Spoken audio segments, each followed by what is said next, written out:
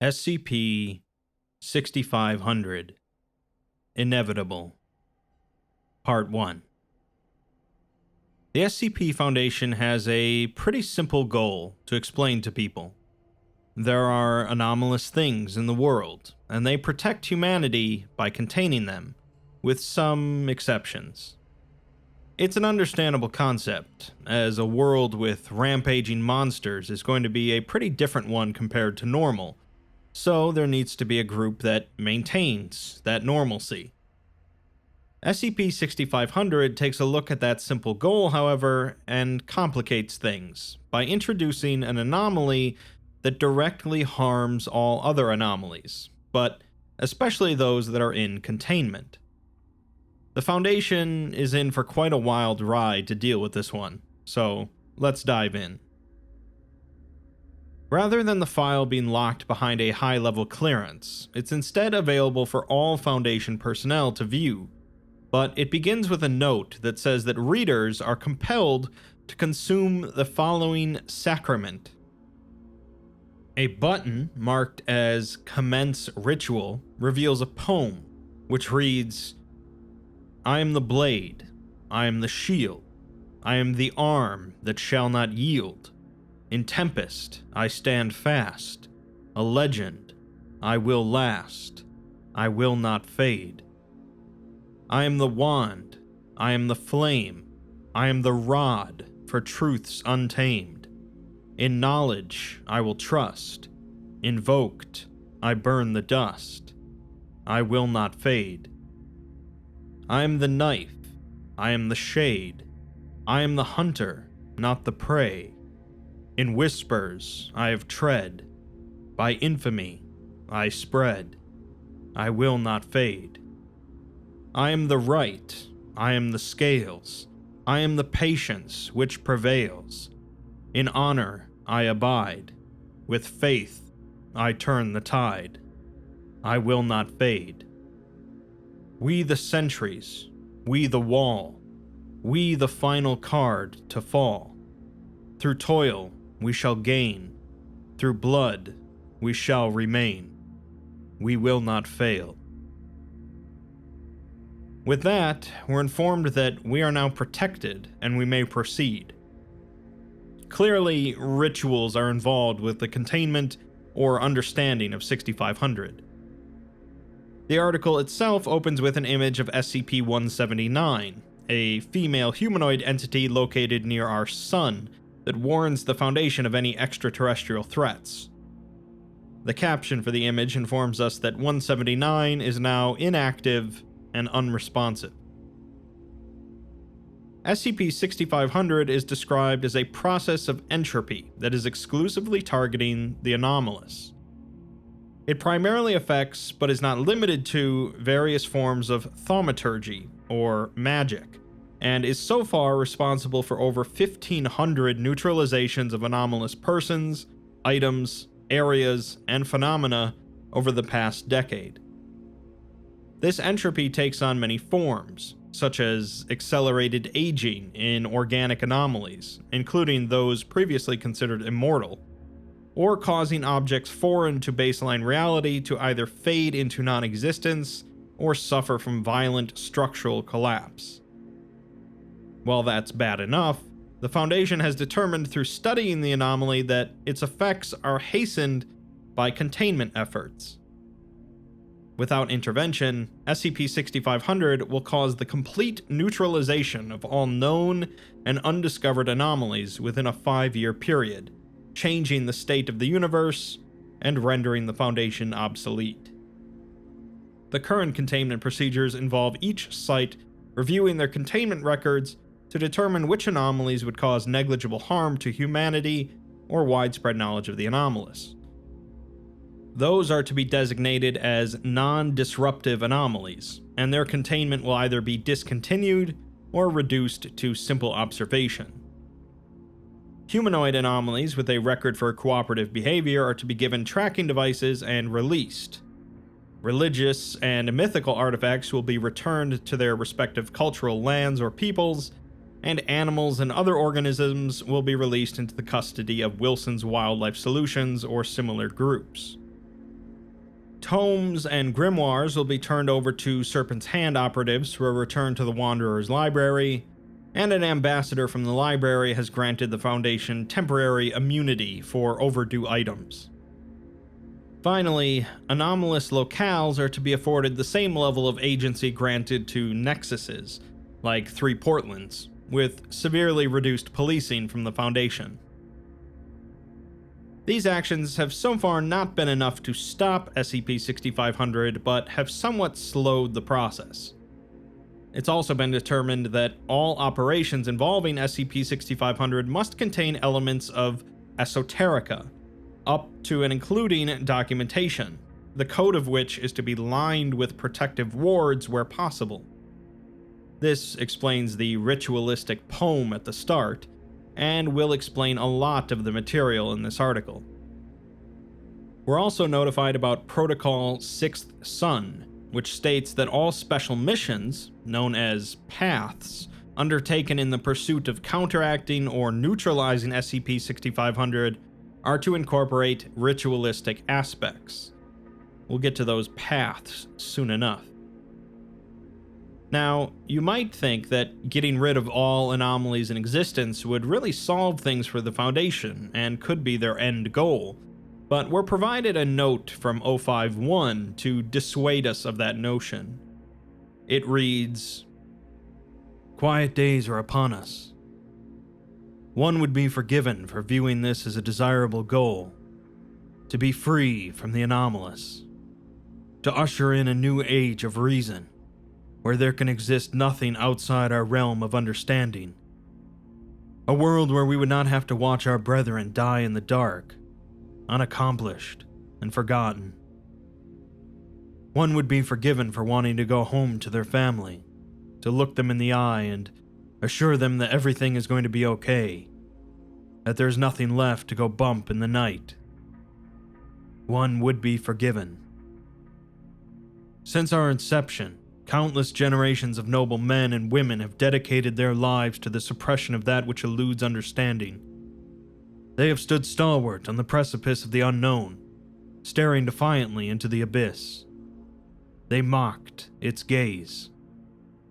Why then should we not honor their tradition? Why spurn their sacrifice? Why should we move to proliferate that which we've so stubbornly locked away? SCP-6500 represents the end of magic, the end of stories and of dreams, the utter desolation of countless sapient, feeling lives, the destruction of communities, the fracturing of whole cultures and religions. It is an unnatural and intolerable eradication of untold worlds. It is condemnation, unforgiving in its totality, and unflinching in its march towards oblivion. To allow for it to continue on its course is to fail in our mission to protect. To cede to its influence would be to permit it to rob our world of wonder. To stand by would be tantamount to genocide. And that cannot be forgiven. So, in other words, the Foundation is going to fight to protect normalcy because the existence of anomalies is normal, to an extent. SCP-6500 is a relatively recent development, but the possibility of such a phenomena occurring has been brought up multiple times in the past by various groups. Within the Wanderer's library, it was called Chipactli's Feast, or simply the Impasse, an event which was said to herald the final occult war. The earliest known reference to SCP-6500 was recorded by an unknown scholar in a mythicized retelling of Grand Karcist Ion's felling of the Davite city of Cursed, as part of a collection of Sarkic scripture. It reads, "Bellow not jubilant obscenities, suffer no pride in these dealings." The Sorcerer King turned not towards his reveling clavigar. He spoke instead into the distance, as if beseeching creation itself. Ours is a somber crusade. Hold pity for those who would so domineer us, even as their blades seek your throat. for they know not the grand nature of being." To this, Auroch questioned, "Surely as one who has endured the bondage of the Pajiwima, you should be first to celebrate our retribution." Though the Sorcerer King had his eyes set upon the dying embers of the fortress city, Auroch felt his piercing gaze all the same. The enemy would see to snuff out all that is not within their dominion. To starve the Vazjuma is to starve themselves. Ion turned to regard his disciples, enraptured by his word. A single tear escaped their liberator as he implored them. There will be no awakening for the slumbering devourer. There would only be night and the void. Much later, SCP-6500 was hypothesized to exist by one of the founding members of the Foundation, an individual known as 05-0. Little information exists about this individual, and what does is largely contradictory.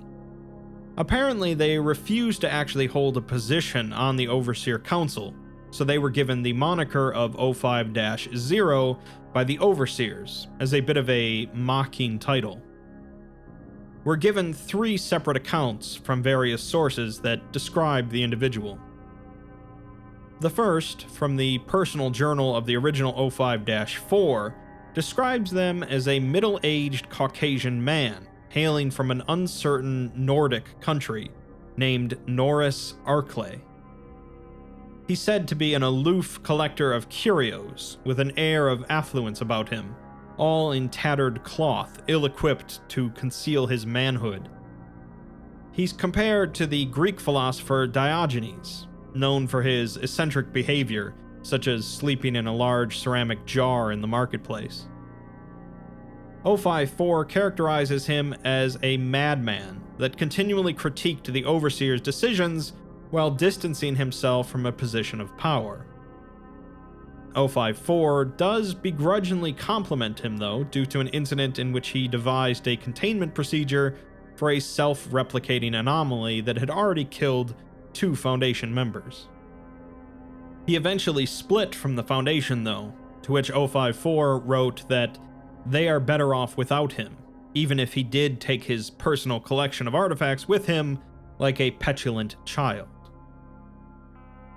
The second account, on the other hand, from the records of the Global Occult Coalition, comes from a series of letters written by a member of the Bavarian Illuminati that had been tasked with spying on the Foundation during their early days.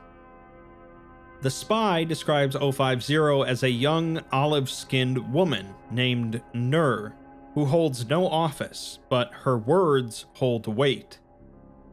She is described as an accomplished botanist, seeking to explain the existence of the anomalous and their place in the natural order. Not much attention was paid to Nur over the years compared to the actual council members, but eventually she left the Foundation.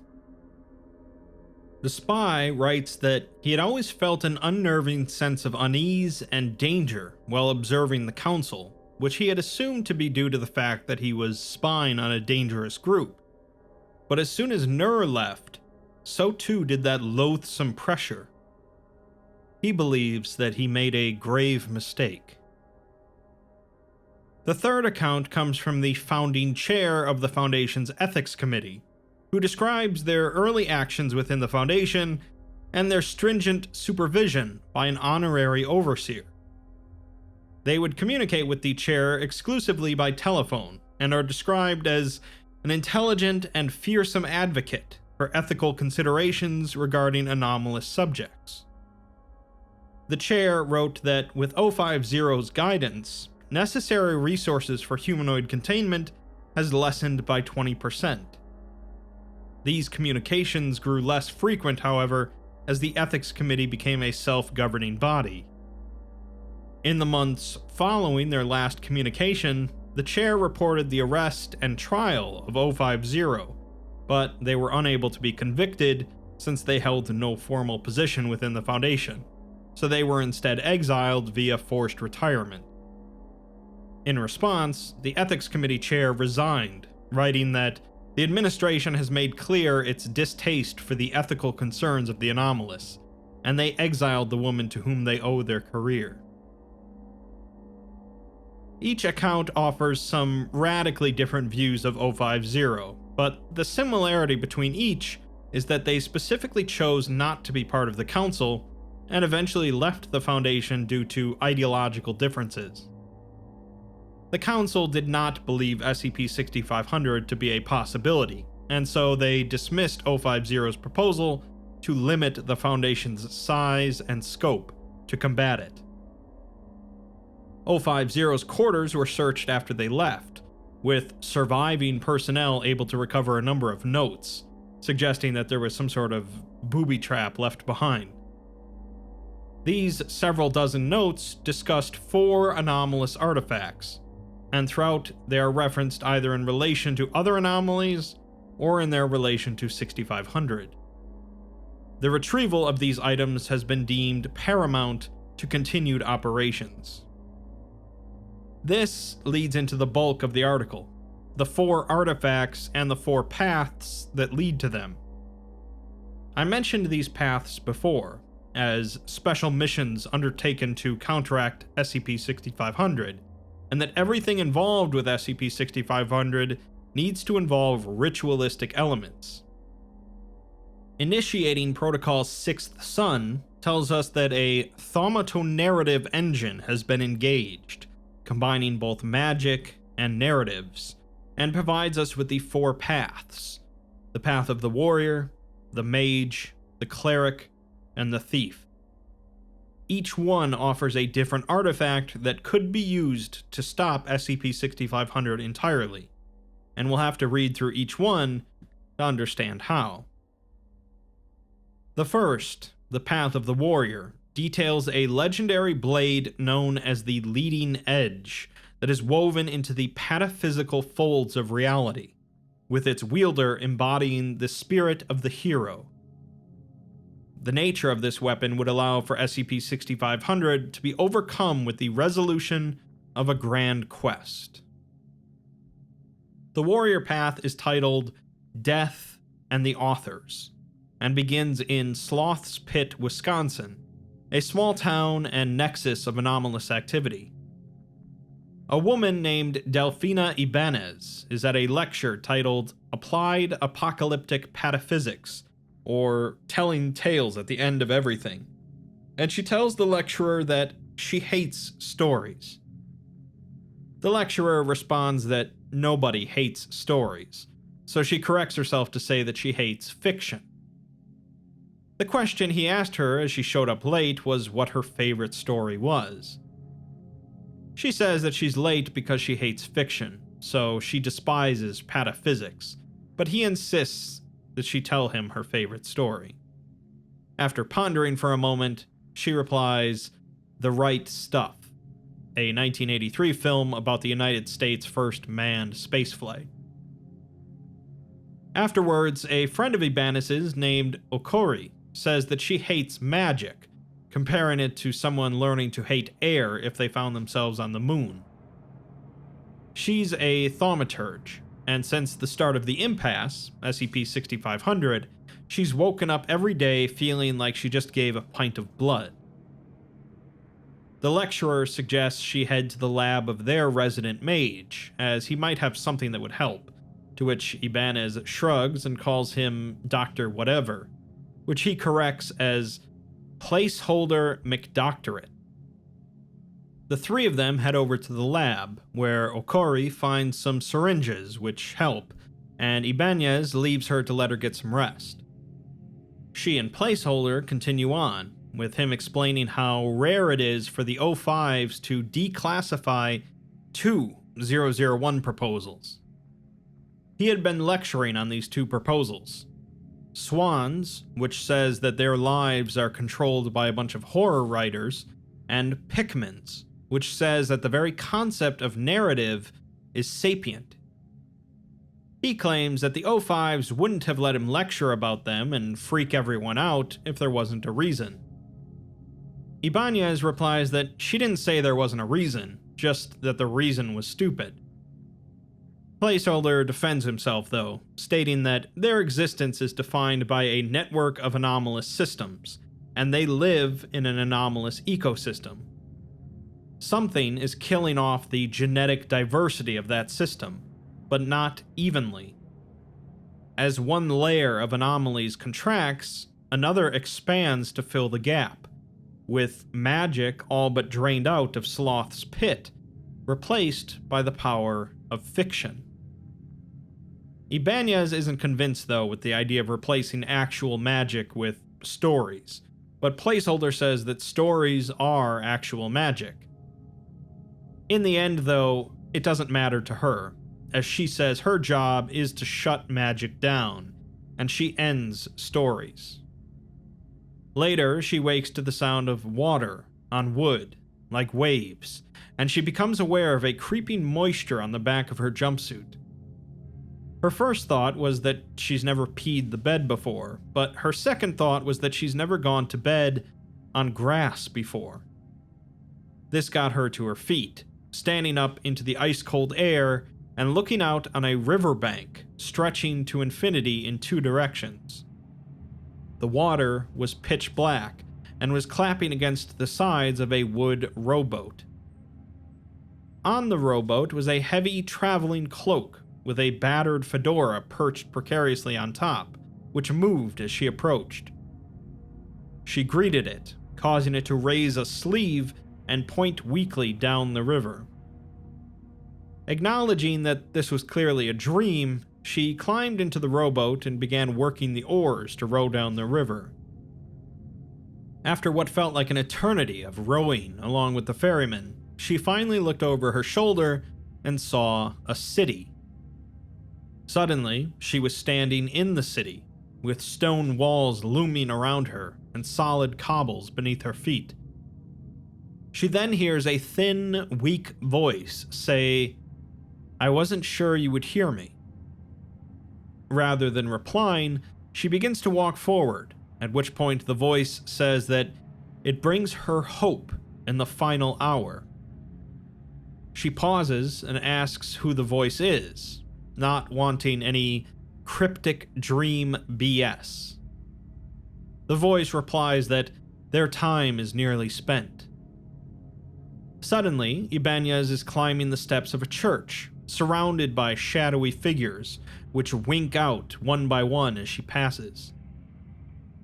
The steps end at a smooth stone platform where a white robe lays. The voice tells her to come to them and begin.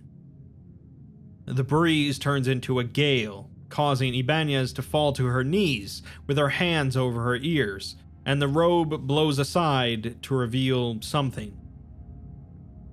Later that day, Okori tells her it was a vision, while Placeholder says it was a story seed. Ibanez just says that it was a dream. Okori is sure that it was a vision, though, mentioning SCP-5923, a city in Turkey that used to send people dreams to beg them to come home to it. The Foundation started funneling tourists there in the 90s, and they haven't heard a peep since. The details all line up, with a river, a boat, a boatman, mists, a church, and a figure in white. Okori and Placeholder say that 5923 wants something from her, since it's probably dying and hopes that she can help. Ibanez, however, says that it maybe thinks that it can help them, as it told her that she could restore the balance, and showed her a sword, claiming that it was the key. Placeholder says that they should play by the rules, as anything done to counteract 6500 has to be ritualistic. So he tells Ibanez to say that she doesn't want to go to Turkey. Ibanez doesn't really want to go to Turkey at all, so she says so. Now that she's refused the call, they can proceed, with Placeholder mentioning Vision Quest rules. Okori says it's not a vision quest if the vision comes first. Instead, it's just a straight-up quest. They end up in the village in Turkey where SCP-5923 is based, only to find the village completely still, with all of the people standing motionless. The 10-man MTF they brought with begin to go through the village and sit the villagers down to prevent injuries, while Okori takes her third injection of the day to stave off her malaise. She explains that the village mirrors the vitality of its citizens, but now it seems to be feeding off of them in order to survive. Suddenly, the ground shakes beneath them and the street begins to curl over the three of them like a tidal wave, causing them to fall into a sheer black expanse. When they stop, the landscape has changed, with them now in the basin of a dry fountain, and the church from Ibanez's dream towering in front of them. The voice from her dream calls out, telling them to hurry and find it. Ibanez tells the others that it's speaking to her, telling her to find the sword.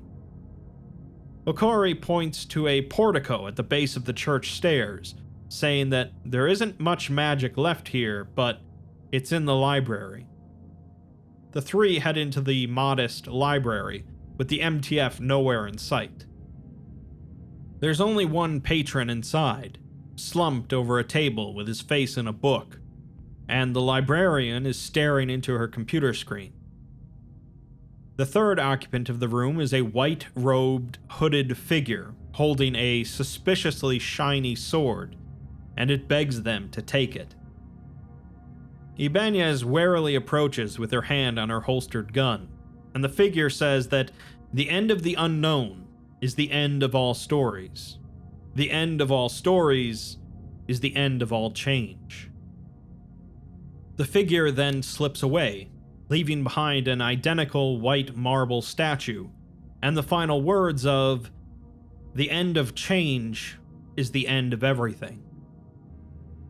Ibanez grabs a nearby chair and uses it to reach up and pull the sword away from the statue.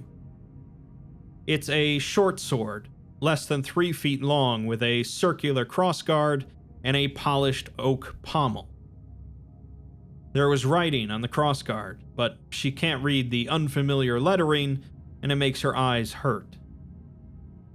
She asks what she should do now, such as sticking the sword into something. Placeholder says that a dragon would be the obvious choice. Okori suddenly cocks her head to one side and then collapses to the floor, breathing heavily. As the others rush to her side, she says that there's a way in here, a portal. She can feel it, but she doesn't know the key to opening it. The voice has gone now, so there's no more help there, and Okori can't read the writing on the sword either, but she says that someone in the serpent's hand could. Normally, the Foundation doesn't get along great with the hand, but since the hand doesn't want magic to die any more than they do, the circumstances have changed. After another injection, Ibanez asks Okori where the way is, to which Okori knocks on some wood near her.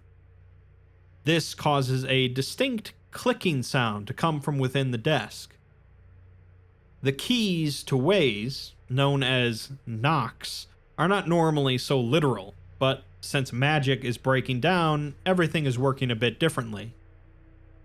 Placeholder suggests that this was simply Okori's role in the narrative. On the other side of the counter is an open cabinet door at knee level, which contains a portal to another location. Stepping through the portal, they end up in a location that is both a clearing filled with blue grass as well as an ornate library, a section of the Wanderer's Library. They feel a warm breeze, smell the scent of ancient paper, and hear the sounds of distant fighting. Unfortunately, Okori can no longer stand due to the effects of SCP-6500 on her, so Ibanez carries her as the three pass through the library. They come across a number of anomalous entities, including an animate skeleton pressing its finger bones into a 2-meter blob composed entirely of eyes while screaming "Praxis" over and over again. and some sort of immense serpent dinosaur creature, which they immediately ran away from. They then encounter some sort of swollen spider thing, which leaps towards them, resulting in Ibanez swiftly drawing her handgun and terminating it mid-leap. She puts Okori down afterwards, who says that she's feeling different now, although she doesn't know if she'd say better. Another creature leaps at them, and Ibanez slaps it away with the flat of the sword before shooting it as well. They then see an army of similar spider creatures at the end of the hallway, all knotting together to bar their passage. The ball of flesh is suddenly flung aside, however, and scattered across the stacks of books by a tremendous millipede, larger than a convoy of buses end to end. The millipede proceeded to suck up all of the spider creatures into its mouth, and as the last one went in, the millipede's belly turned scarlet. The sound of boiling flesh filled the air, and it belched a thin plume of flame. It then slammed back down while staring at the three humans. Ibanez asks Placeholder if this counts as a dragon. The creature rears up again while shouting that jailers are not welcome in its library, but then its legs give out underneath it and it crashes to the floor. Ibanez says that she's not here to jail anything, but instead is here for a single piece of information, and they'll want to help her find it. The millipede climbs back to its feet and says that it's not a docent, and it should tear her apart for suggesting it. It doesn't trust her kind, and doesn't abide thieves and book burners. Ibanez angrily kicks a spider thing corpse and asks if it would rather abide spiders, as a spider abider. This causes the millipede to laugh, and declares itself as the 8th archivist, although its friends call it the Rounderpede. Ibanez lowers her sword and asks why the library's on fire, metaphorically speaking, but the archivist says it's not a metaphor. It steps aside to reveal the grand hall of the library, a tremendously large open space filled with desks, chairs, and lanterns, along with an endless web of crawling, fleshy red spiders. Ibanez then asks why there's an arachno brain forming in their lobby. The millipede says that the old magic is dying, causing portals to be open that they cannot shut. Portals that allow things to come through that have been waiting.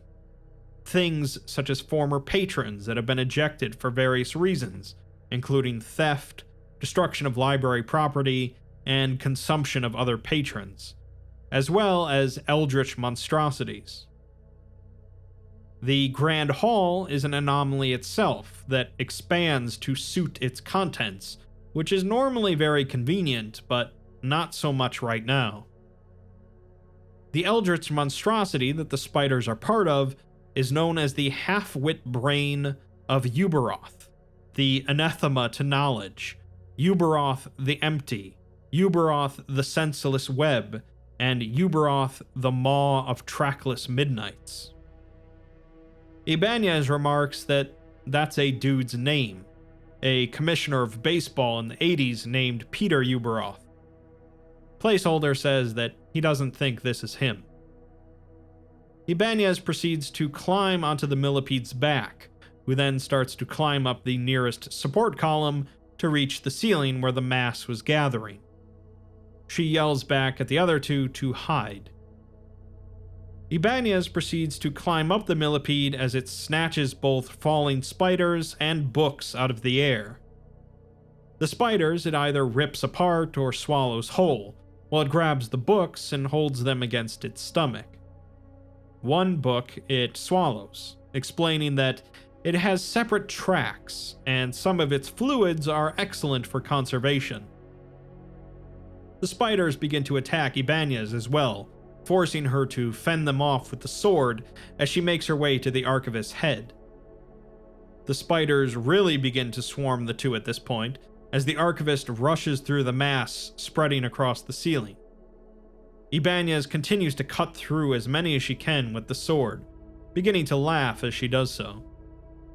She holds the sword up as the archivist runs across the organic mass, tearing through it while blood rains down.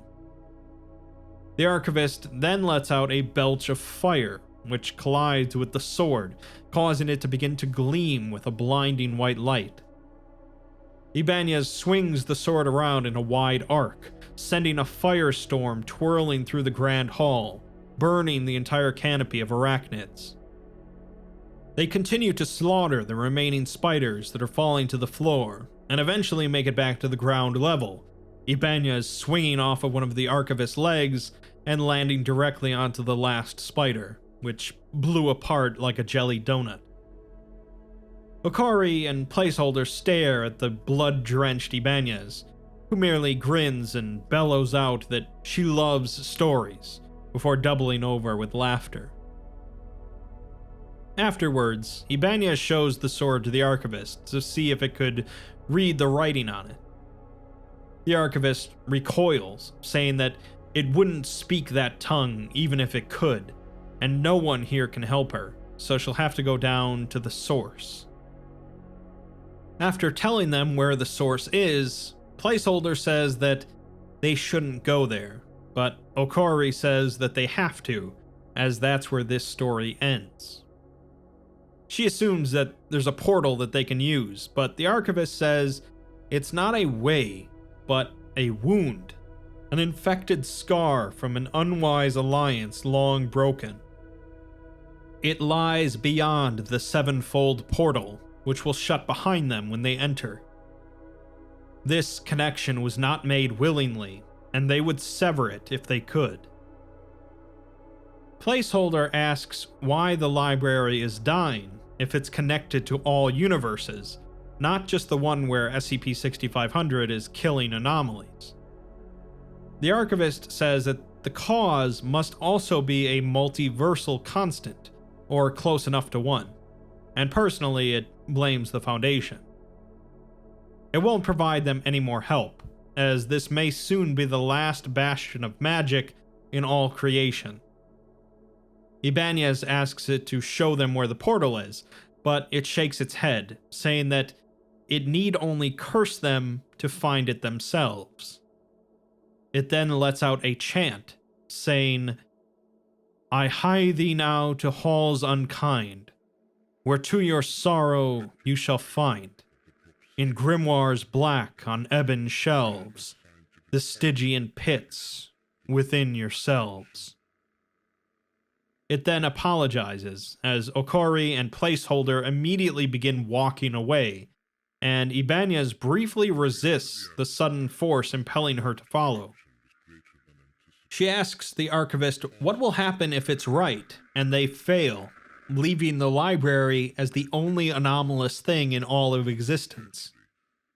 The archivist says that the library will be enough, and Ibanez turns to join the others. The Force proceeded to pull them through the library, guiding them precisely where they needed to go, until they ended up in front of a jet-black vault door. Upon opening it, time stood still for a moment, and they eventually passed through into a diminished reflection of the Grand Hall, blackened and pitted with age, fire, and rot. A beam of pure dark light shone down from the ceiling, as a viscous black fluid ran from the empty shelves into an apparently bottomless pit in the center. Ibanez steps up to the edge of the pit, remarking that this is a metaphor for the descent into madness, but Placeholder says it's a metaphor for progression, transition, and the acquisition of deeper knowledge. Okari says it's just a hole, and steps into the pit, falling into nothingness, soon joined by the other two as the door behind them closes. After free-falling through darkness, they end up back on solid ground, still unable to see anything. They realize that they're now wearing masks made of white porcelain for some reason, which they peel off. They're blinded momentarily by the light coming from the sword, which Okori exclaims is hemorrhaging magic, growing more powerful. She says that nothing is growing more powerful anymore, as everything is failing. SCP-2264, the portal to Alagata, won't open, and SCP-005 and SCP-963 are flat out dead, the skeleton key and Dr. Bright's amulet, respectively. Placeholder suggests that maybe that's why the Magic City wanted them to have it, as it could be part of the solution. They look around to find themselves in a corridor of cramped, black bookshelves stretching away to near infinity, making Ibanez almost able to sense the curvature of the earth in their immensity. The three all suddenly shudder in unison, though, feeling a palpable sense that the books and shelves are wrong in some way. Ibanez tells the others that they need to move, but a voice interjects asking if they've come to steal secrets, comparing them to rats coming to the poison. The voice is strong and confident, unlike the voice from Ibanez's dream. Ibanez immediately begins moving forward, while the others stay still. The voice asks if they seek to know them, if they seek to know themselves, or if they seek fouler obscenities still. Okori, from far behind Ibanez, asks if she's alright, while the voice continues on, saying that she has come to their dwelling place, the terminatus of all which is beautiful and ruined, Black Alagata, and she is welcome here. The shelves continue to grow upwards and around her until there are no shelves, as Ibanez stops walking and closes her eyes. The voice beckons her to come to it and end, but she merely says that this doesn't end, before suddenly waking up. Afterwards, the four of them were standing in a pool of tears, with books in the water. The voice is interjecting in the description, as Ibanez kneels down and runs her fingers through the liquid. She yells for the voice to stop, causing her three companions to recoil. One of them says that here is her knowledge, and she should drown in it. Ibanez scoops up one of the books and tries to read the text on the cover. The voice interjects, though, describing it as what remains when names die, and an imprimatur of the madness within all of us. After taking a deep breath and closing her eyes, she reads the title as Spoliation. She drops the book and the water swallows it again, so she reaches for some more, titled Rack and Roses, and The Auspices of Debauchery. The words are all written in the Alagadan script, but it translates itself well within the city. This means that the voice was right. They are somewhere in Alagata, the home of the Hanged King. The four of them stand around the sword, and Ibanez reads aloud the text on it. I will not fade. One of her companions says, we'll see about that, at which point Ibanez realizes she didn't have three companions, and the fourth entity attacks her. The entity turns out to be the ambassador of Alagata, an extremely powerful agent of the Hanged King. It attacks Ibanez with its sharp nails, and she stumbles backwards into the water. It cackles that it knows her, and she's no hero. As she pulls herself out of the water, she's suddenly in one of the SCP sites, and 100 bandaged specters are walking towards her. Also, the sword she had been carrying was now a sleek and shining high-tech rifle. The nearest specter speaks, calling her a murderer, to which she responds by shooting it. At the moment of impact, it transforms into a terrified woman in a security uniform, but the gunfire causes her to spin away with both arms severed at the shoulders. Another calls her a coward, and Ibanez shoots it as well, turning the woman it became into a red mist.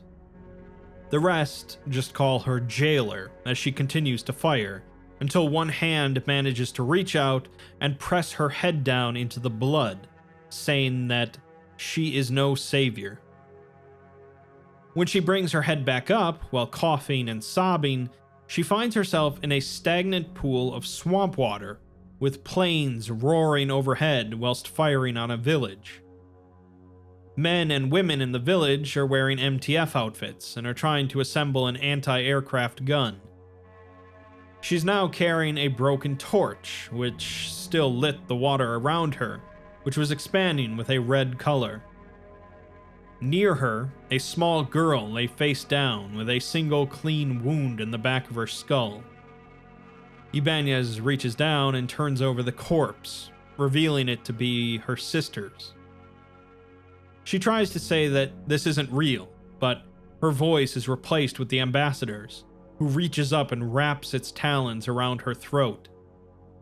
She begins to hammer away at the ambassador with her broken torch, screaming that this is all a dream, but it says that dreams are more real than all of the magic in Alamogordo today.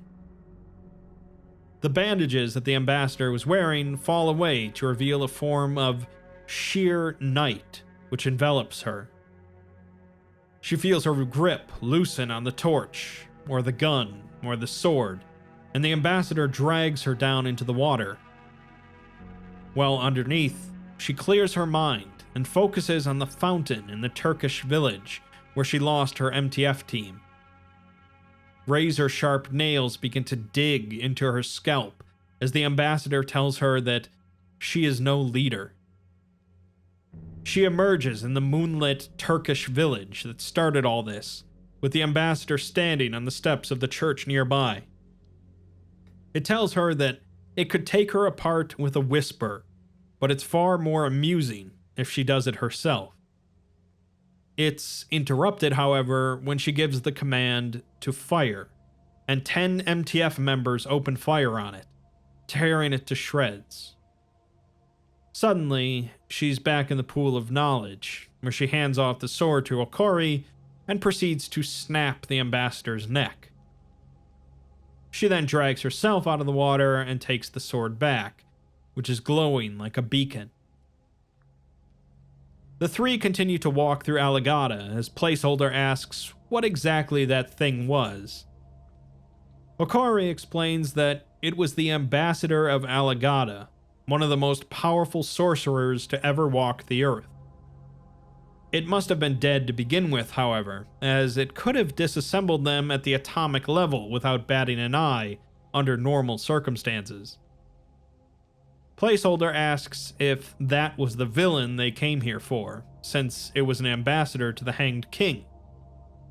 Okori winces and tells him not to say that name out loud, and it's complicated on whether or not it serves the Hanged King. He pulls out his narrative fluctuation detector and says that the big bad's second in command in stories is referred to as a dragon. Ibanez pulled a sword out of a statue, saved a sovereign state, and fought and maybe slew a dragon. That means that they'll have to start winding this quest down, otherwise they might draw the authors down to their level and get trapped in an eternally escalating narrative. As for why the sword has been growing brighter and more powerful, it seems to be mirroring the strength of Ibanez's heroism, the same way the Turkish village mirrors the contentment of the tourists. They went to Alamogordo from Turkey by way of the Wanderer's Library, not to read an important inscription, but because of the journey itself. The sword triggered the quest, and the quest triggered the sword through Ibanez's sequence of strength feats. It's been ages since someone shifted the balance of power in Alamogordo, since jailers walked freely in the Wanderer's Library, since SCP-5923 spoke, and since Okori's veins felt so full of fire. The sword is reflecting what's inside of Ibanez, stirring up stories and bringing life to dead and dying places. There could be enough raw change built up in the sword to reverse the impasse entirely. Finally, the three of them come to the Hall of the Hanged King, dominated by a throne sculpted with scenes and figures which crawled beneath their eyes like the memory of worms in the grave. It was littered with nasty-looking spikes, broken links of black metal, and frayed lengths of black rope, with a single chain swaying from the ceiling. The throne itself, however, is empty. This was a problem, according to Okori, as the Hanged King was now free, and she thinks that they freed him. If he gets his hand on the sword, it would be worse than the impasse, and the only way out of Alagada is through a doorway somewhere. The three begin to cautiously move through the hall in search of a door that would lead home, noting the shadows in the area didn't change based on their torch. They soon come across a door marked as Adatum, the home of the Sarkites, to which Okori wordlessly declines to open. As they continue to move, they note an unmoving gloom on the stairs leading up to the city, when suddenly the gloom moves. Okori stops, reaches into a leather pouch, and pulls out some dust, clapping her hands together. She then tells the other two goodbye, as she begins to trace lines in the dust on her hands. Ibanez tries to stop her, but she shoves her backwards with tears in her eyes, telling the two of them that they need to go. She moves to draw lines in the floor as the gloom billows up behind her, the Hanged King, a god-shaped hole. As Ibanez raises the sword, Okori finishes the spell, which causes a wall of fire to bisect the room and separate her from the other two. Ibanez still lingered nearby, so Okori sent her flying backwards with another spell, and Placeholder continued to pull her back. Okori was ultimately forced by the Hanged King through a door marked with 3 crescent moons, Corbinic. Ibanez, meanwhile, was pulled through another door by Placeholder marked as Never Meant. On the other side, Ibanez insisted that they go back, but Placeholder replies that they can't, as they need to get her and the sword out of here, since she is the protagonist, and they are merely secondary characters. He knows how to get them out, since the Neverment is an interdimensional void between spaces, and with the collapse of magic, it should be a realm of pure pataphysics. He had discussed this possibility with Okori before they left for Turkey, that they might get trapped in a narrative loop, at which point they would have to push things over the edge, meaning they'd check off another narrative cliché to reel the authors in, a grand gesture, a sacrifice.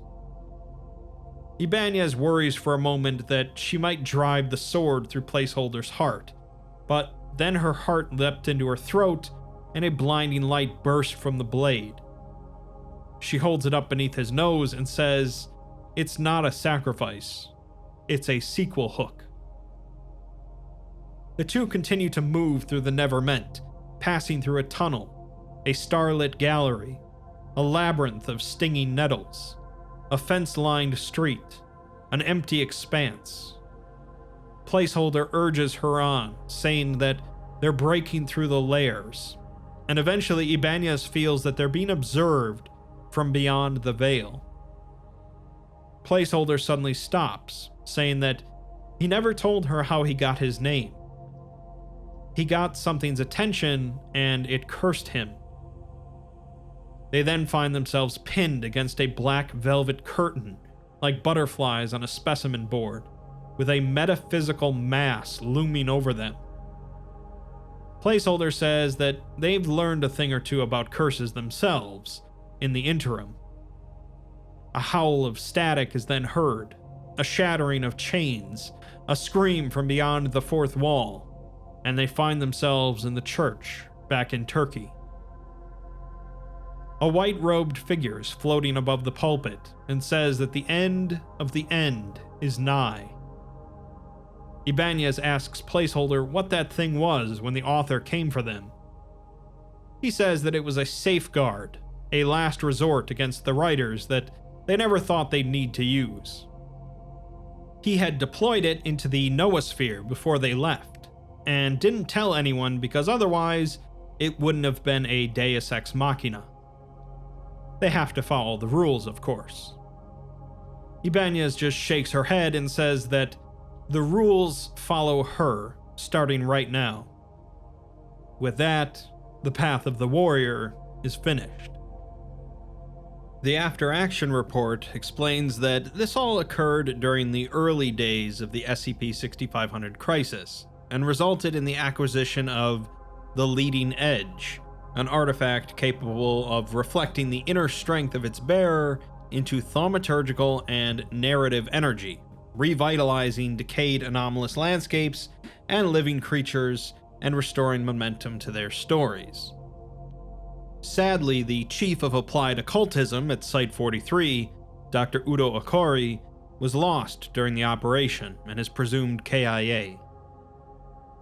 Afterwards, Ibanez organized a unique MTF made up of individuals with exceptional protagonistic potential, as identified by Placeholder, in order to travel to each Foundation site and a variety of Foundation-friendly anomalous locations to repair the damage done by 6500.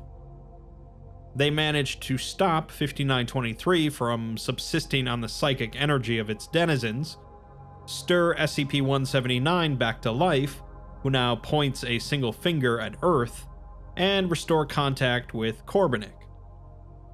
Some thaumaturges within the Serpent's Hand have resumed their war of attrition against the Foundation, now that SCP-6500 isn't as much of a threat, and a single instance of SCP-1762, the Paper Dragons, has been spotted in the wild. The Sword has been unable to restore anomalies that have completely ceased to be anomalous, however. The MTF has also been prohibited from re-entering the Wanderer's library, and no further attempts have been made to return to Aligata. After some time, Ibanez requested a temporary leave of absence to go visit Okori's parents, who are stationed at another site. They reported nothing unusual with her activities during the visit, but afterwards, on her return to London, she was seen entering the Tower of London, heavily armed.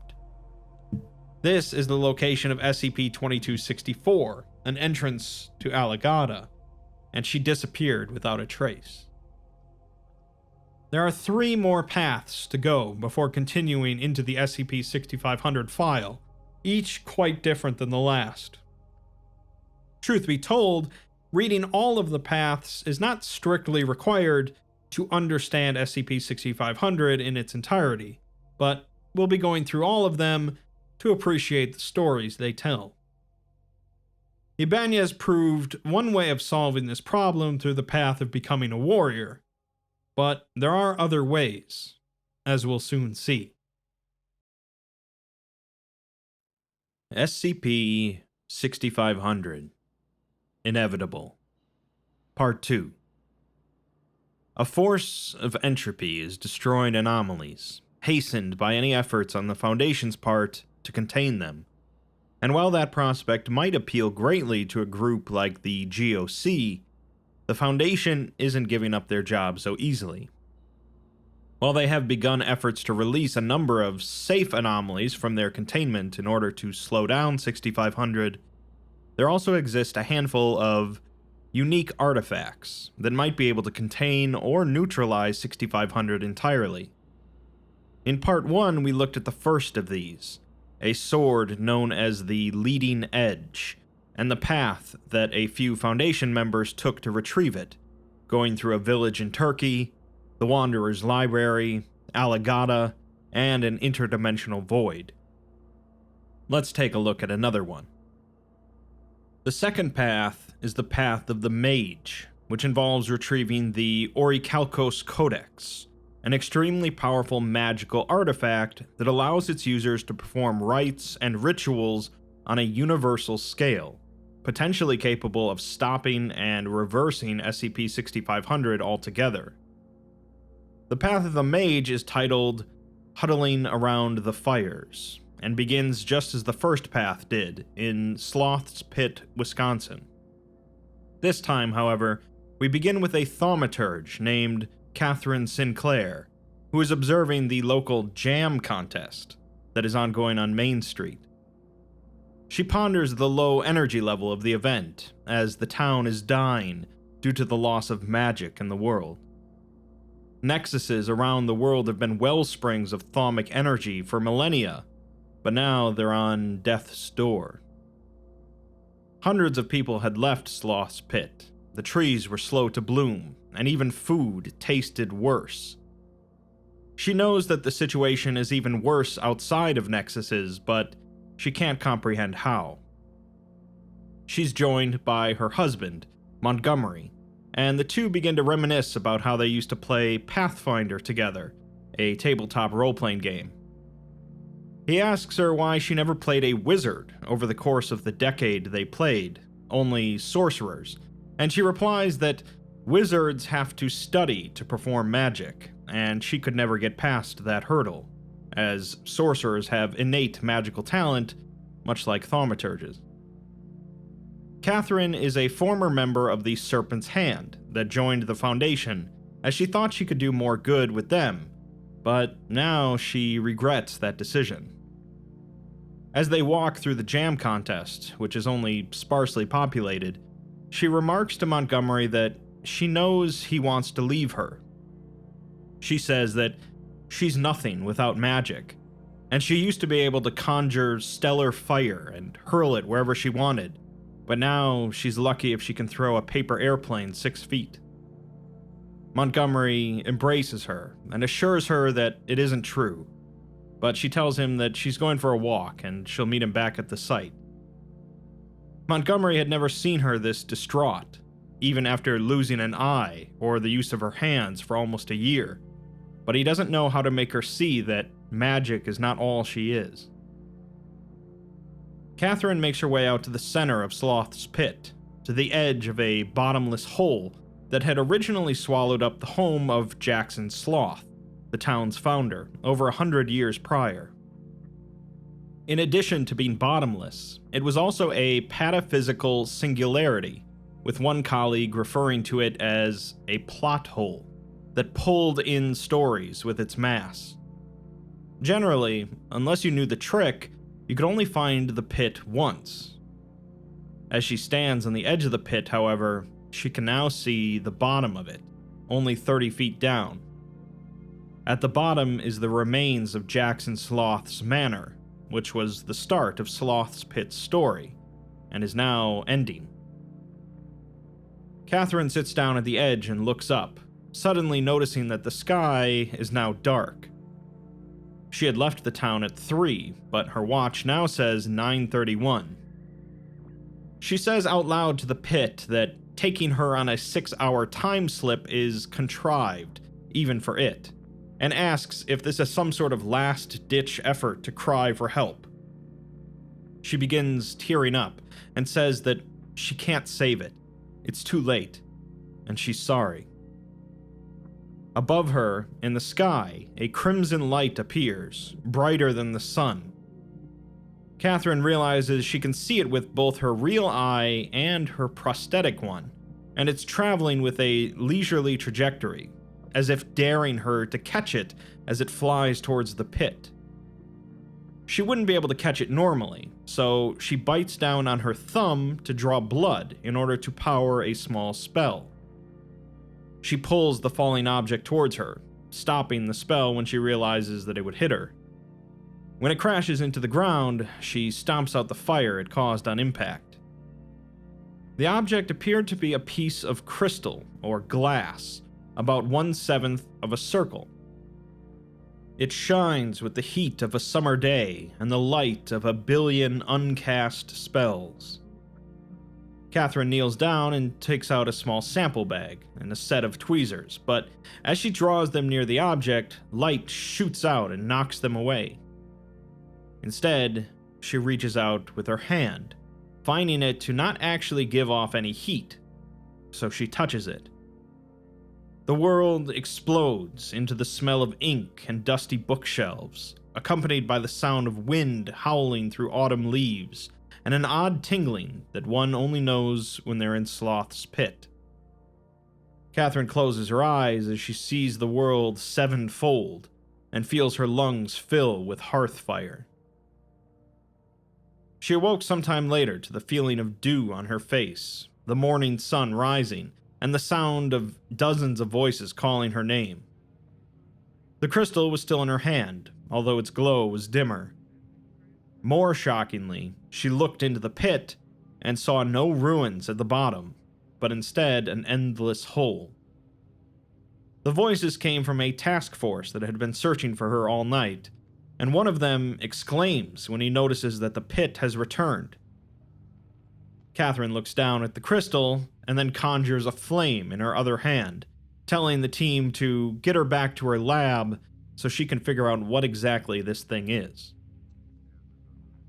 An excerpt from an essay later written by Catherine explains that orichalcos, or more commonly called orichalcum, is an ill-understood substance originating from Atlantis. Some have conflated it with other alloys, but it's a crystal, high on the hardness scale, but easily broken. It was originally a crystal-based storage medium for both data and energy, with recovered samples capable of storing approximately 950 milliamp hours of power and over 20 petabytes of data. The object that fell out of the sky above Sloth's pit was a fragment of an orichalcos codex, which instead of storing electrical energy or data, stored magic. Catherine knew what she had to do when she held it that night. She had to go on a quest. Before that day had been over, Catherine had her bag packed and was heading out the door when she encountered her husband. She tells him that she's going on a quest to find the other fragments. She plans on heading over to Site 43, where a doctor owes her a favor, and they have an uplink to the Orbital Anomaly Tracking System. She proceeds to cast a spell on the fragment, forming a golden chain around it so she can wear it as an amulet. Montgomery grabs his own suitcase to join her, and the two head off. We cut to the personal journal of Philip Deering, a janitorial and maintenance technician at Site 43.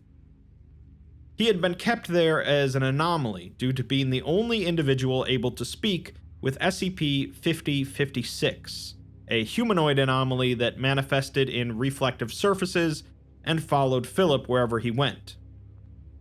The anomaly had been following him for nearly 19 years, and he had come to refer to it as Doug. In his journal, he writes that the Foundation told him he's not anomalous anymore, as if he was ever anomalous to begin with. Doug had been the only interesting thing about him for nearly 19 years, and now he's gone. He refers to Doug as a gray-skinned, mirror-dwelling, gaslighting, belligerent, and creepy bastard, but at least he was never alone, unlike now. He writes that no one is ever going to read this, but at least Amelia is still here, a fellow technician. He feels like half a person without Doug, and Lake Huron, next to the site, looks different, with no more anomalies underneath it. He remarks that it's like there's no more color there, but he did find some color on his walk today, an object that looks like some sea glass, possibly from a beer bottle, although it's warm to the touch. He ponders showing it to Dr. Okori. Later that day, he writes that Dr. Okori is away on business right now with Ibanez, and they left for Sloth's Pit. They left the same day that a couple of people from Site 87 arrived, with rumors flying around that the Foundation is planning on liquidating the site. A doctor says that they're just here to use the orbital anomaly thingy, though. The following day, Philip writes that he had a crazy dream and thinks that this glass thing is anomalous. He was in a workshop that looked like a Foundation site, and he's reminded of Site 19 for some reason, probably because it's on everyone's mind after the GOC nuked it. In the workshop, someone brought a hammer on his head and shattered him, breaking into 7 parts.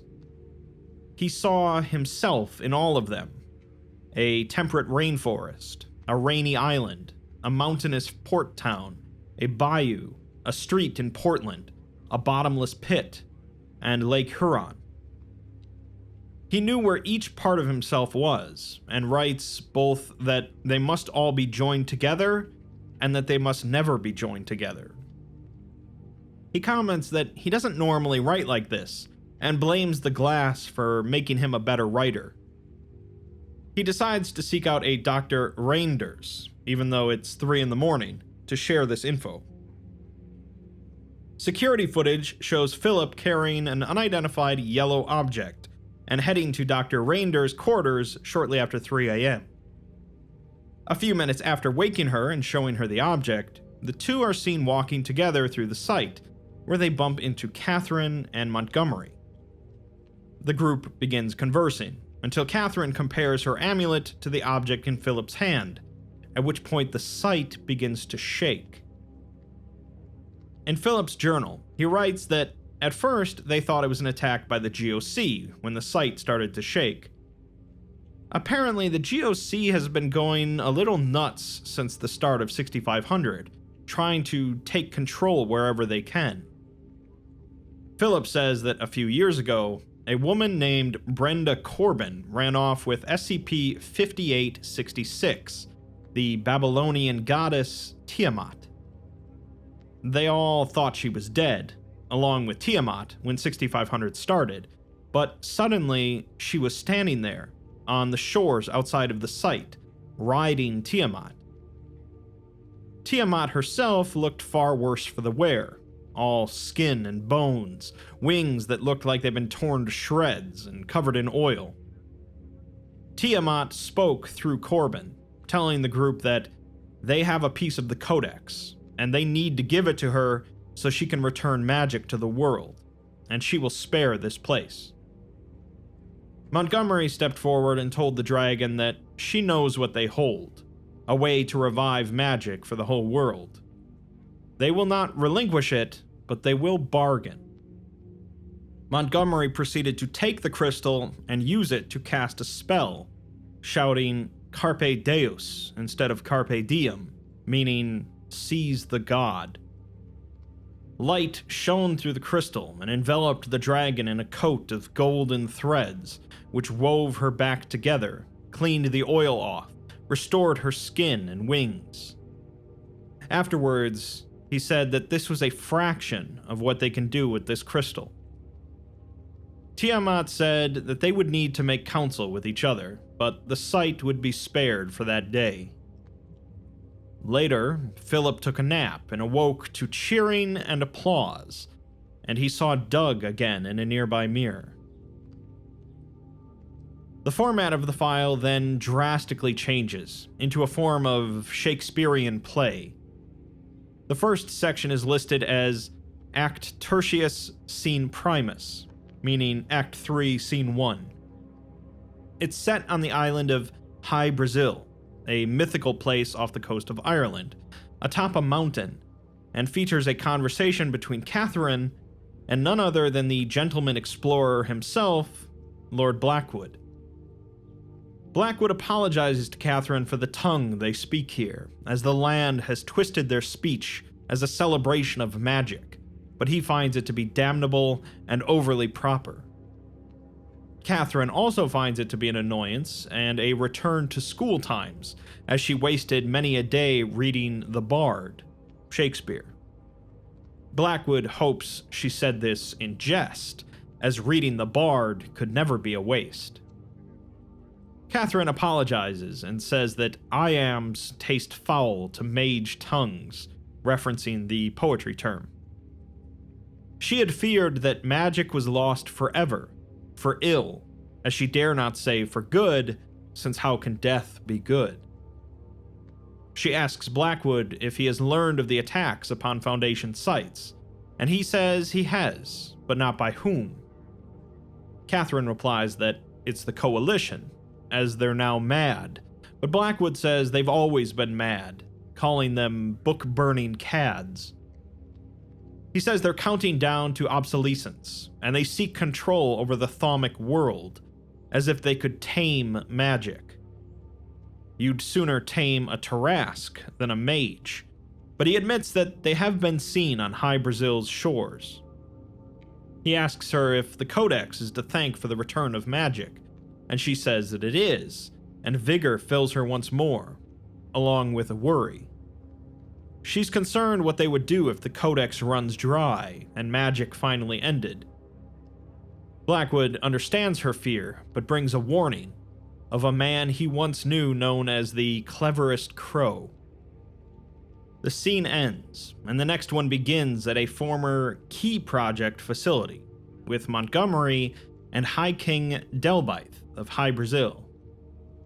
The Key Project is part of SCP-6500 and is responsible for creating a massive mech to combat creatures that are essentially kaiju, as an agreement between the Foundation, the GOC, and Delbythe. Delbythe asks Montgomery how much he knows about the Codex, but Montgomery says he's just a simple consultant, and the mystic arts escape him much of the time. As an aside, he comments that speaking in pentameter is bad enough. He's glad that he doesn't have to rhyme. Delbythe says that the Codex is already bringing life back to Brazil, and everyone here is energized. Montgomery says that Catherine feels the same way, but still hesitates to perform rites, as her power has atrophied, and she either lacks will or feels she does. A piece of the Codex landed here, on top of a mountain, but now there's only a crater there, with Delbythe suspecting that someone got to it already, likely the Coalition. He remarks that places throughout the world, such as High Brazil, Sloth's Pit, and other nexuses, are like rainforests of magic and life, but the Coalition are nothing but lumberjacks. A Coalition agent named Bo suddenly enters the scene, carrying the Codex fragment, and refers to Montgomery as a hellish mage, telling him to get back. Bo tells Montgomery that he has nary a way to stop him, and he's going to claim this fragment for the sake of control. Montgomery remarks that Bo's speech is off-meter, and Delbythe just laughs, saying that the GOC don't read the books they burn, and it's a wonder he could even find his way here. Bo claims that the GOC fractured the Codex in an attempt to control it, but it instead split and scattered across the world. Now they're planning to reclaim all the pieces and become the sole mages in the world. Delbythe proceeds to pull out a pistol and shoot Bo, giving him some advice of not monologuing. Bo still lives, however, shocked at Delbythe's use of a gun, but the High King merely says that he adapts while magic decays. Montgomery urges the king to chase after him, but Delbythe says that they still have a few lines left, apparently compelled to finish out the scene. The final scene of Act 3 returns to Blackwood and Catherine, now on the shores of the island. She asks him who this cleverest crow is, and Blackwood replies that they owe him their life, as he plucked 13 men and women from the seas of chaos, all great thinkers. He is known as Zero, but Blackwood knew him as Norris Arclay, one of the names mentioned at the start of the 6500 file as 05-0. He was a mage, and while Blackwood acknowledges that Catherine is a strong mage, a solar storm, Norris was a supernova. He was apparently responsible for the creation of SCP-4538, a device capable of stopping nuclear detonations, and he both cured and cursed a place known as Dolvale, where Blackwood says that the denizens ate and lived in poison, and spiders lived in the snouts of dogs. Catherine interrupts Blackwood's monologue, telling him that she understands he is an arcane master, but doesn't get why she calls him a crow, or cleverest. Blackwood simply compared the founders of the Foundation to crows, as they wore black, were ominous, and ambitious. Arklay had come to him and offered a lot for Blackwood to join, but of course he refused. As for why he called him the cleverest crow, he can't remember. Agent Bo then appears on scene, limping, and draws a pistol, aiming it at the codex fragment in his hand. He tells them to get back, and to let him get to his boat, or the fragment gets it. Catherine says that wonders never cease, and pulls out her 2 fragments, which draw in the one in Bo's hand. She tells him that for all the Foundation's flaws, they at least tried to preserve, and the Coalition would have made this world extinct eons past. Bo fires at Catherine, but misses, prompting Blackwood to pull out his rifle and shoot Bo in return. Bo is even more shocked at this gunshot, asking how it's possible that a sea slug just pulled out a gun from nowhere and shot him. Blackwood takes offense at being called a sea slug and Bo's use of profanity, as well as Bo not saying it in meter. Catherine takes the 3rd codex fragment and joins it with the other 2, asking Blackwood if they may stay the night before heading off to Argentina. As for Bo, Blackwood will alert the guard, but mentions that there are hungry things in the water still, wishing fair fortune to Bo. Bo begins to swear at Blackwood before being suddenly cut off, and the scene ends. The format changes again at this point, to a chapter from a draft for a book by Philip Verhoeven, titled The Refuge, the Role of the Nexus After the End of Anomalies. The chapter concerns his time in a nexus known as Puerto Extraño, one of the last nexuses to be discovered before the 6500 crisis began. It's also one of the youngest nexuses, and one of only a few with an extraterrestrial origin.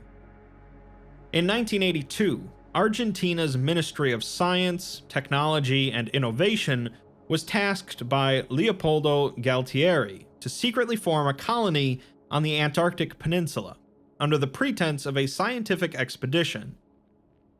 In 1978, they had tried having a child born in Antarctica in order to claim it as their territory, but that hadn't worked out. The colonists landed on the Antarctic Peninsula on April 1st, 1982, one day before the Falklands War broke out between Argentina and the UK, which left them trapped there for 10 weeks. It's unknown what exactly occurred there during those 10 weeks, but when they finally returned to Argentina, they had a bizarre object in tow. The object resembled an ovoid pillar, bulging out at both sides, with a tapered top and a flat bottom. When they began to study it, it had emitted a gray light, which caused mutations among the colonists. This included gills, longer and shaggier body hair, gray sclera, and the extension of the first 2 fingers on their right hands by approximately 5 centimeters. This extension allowed the colonists to activate the pillar when arriving at the port, which turned out to be a terraformer. A massive wave of gray light was unleashed, transfiguring the climate and all organisms within into an alien state. The chloroplasts of the plants in the area turned a vibrant blue, and were now compatible with the newly gray sunlight. Animals mutated into bizarre parodies of themselves, and humans in the port developed lesser mutations similar to the colonists. Along with these mutations was a sort of hive mind, allowing for shared emotions among those affected, which weakened with distance from the Nexus. The port was isolated enough that it was merely shunned by the people of the nearby town, and wasn't discovered by the Foundation until 2009. The Foundation eventually built a site in the area, with the site director also acting as the mayor of the city. Philip marks this as an obvious conflict of interest and a clear attempt by the Foundation to experiment with integrating personnel into local governments.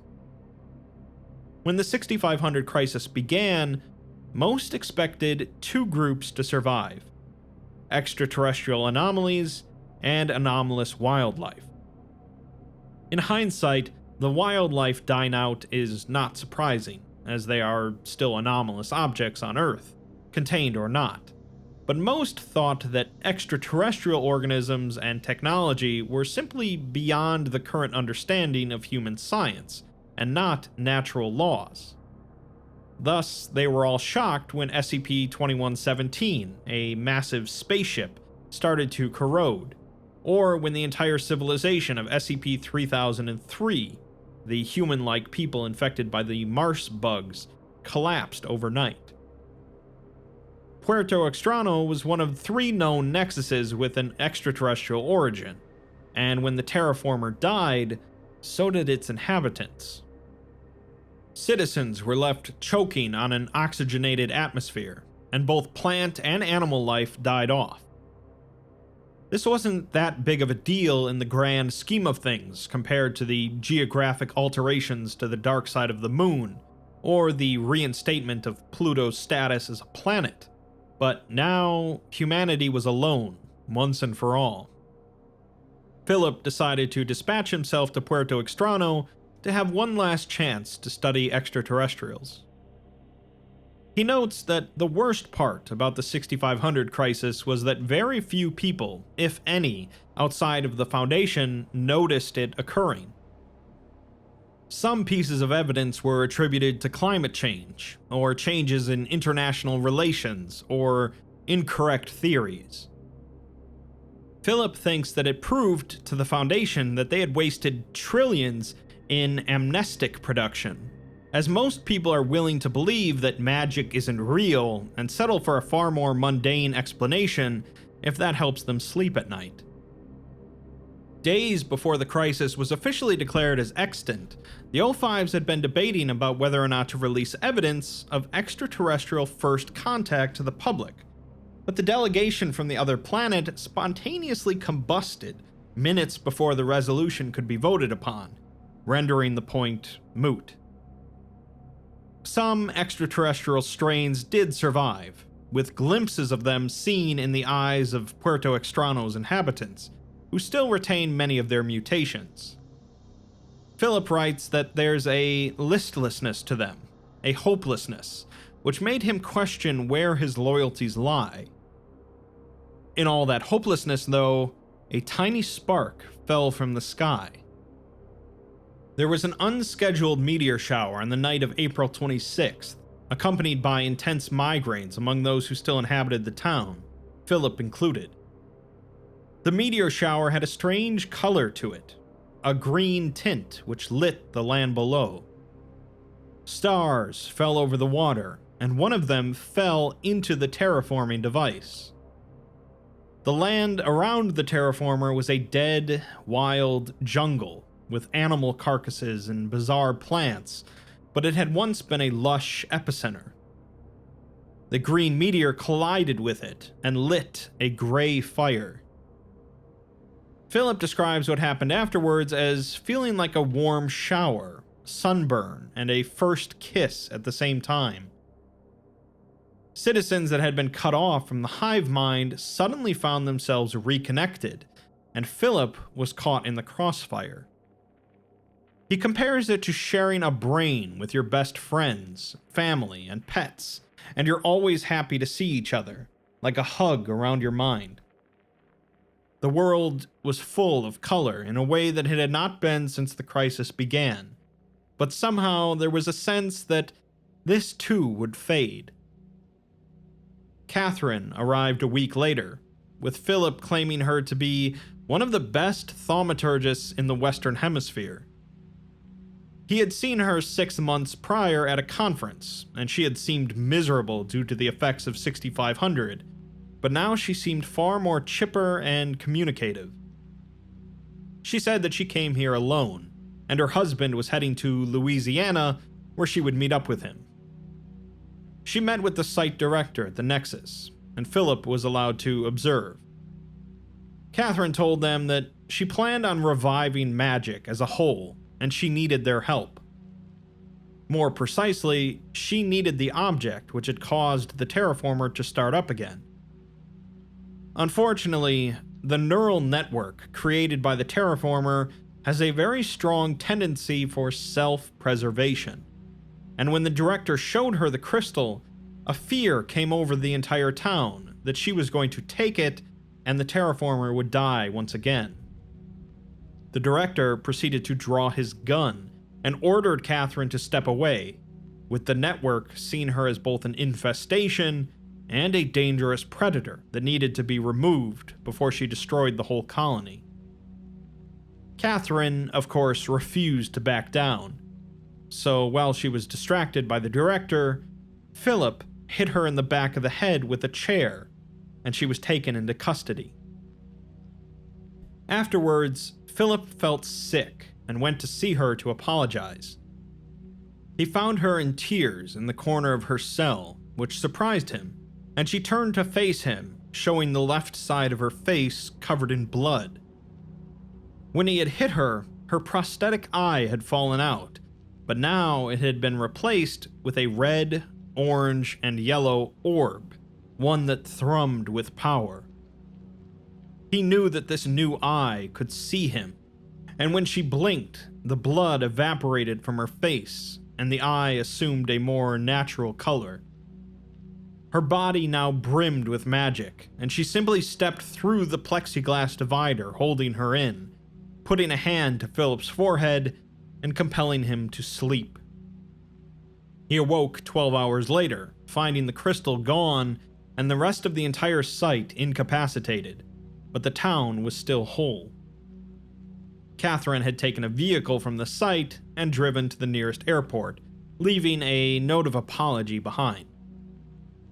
Philip left the town quickly, not wanting to spend another second in a place that could compel him to such violence for the sake of preserving itself. Catherine was heading for Louisiana, and the Nexus there, La Rue Macabre. The next section is from an unnamed individual who writes that he was walking through New Orleans, walking the same path he did every day to try and get into the La Rue Nexus. He had been trying to get into La Rue since the start of the 6500 crisis, but it had apparently vanished until today. He sees a party going on, as if nothing had ever happened, and even sees the Bayou Boys there, a Foundation MTF. With the Bayou Boys were some strangers, including a girl with fire hair, Catherine, and a man with respectable dreads, Montgomery. He says they both looked like tourists, and the girl reeked of bug spray. They were speaking with a man named Papa Legba, one of the leaders of La Rue, and Catherine was speaking very properly, as if she knew what she was dealing with. He thinks that she was speaking too properly, as another one of the higher-ups in the Nexus, Old Man Nancy, was looking at her as if she was an annoying fly. The people of La Rue seem to blame the Foundation for causing La Rue to temporarily disappear. Montgomery stepped in to explain that they've come to remake all of the magic, not just in La Rue, and they need their piece of the codex. Old Man Nancy proceeds to accuse the Foundation of being racist, partly due to the fact that the Foundation keeps people in bondage, the D-Class. Montgomery informs him that they've all been released, as there's no need for them anymore, but Nancy says that that doesn't make the original ones okay. Montgomery then asks why they're okay with the Bayou Boys, as they're part of the Foundation, but Nancy says that they're part of La Rue. He then holds up a pure blue crystal, a piece of the codex, and uses it to hypnotize Catherine and Montgomery, and he has them strung up in front of the Never and Not Bar and Grill. The two beg to be let down, and Catherine almost got out once, but Nancy is a powerful mage himself and managed to keep her in place. He also cast a spell on her that caused her to spit out spiders whenever she spoke for the following hour. This is all interrupted by the arrival of a dozen individuals, all wearing GOC insignias. Nancy ordered everyone out of LaRue, and one of the GOC agents, a man who moved like he had a bullet in his shoulder, stepped up to Nancy and put a gun to his chest. The man, Agent Bo, told Nancy to give up the object, or else he and all the other LaRue regulars will die. Nancy tried to cast a spell on the GOC, but Bo proceeded to snatch the crystal that was around Nancy's neck, and then shot him 10 times. This caused all of the plants and animals in LaRue to start screaming, and spider silk started pouring out of Nancy's chest, entangling Bo's hand and burning him. Old Man Nancy is apparently a large spider taking human form. Bo pulled away, but broke the crystal in the process. Montgomery gets let down and tries to jump at Bo, but LaRue is completely falling apart. Nancy sheds his human skin completely and continues to produce more and more webs to try and hold LaRue together, as Bo uses the crystal to open a portal, allowing all of the GOC to leave. Catherine and Montgomery both try to heal Nancy, but it would take more than 10 shots to kill him. Instead, they take the other pieces of the codex and combine it with what's left of the blue one, giving it to Nancy to let him fix LaRue. Afterwards, the writer says that he knew that LaRue was never going to close down, and magic was never going to die. A newspaper article from Boring, Oregon, home of Wilson's Wildlife Solutions, informs us that the head of WWS, Theowyn Wilson, purposefully released a number of animals. The facility there had been in danger of shutting down following a period that Theowyn called global environmental decline that is detrimental to the ecosystems that support their critters. In the past month, however, WWS experienced a massive resurgence in business, following what was reported as a meteor strike in their facility. The object resembled an indigo shard of glass and had been on display in their main building as part of a fundraising effort. In the early hours of Monday morning, two individuals, Catherine and Montgomery, arrived at the front gate of the complex, along with several members of the local county sheriff's department. Theowyn was seen letting them into the facility, followed by witnesses reporting bursts of indigo light coming from within the facility, and then several animals breaking loose. Witnesses report that Theowyn was seen riding an animal described as a unicorn with claws instead of hooves, while holding the indigo glass, with speculation that she was using the glass to control the animals. Notable incidents of damage include the razing of the town's preschool facilities by a giant wombat, a small forest fire set by deer with flaming antlers, and several individuals reporting strange dreams following the sighting of a tapir. The two individuals seen entering the complex appeared to have been attempting to engage in a dialogue with Theowyn, and the reporter tried to approach them for a comment, but they were busy fighting what appeared to be a sheep that was emitting large amounts of electricity. Remarkably, there were no fatalities and only one injury, with one woman apparently being gored by the unicorn that Theowyn was riding, although she's currently in stable condition. Theowyn is now in police custody after surrendering herself, and she released a statement. She said that things have been dying for years now due to an ecological crisis that none of us are aware of. The critters are just one part of it, and when she saw the gemstone from the sky and how it was revitalizing the critters, she couldn't help herself. When her supervisors came to collect it, she got mad, as she wanted the animals to protect themselves. She claims that they let themselves out of their own cages when she grabbed the glass and told them to protect themselves. The current whereabouts of several of the animals are unknown, with an organization called Stop Cruelty Towards Pets being handed temporary ownership of WWS. Montgomery, a spokesperson for the organization, assured the newspaper that they will continue to provide services equivalent to or greater in quality than those provided by WWS. The woman that had been gored by the unicorn turned out to be Catherine, who was currently healing in the Oregon Health and Science University Hospital. She had specifically asked to be taken there because she knew of a portal here that led to 3 Portlands, another anomalous nexus. The portal was in a vending machine inside of the nurse's lounge, and it would have normally been easy enough to disguise herself with magic as an overly tired nurse and sneak in, but there was a complication. There was an armed guard outside of the lounge wearing riot gear with anti-magic grenades on his belt. While observing him, she's approached by Montgomery, who tells her that she should be resting. She can't rest with a way to 3 Portlands and the last shard here, along with coalition agents everywhere.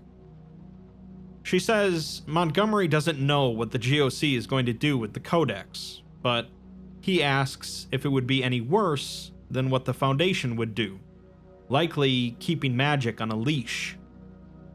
She's not going to let that happen, even if she has to stare down the Council in person.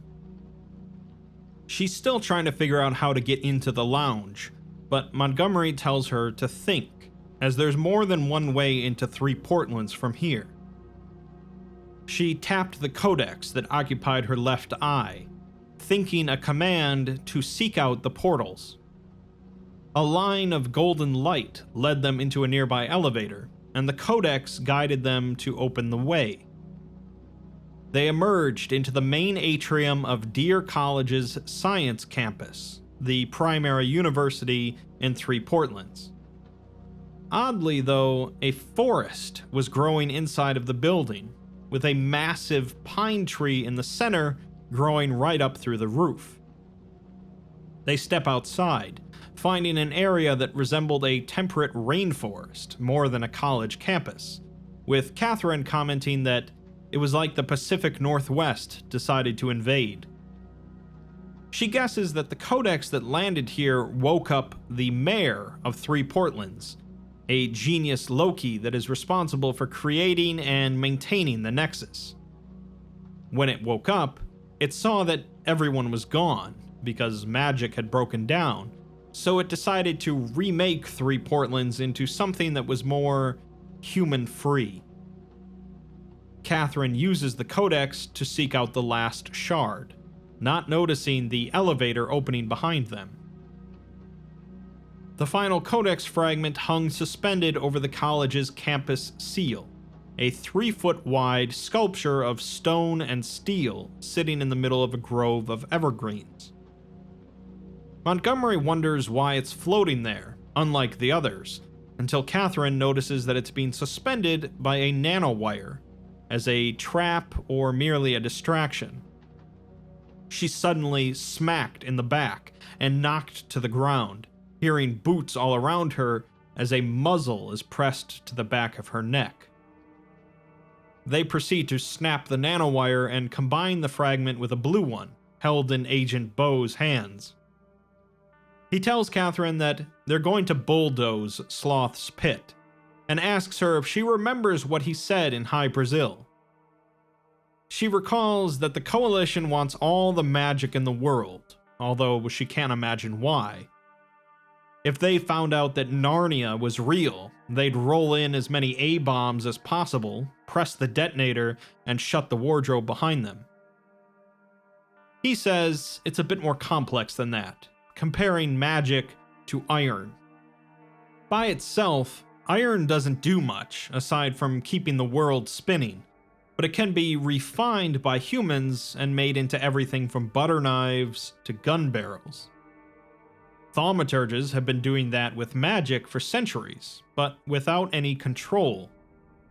The GOC aims to bring control over magic, under their terms.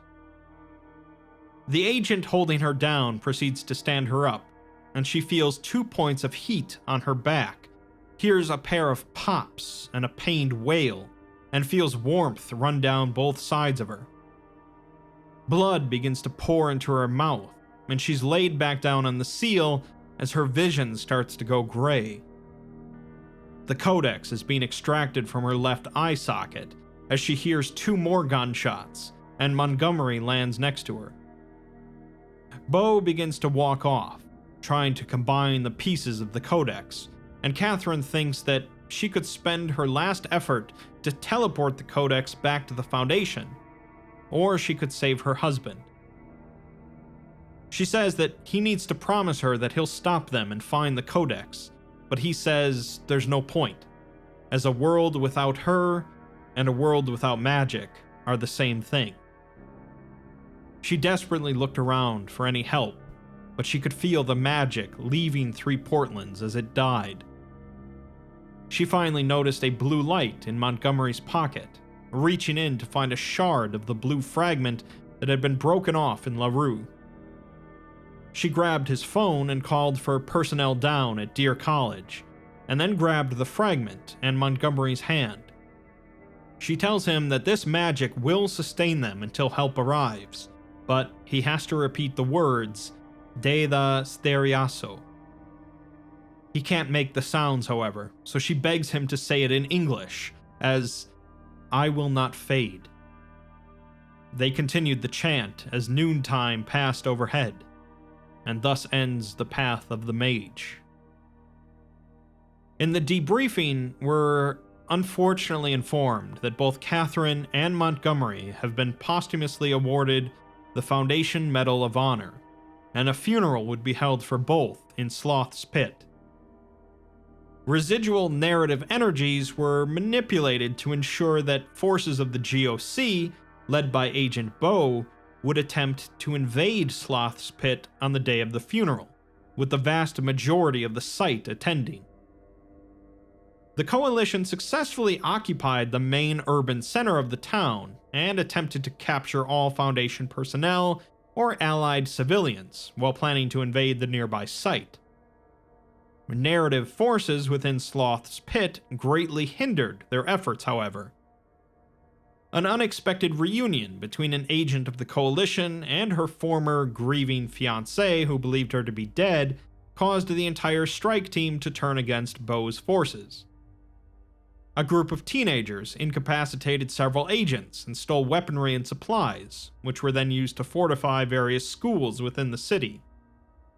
An anomalous individual known as the Jam Burglar suddenly re-emerged, hindering broadcasts and transmissions sent by Coalition forces, and several dozen survivalists distributed a vast array of weaponry to citizens trained to use it, while simultaneously providing shelter to civilians in bunkers of currently unknown size.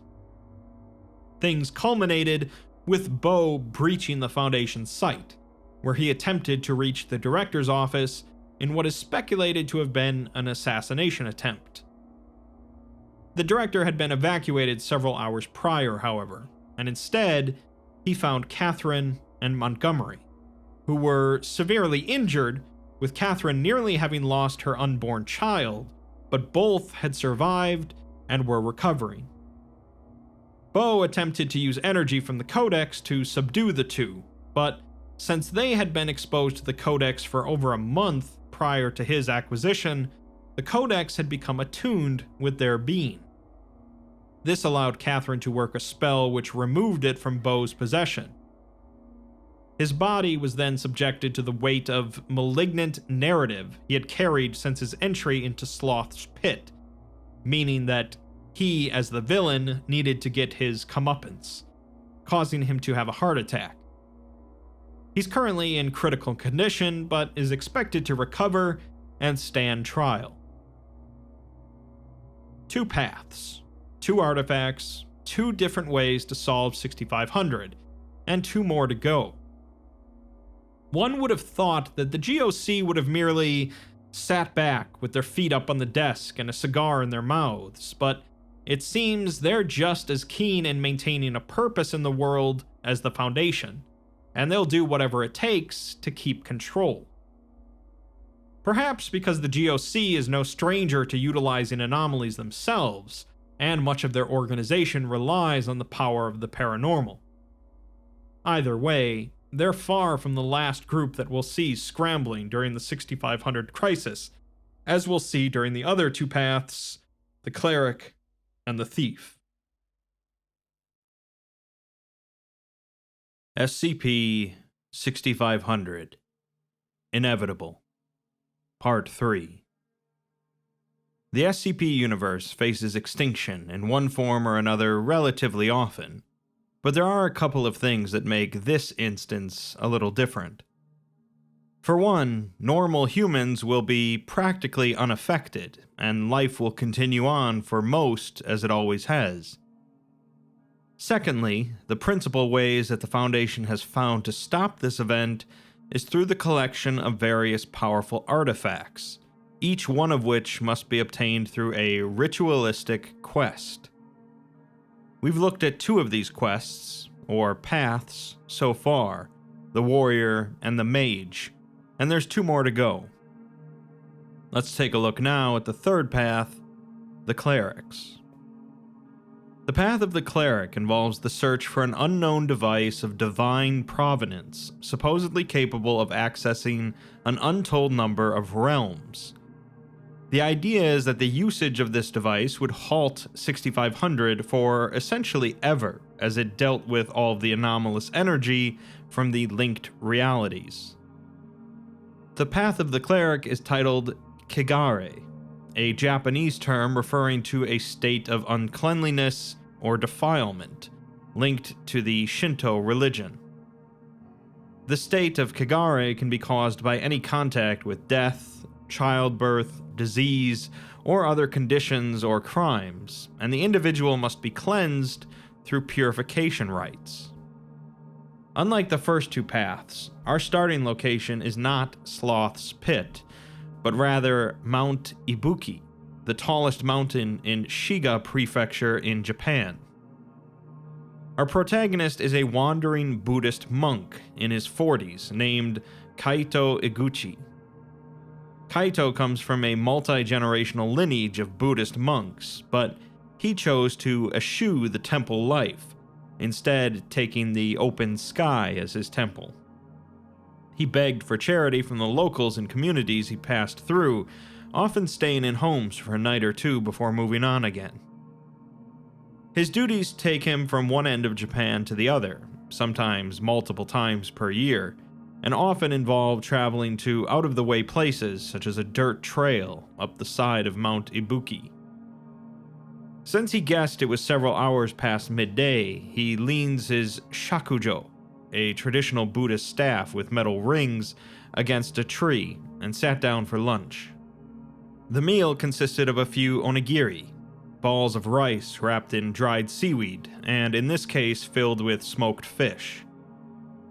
He looks out over the edge of a nearby cliff at the nearby Lake Biwa, but a sudden shift in the wind brings on the smell of rotting leaves and wet earth. After his meal, he grabs his staff and continues up the mountain path for another hour, finally reaching the base of a steep stone staircase, framed by a large stone torii gate, traditionally found at the entrance of a Shinto shrine. He steps through the water and lichen-stained gate and began to climb the stairs, which were covered in leaves and surrounded by a close-knit network of trees. At the top of the stairs, he finds a shattered wooden gate hanging open, having recently been struck with incredible force. Kaito grips his staff as he steps towards it, but 2 brilliant orange lights fly past him, causing him to jump back. The 2 lights, Hitodama spirits, flit between the trees as they retreat from the shrine. They are said to be the souls of the dead that have recently separated from their bodies, with their name literally meaning human soul. Kaito turns back to the gate and begins to chant the Amitabha Sutra, one of the Buddhist scriptures, to help guide the two souls to the Pure Lands. Beyond the gate is a small courtyard paved with stones, surrounded by the remains of a dilapidated traditional wooden fence. 3 abandoned temple buildings lay beyond the courtyard, the remnants of what was once a shrine to the resident kami of Mount Ibuki, one of the Shinto gods. Kaito steps across the courtyard until he stands in front of the shattered sliding door leading into the central temple building. Inside, he finds only leaves, but could hear strange, garbled sounds coming from the direction of the inner courtyard. He proceeds to climb up the withered wooden staircase in the back of the temple, finding a panel on the upper floor that leads to the tiled roof. Standing on the roof of the temple building, Kaito could see a mist hanging over the courtyard that trailed up the mountainside beyond it. He approaches the edge of the roof and looks down, finding 2 bodies laid out on the pavestones, a young man and a middle-aged woman. The corpses had each suffered from severe blunt trauma to their torsos and heads, with blood drenching the stones around them. Crouching over the bodies was a large figure with wild, knotted hair, horns curling up from its forehead, discolored, inhumanly red skin, and tusks growing from its lips. This was clearly an oni, a terrible kind of Japanese spirit, and its face was covered in blood from consuming the woman's body. It stood tall enough that its head would have brushed against the ceiling of any country house, with shoulders so wide that it would have little trouble tackling a water buffalo. Suddenly, it dropped the woman's arm it was chewing on and looked up towards the roof, greeting Kaito. It wiped its mouth on its arm and asked Kaito if he could come back in an hour, as it's just trying to enjoy its meal. Since they're old friends, certainly he would grant this small request. Its Japanese was rough, with an underlying growl to each syllable, but Kaito understood well enough. He refused the request, telling the Oni to stand clear from the dead. The Oni responded that it doesn't think it will, and reached for a long iron bar nearby, with a handle made of bone and wrapped in rough-hewn leather, half as long as Kaito. Kaito in turn brought out 2 paper charms from his belt pouch, attaching one to the tip of his staff and speaking an incantation that caused it to wrap tightly around the shaft. He asks the Oni to stay its hand, as there doesn't need to be a conflict today. He'll see to the dead, and the Oni can go back to its realm. The Oni refuses, calling Kaito an insect, and asking him why he's even here, since this is not a Buddhist temple. Kaito responds that peace for the dead and for all things brings him here, and he brings no weapons, but tools. The Oni says that even as they speak with one another, the weird and wonderful are falling apart, as realms are fading, magic is failing, and kami are abandoning their temples. Kaito tells it that the kami of this shrine has not abandoned it, and he will not abandon his congregation, referring to the 2 victims. The Oni remarks that Kaito doesn't smell as if he's from this area, so they are not his congregation, but Kaito says that all the people of Japan are his congregation, calling the Oni a murderer. The Oni is not fazed by the death of 2 more humans, however, as humans have filled these lands 1,000 times their number since the reign of Nobunaga, scouring the seas dry of life, burning harsh chemicals in the air, and heaping landfills with refuse. Clearly neither are going to back down, so the Oni rushes toward Kaito and swings its club, which he ducks underneath. The Oni begins to tear down the roof underneath Kaito, so he leaps off as the Oni continues to charge at him. After the Oni swings its club again, Kaito dodges and touches the end of his staff against the metal bar, causing a bell to sound across the courtyard and a flash of light to erupt. The iron club rebounded as though it had struck a boulder, and the Oni stepped back in pain, shaking out both of its hands. The Oni says that Kaito has learned some new things since it last saw him, and begins to remind Kaito of its name before being cut off. Kaito says that it doesn't matter what the Oni's name is, as he doesn't care to know about the Oni, and he will not warn it again to leave this realm. The Oni isn't intimidated, however, and leaps into the air, bringing the club smashing down. Kaito dodges the blow once again, striking his staff into the Oni's shin, producing another flash of light and a loud crunching sound. The Oni grunts in pain and drops the club as it clutched its left leg. Kaito walked towards it as it began to reach for the club again, but Kaito loudly pronounced a kotodama, essentially a verbal incantation, causing the courtyard to be filled with a celestial ringing. The club was hit by a force, sending it flying across the courtyard, and a great pained sigh escaped from the Oni's mouth. The Oni says that when magic fails, the realms will empty, and they will all die. All of the yokai and the children of the dark places. Kaito's words will lose their meaning, and those charms will be nothing but paper. It asks him what purpose he will serve then. Instead of responding, Kaito rushes forward and strikes the Oni in the forehead with an open palm, attaching the other charm he had prepared to its flesh. Another bell chimed across the courtyard as the Oni wailed and smoke poured from its mouth. A bright white light proceeds to consume its form, and when it finally dims, there's nothing left but scorch marks on the pavestones. The metal club wavered like heat shimmering on desert sands before also fading away, along with the mist surrounding the shrine. Kaito takes a deep breath, shaking with adrenaline, and he touches the charm wrapped around his staff, causing it to crumble to dust. After catching his breath, he approaches the two victims, wondering what had brought them here. He turned to the desecrated shrine and bowed, whispering a prayer of thanks to the kami whose house it had been. He tells the kami that if he had the time, he would repair the damage to its house, but it appears as if they have company.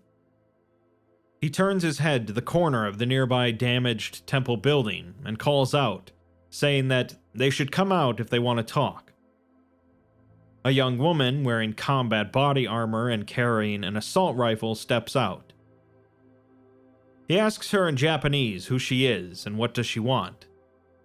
She responds, also in Japanese, that her name is Fumiko Tanaka, and Kaito guesses that she represents the Foundation. He responds in English, telling her that her Japanese is terrible, and asks what she wants. She is quite surprised that he knows of the Foundation, and he says that the jailers don't have a strong presence in Japan, but it's obvious if one pays attention. Due to his usage of the term jailers, she surmises that he's with the Serpent's Hand, but he says that he's merely familiar with them, and they've offered support in the past. Fumiko says that she's been sent here to assess Kaito's effectiveness in helping with a vital mission. Kaito says nothing for a moment, before laughing, saying that he doesn't work for the Foundation, since they would have captured that Oni, studied it, and eventually allowed for its escape to plague more of the people here. Fumiko, despite being American, has heard of the Oni, and tells Kaito that he'd be surprised at the Foundation's capabilities. She tells him that there's a situation they've come across that could use his experience, and he allows her to explain. After she speaks for several minutes, Kaito sighs and says that he will come with her, after attending to the dead. He proceeds to straighten the bodies so that they lay as serenely as they could, reciting another bit of scripture and cleaning the blood from the faces. After finishing, He turns back to Fumiko and tells her to call her helicopter, as they must hurry to Ine, a fishing village in Kyoto Prefecture. The helicopter drops the two of them off at a nearby field near the shore of the Sea of Japan. Fumiko calls in a boat to take them to Ine, a village with many buildings built in a traditional style, with small built-in docks for boats serving as the first floor and the living quarters above.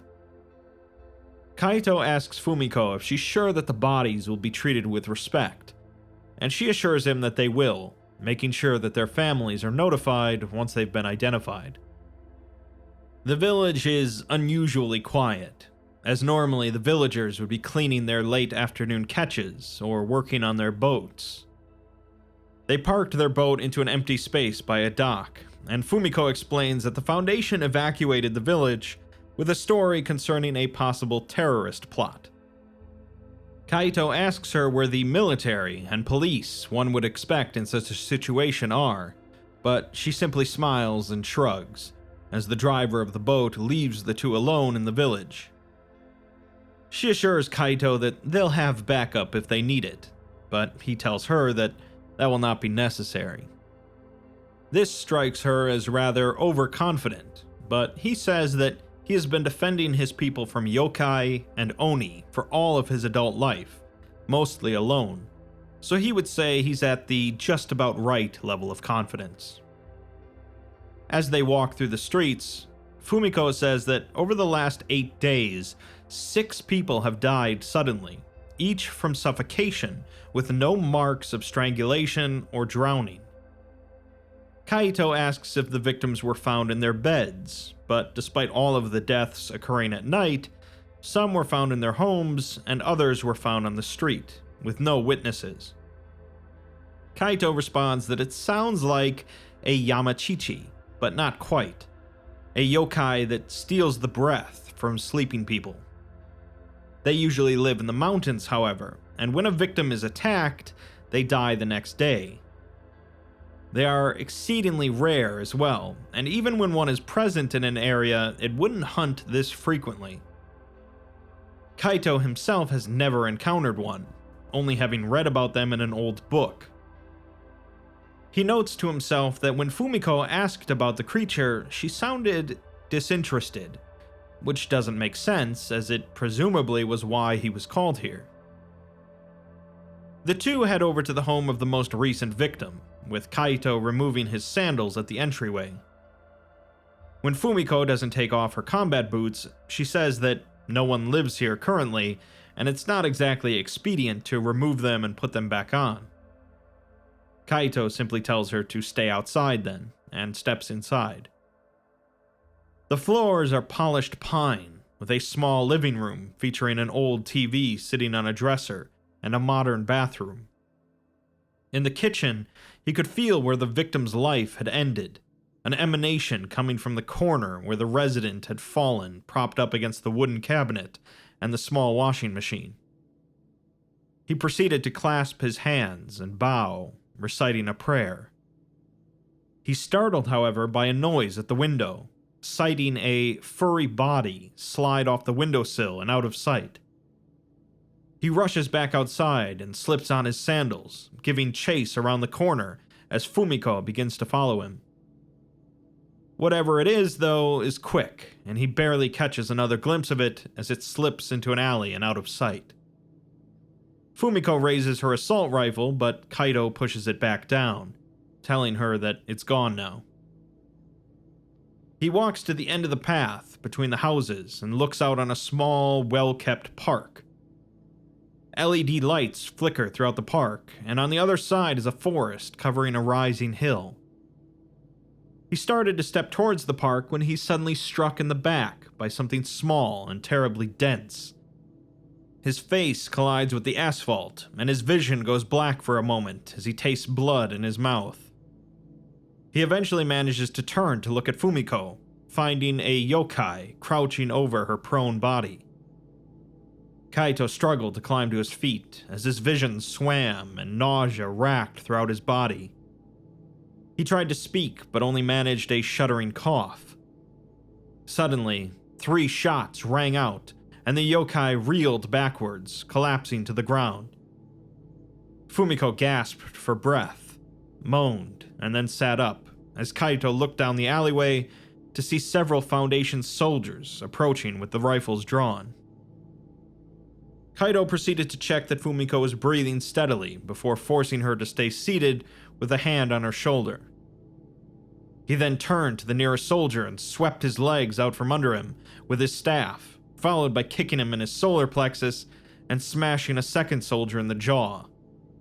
The third soldier raised his rifle and aimed it at Kaito, but Fumiko shouted at him to stand down, help the other 2 up, and retreat. She then turned to Kaito and stopped him from pursuing the soldiers, telling him that they were just protecting her.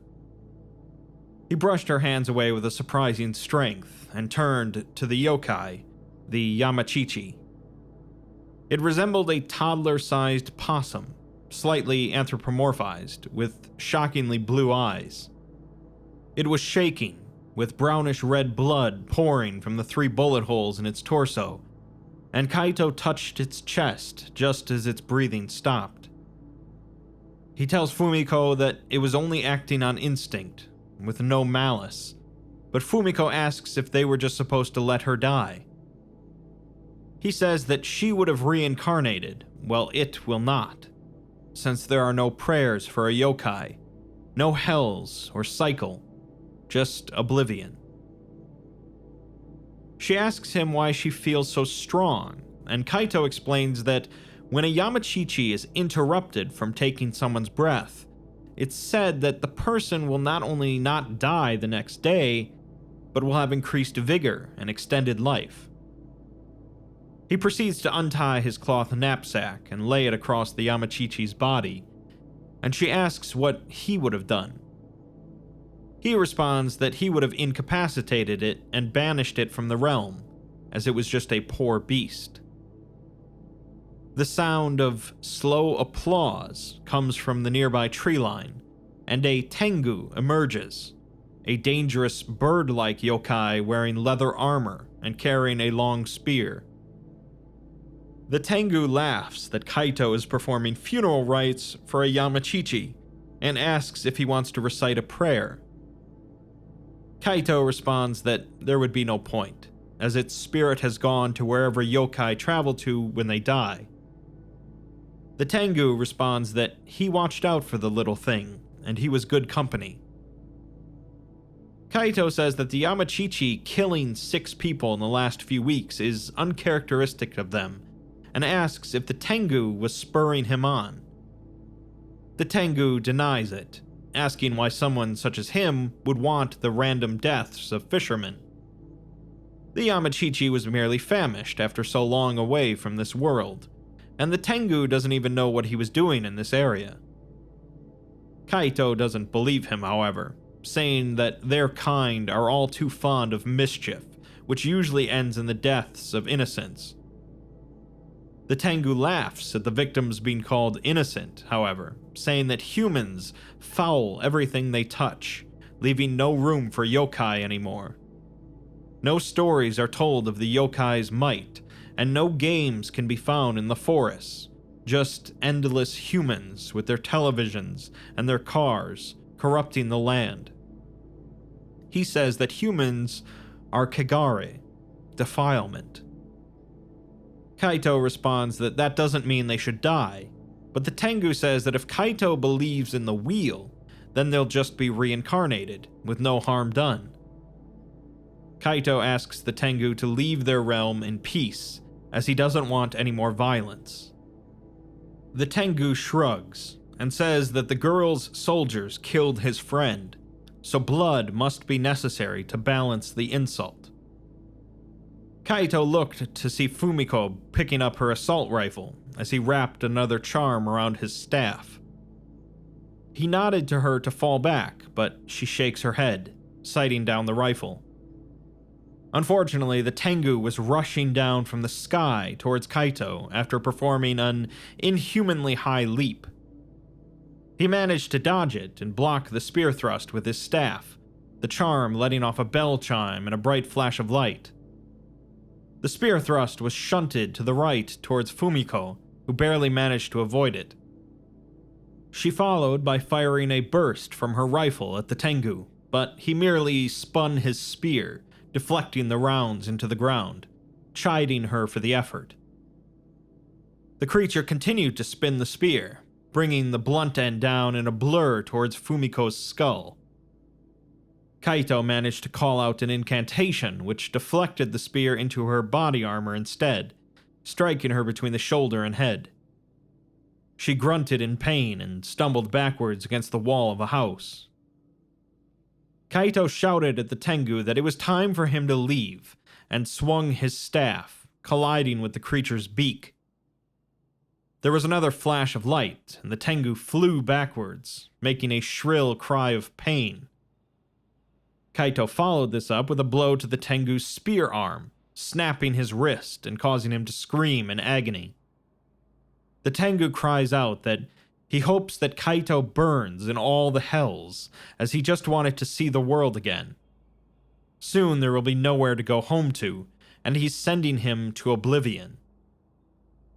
Kaito stood over the Tengu with a banishing charm in hand, and asks the yokai what he means. The Tengu says that magic is fading, the realms are withering, and soon there will be no home, so they must come here. Kaito softly tells him that they are not welcome, to which the Tengu responds that Omoguchi was right about you people. Kaito has never heard of such an individual, but the Tengu says that Omoguchi is their patron, who supported them coming here again after so long away. He warned them that people like Kaito would never let the yokai return to Japan. The Tengu tried to strike at Kaito with his good arm, but Kaito easily steps aside and smashes that one as well, demanding the Tengu tell him where this man is located. The Tengu isn't going to betray the only man who understands their needs, however, and tells Kaito to rot and simmer in the filth of his fellow humans. He tells Kaito not to look to the realms when his arts no longer work. Knowing he wasn't going to get any more info from the Tengu, Kaito proceeded to gently place the banishing charm onto the creature's chest, sending him away from this realm and leaving only smoke behind. Afterwards, Kaito removes the charm from his staff, wondering why it seemed less potent now than in years past. He turns to Fumiko and asks her if she's alright, but she doesn't think anything's broken. He then asks her what she knows about this fading of magic that the Tengu mentioned, and after hesitating for a moment, she shakes her head and says that she doesn't know anything. He doesn't believe her, however, telling her that just now, and at the temple, his charms were not as effective as they once were, losing their power after only a few strikes.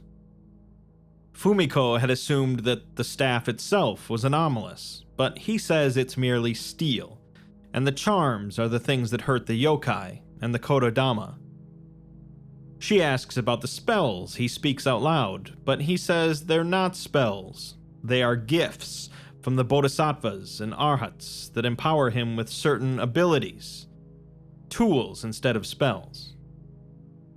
He does admit that there are a few legends concerning a monk's staff having powers, including one monk who used his staff to split the earth and reveal a spot for a well to be dug, as a village was suffering terribly from drought. She says it's a neat story, but not terribly helpful in this situation, causing him to laugh. He then asks her about the man the Tengu mentioned, Omoguchi, and since the Tengu used the Sama honorific, he must be someone of importance. She calls it in to get more info, while Kaito stares at the covered body of the Yamachichi, trying to clear his mind as he struggled to accept the responsibility of this death. Finally, she taps him on the shoulder and informs him that there's a man in Kyoto named Kenta Omoguchi. It's not a common last name, and he's the CEO of Transtar Energies, so he's their best bet. Sometime later, Kaito and Fumiko are in an armored SUV driving into Kyoto. and he asks her what exactly they're doing.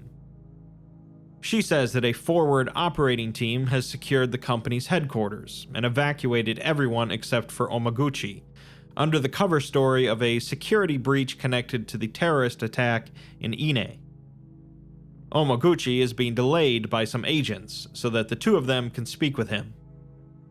It's not as subtle an operation as Fumiko would usually like, but it wasn't her decision. If someone is connected to the rising incidence of yokai in the mortal realm, then it needs to stop, quickly. Normally, the yokai are solitary, spread out, and hidden, and Kaito has never had to deal with 3 yokai killing people in the same day.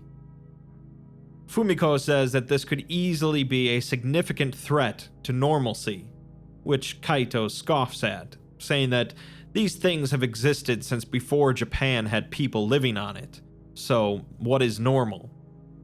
The Foundation is always trying to impose their own limited views on what the natural world consists of.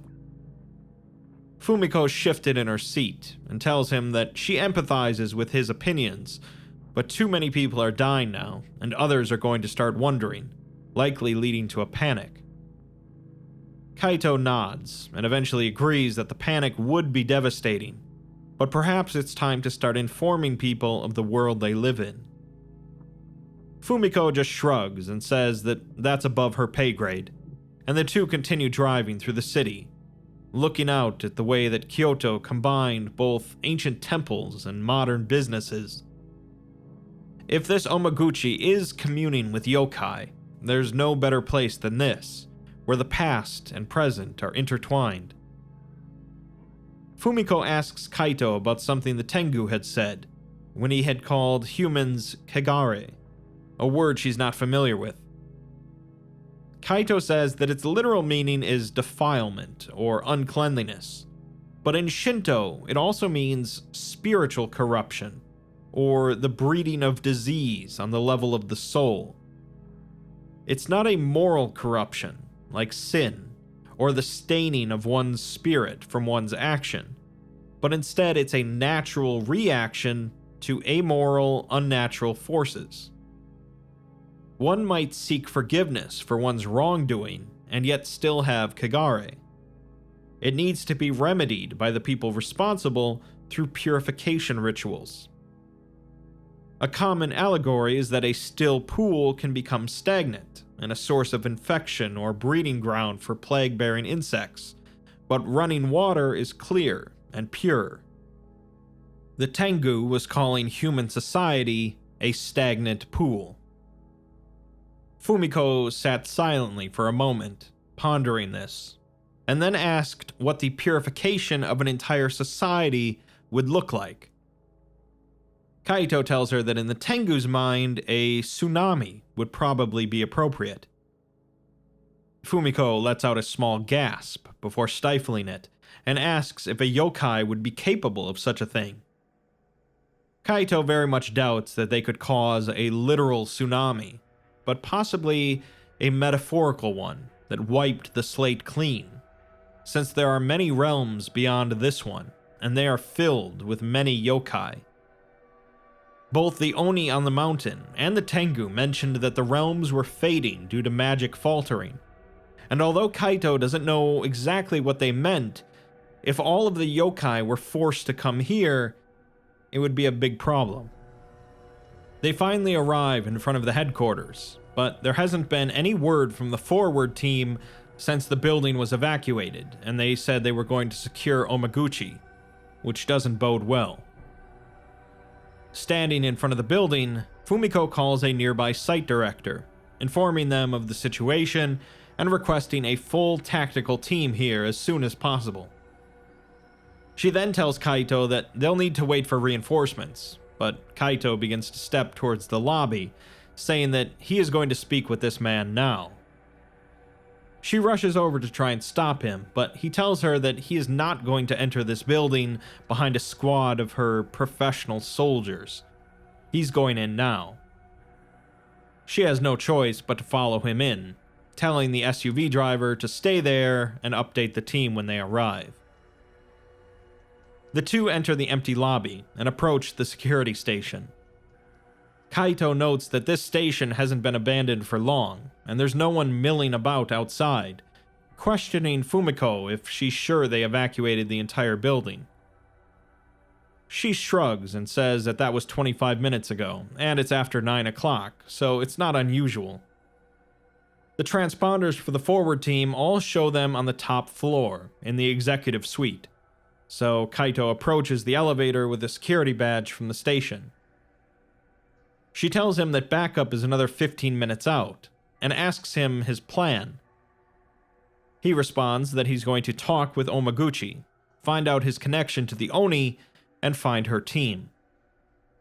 When she says that he makes it sound very simple, he tells her that everything is simple if you look at it the right way, and she should let go of her fear, as all things must end eventually. She would rather that they didn't end tonight, however. They take the elevator to the top floor, with Fumiko stepping out first with her rifle raised.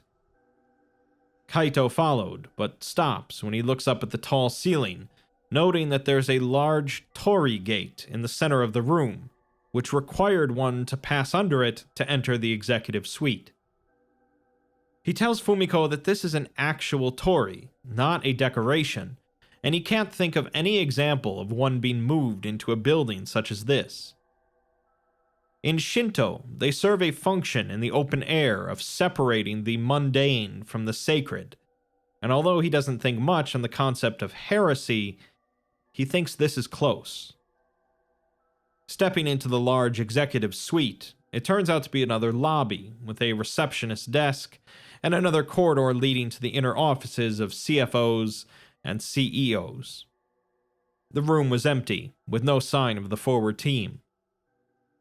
The transponders show them to be in the CEO's room, so they continue down the corridor until reaching the large double doors marked as Omaguchi's office, and opened them. Kaito gasped as Fumiko rushed in and cursed, finding the remnant of the 5-member team, eviscerated and bludgeoned into almost unrecognizable shapes. Several had their heads torn off, and the smell of blood and fecal matter was strong. Kaito's vision swam as he looked at the scene, until a middle-aged Japanese man in an expensive suit walked out from a personal bathroom, wiping his hands on a red-streaked towel. Kaito asked the man in Japanese what this was, but he responded in English, saying that they were corporate spies, no doubt, or terrorists. He proceeds to throw the bloody towel into a trash can, and then walks in front of the desk, leaning against it. Fumiko asks him if he is Kenta Omaguchi, before cursing again and asking what he did to these men. He smiles and responds that they came in waving about these guns, and he was afraid for his life.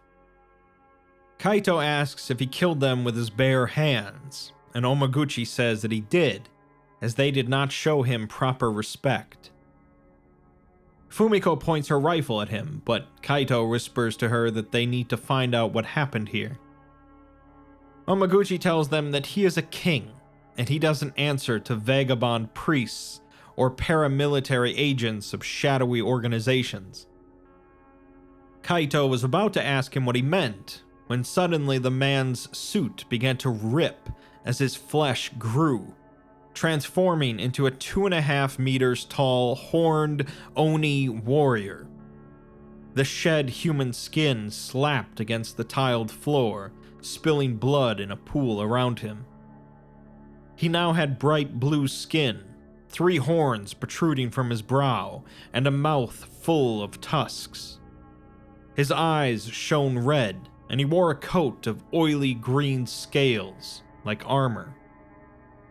Kaito noted the light fleeing from the room, replaced with a mist rising from the floor as the air grew colder. The Oni reached to his left, pulling out a large weapon from the shimmering air, asking Kaito who he is to invade his domain and demand answers. Kaito proceeds to place another charm on his staff, and asks the Oni what his name is. The Oni responds that his name is Shuten Doji, a famous yokai, and Kaito leaves his mouth hanging in surprise as the Oni laughs that Kaito has heard of him. Fumiko is about to ask him another question when the Oni smashed his weapon down in front of her, sending out a shockwave that Kaito deflected with his staff. Shutendoji cried out that there would be no more questions, and then went on the offensive against Kaito. Kaito uttered an incantation, causing the weapon to smash against the floor and send chips of tile flying into Kaito's body. He retaliated by swinging his staff into the Oni's forearms with a heavy thud. The Oni growled and reached for Kaito, wrapping his large hand around Kaito's outstretched palm. A brilliant flash of light erupted from his clenched fist, splashing blue blood across Kaito's chest and causing Shutendoji to gasp and pull back his maimed hand. 3 fingers had been crushed by the blast, and a cut was rent into the large blue palm. Kaito threw down the spent charm, while Shutendoji dropped his weapon and clutched his hand, shocked and angry that Kaito would dare strike him. Kaito rushes forward and plunges his staff into the broken tile in front of the Oni, resulting in the charm on the staff shining brightly and sending out a cacophony of chiming bells. Shutendoji clutches at his eyes with his good hand and gasps a curse in Japanese. While blinded, Kaito leans in, placing 2 more charms directly onto the Oni's body, both of which erupt with light and form a series of chains that wrap themselves around him.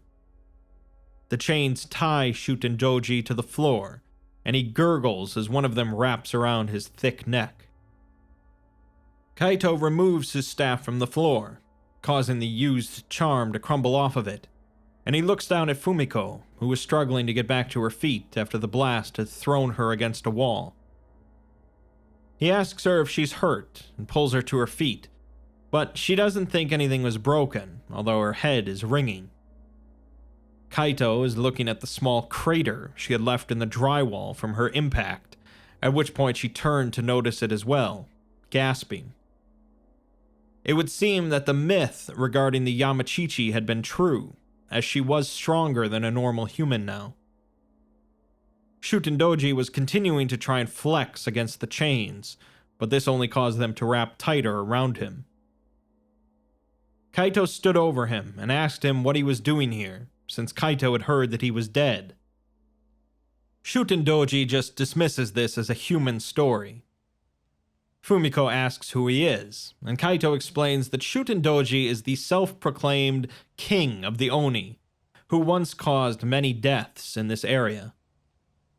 Legend has it that his head was severed from his body by a famous samurai, to which Shutendoji says that this was true, but he still lived because his magic is strong. Kaito asks him why he's been masquerading as a human, and he responds that it's simply about power, as he needed resources and influence to guide his fellow yokai back to the waking world. Kaito then asks about the realms fading, but the Oni merely tells him to ask his colleague. Kaito looks at Fumiko, who was shaking her head. Shutendoji continued, saying that she knows, and they all do. They've been trying to round up the yokai for months, as they know why the yokai are here. Magic is fading, and he asks Kaito what would he have them do. Kaito turns and asks Fumiko if he's speaking the truth, that the Foundation has been hunting yokai. She responds that of course they have, because that's what the Foundation does.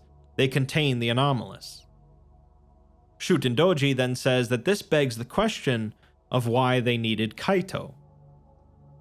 Fumiko says that he already told him that they couldn't find what was killing the people in Ine, so they needed someone with more expertise.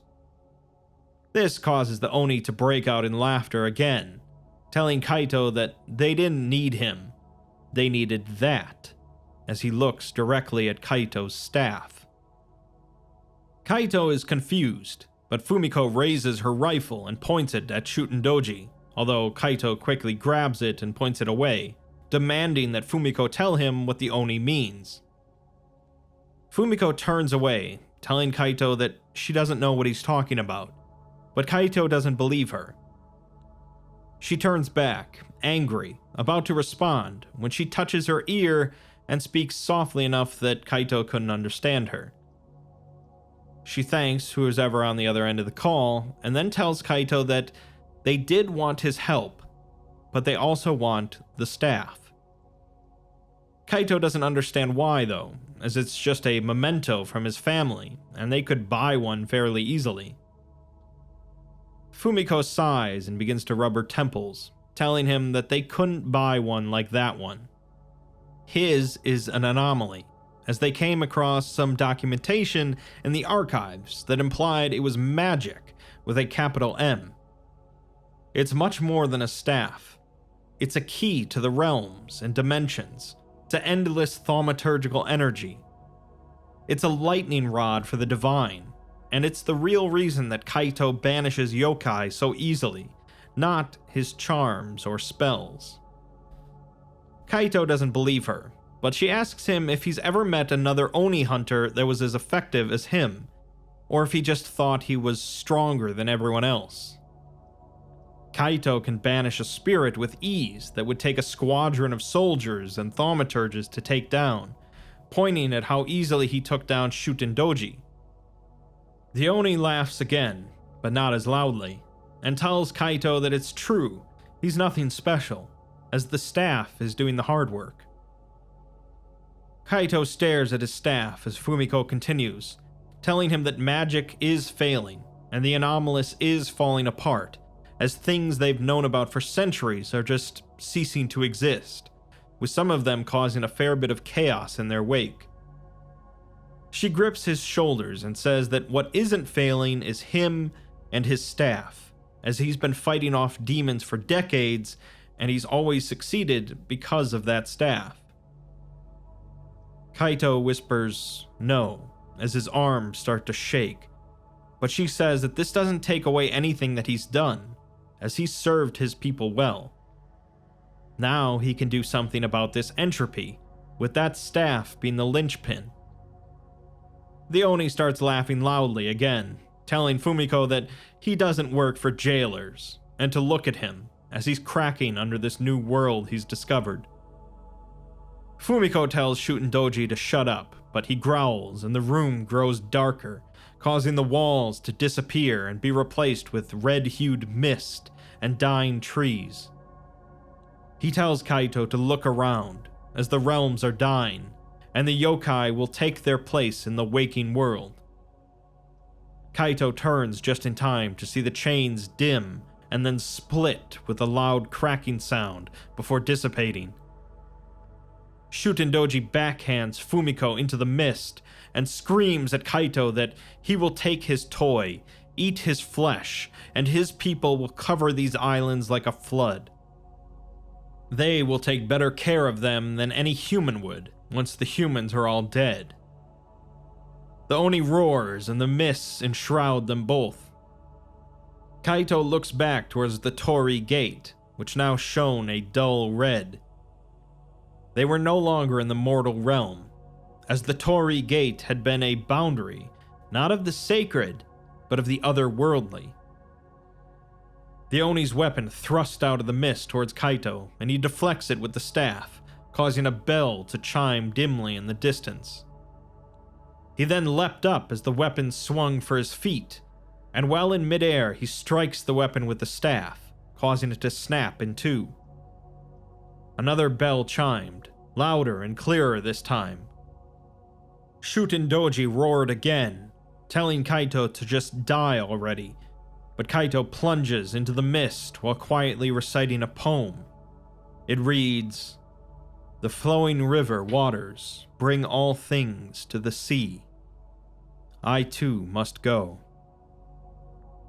The mists parted, and the Oni snarled as he reached for Kaito with his hands, one whole and one maimed. Kaito twisted as he ran, slipping between the two monstrous hands, and struck the wet ground of the Oni realm with the staff.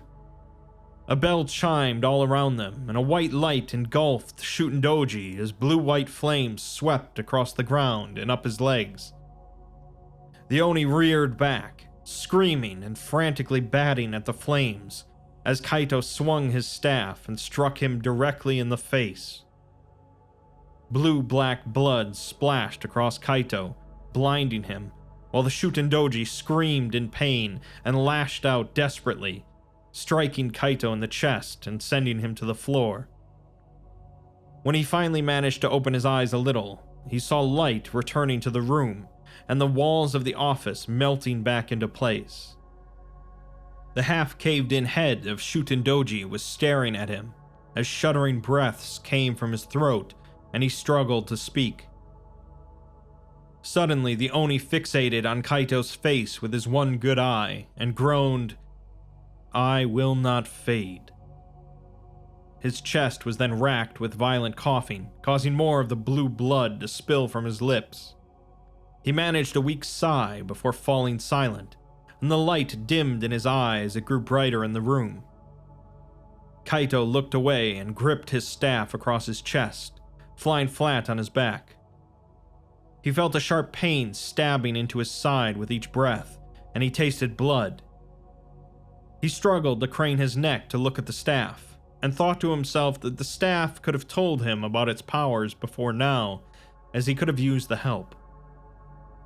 Someone rushed over to him, and he barely recognized it as Fumiko as he slipped into unconsciousness. The after-action report tells us that the staff is now safe in Foundation containment, and is capable of opening doorways to other space-time constructs or dimensions. The staff can also be used to move one object or living organism from one space-time construct to another.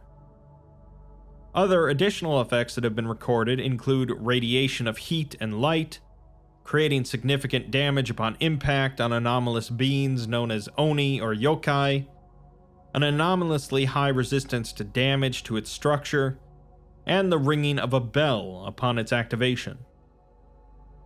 After retrieval of the staff, both the agent and the person of interest, Kaito, were injured and required medical care. Kaito had previously expressed severe reticence to work with the Foundation, but during his recuperation, Fumiko was able to convince him to assist in the neutralization of SCP-6500. His sole condition for assistance was that the object never leave his possession, and that he would operate it under observation for any research or attempts to utilize its anomalous nature. The O5 Council agreed to these conditions as long as he cooperated, and Fumiko was assigned as part of his security detail. A senior researcher then proposed using the staff to identify the source of the entropy caused by SCP-6500, given its abilities to manipulate space-time constructs. This is based on the theory that the source of 6500 is extra-dimensional, which has not yet been confirmed. Additionally, the researcher proposed utilizing the staff as a conduit for its anomalous energy to feed into the source of the entropy, thus diverting the further degradation of baseline reality's anomalous energy. The Council approved the proposal, saying that almost any action taken that can prevent the full devastation of the anomalous will be supported, as they will not let magic die.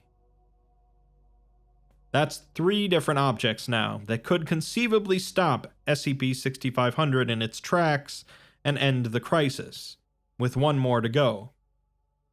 Any one of these could do the job, but I think, as we can all guess, it's not going to turn out to be that simple.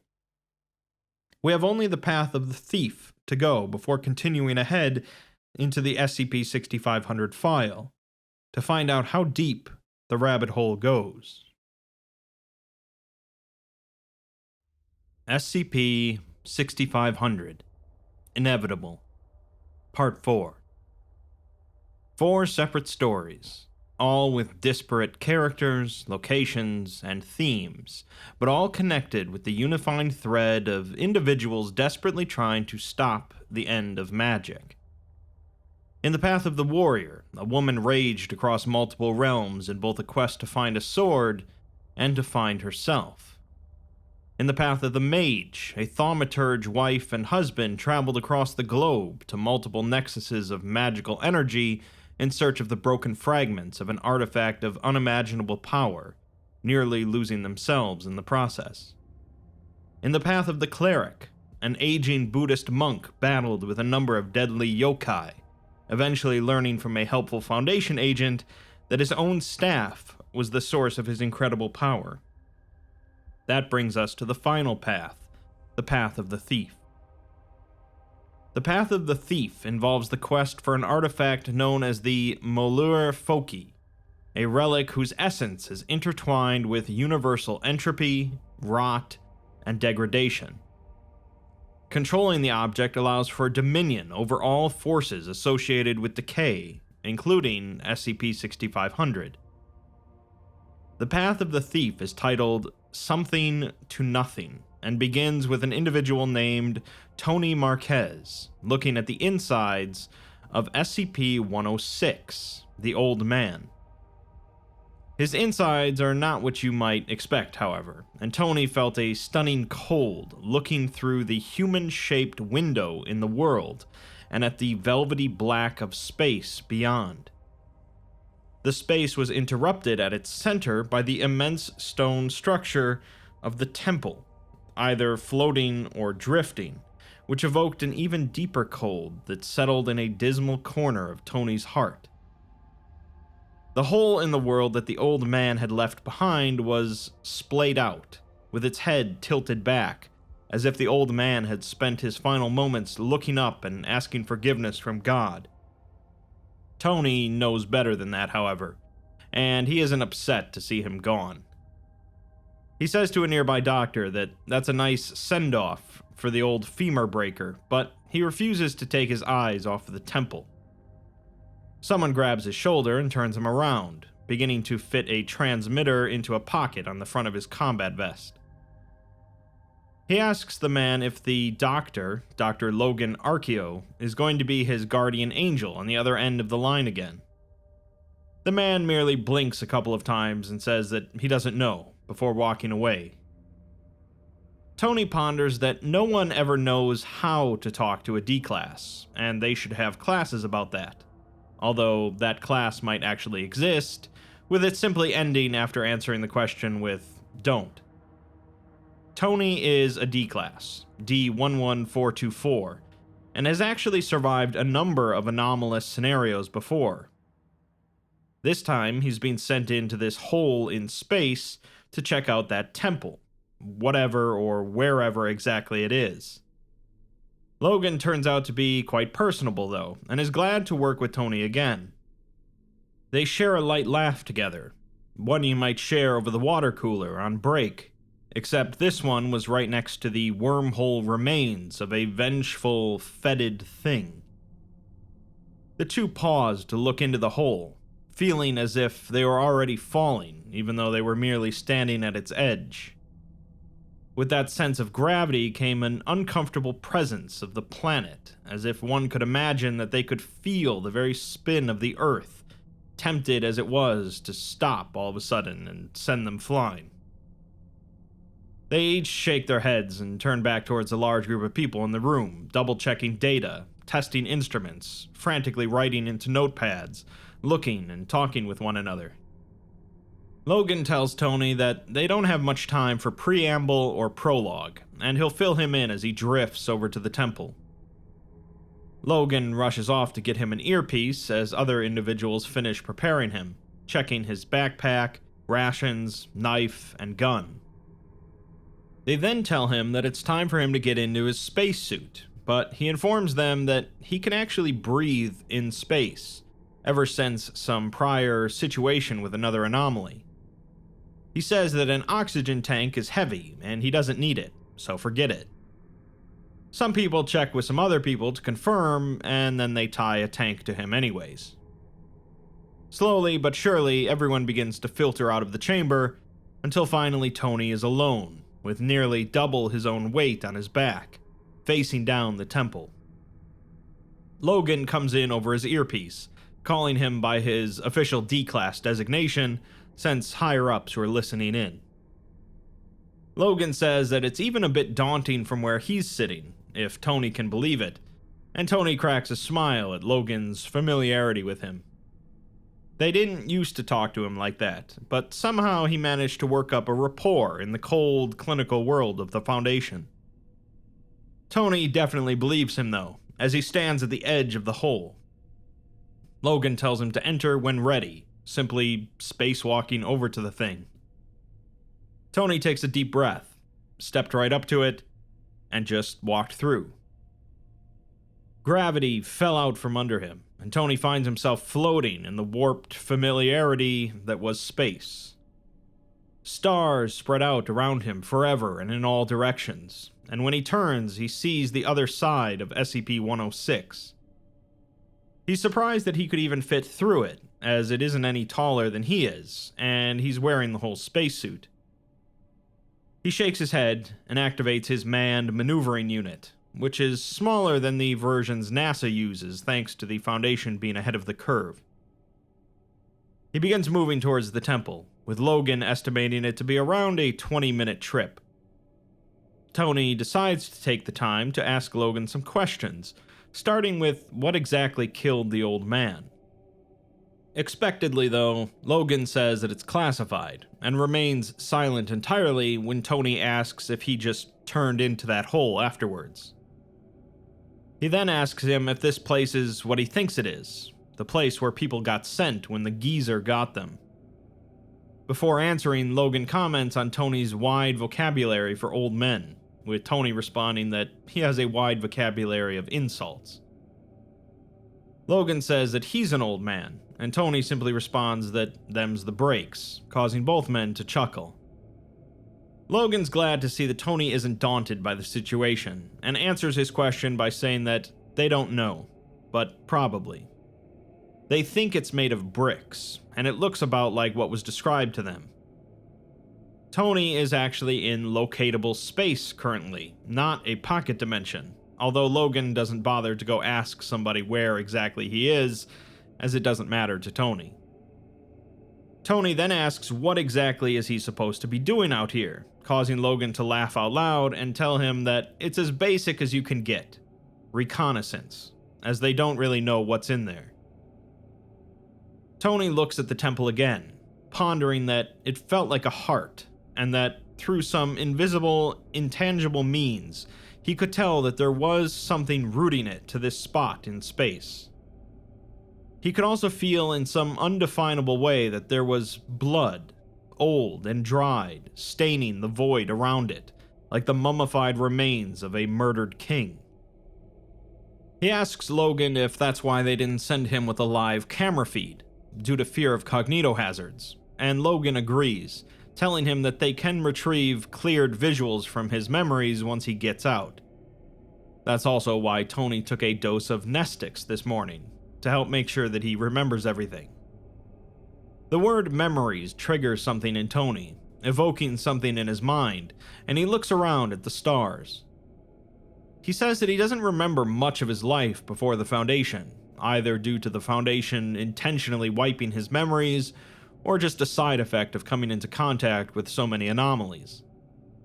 He's always wanted to be a diver, though, and there's a moment from when he was young that he always thinks on when he says that. Logan cuts him off, however, telling him that he's already heard this story before from him, so Tony just skips ahead to the relevant part, calling Logan a spoilsport. He just says that it was at night and it was the fullest sky of stars he'd ever seen, asking if Logan is happy he killed all the lead-up. Tony curses under his breath and continues by saying that when he was first put into space, he thought that it might be like swimming, but it's not. When swimming, you still have weight, and there's stuff all around you, while out here you're truly weightless, and there's nothing. Logan's not exactly sure how to respond to that, so they move on. The temple looms closer, but every time Tony looks at it, it weighs on his chest, and he has to look away. He asks Logan if there's a plan of attack, but there isn't. He's just supposed to get in and explore until they pull him out when they feel like they have enough info. Tony says that this will be when he dies, and despite Logan's assurances otherwise, he's sure that he's going to die in there. He's not scared of it, however, as he's died before. It's frightening in the moment, and oftentimes very painful, but there's no such thing as a career D-Class who hasn't died before.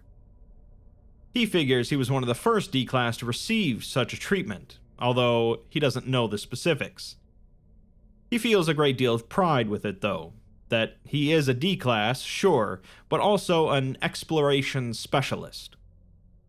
He fashions himself something of a star subhuman prisoner, and he's pretty sure that Logan thought of him the same way. He's interrupted by nearly colliding full force with a wall before swerving upward, telling Logan that it was just a false alarm. He's around 100 feet now from the temple, and could make out an organic tone to the bricks, with vines of the same color twisting through every crack and crevice. Some of the longer, thicker vines were even hanging down off of it, reminding him of the old Tarzan movies. The architecture itself is stark, though, with not a hint of embellishment or artistry to the red stone bricks which created miles of flat, featureless wall. Only occasionally did he see a window, or maybe a balcony or some other outcropping that looked purely utilitarian. A thought occurred to him, and he asks Logan if the old man was a minotaur, since he hunted people through an ever-changing labyrinth. Logan guesses that's true, but if Tony's had that thought, then so has the research team. Tony tells him to pass it along to them just in case, and then asks where should he enter the temple.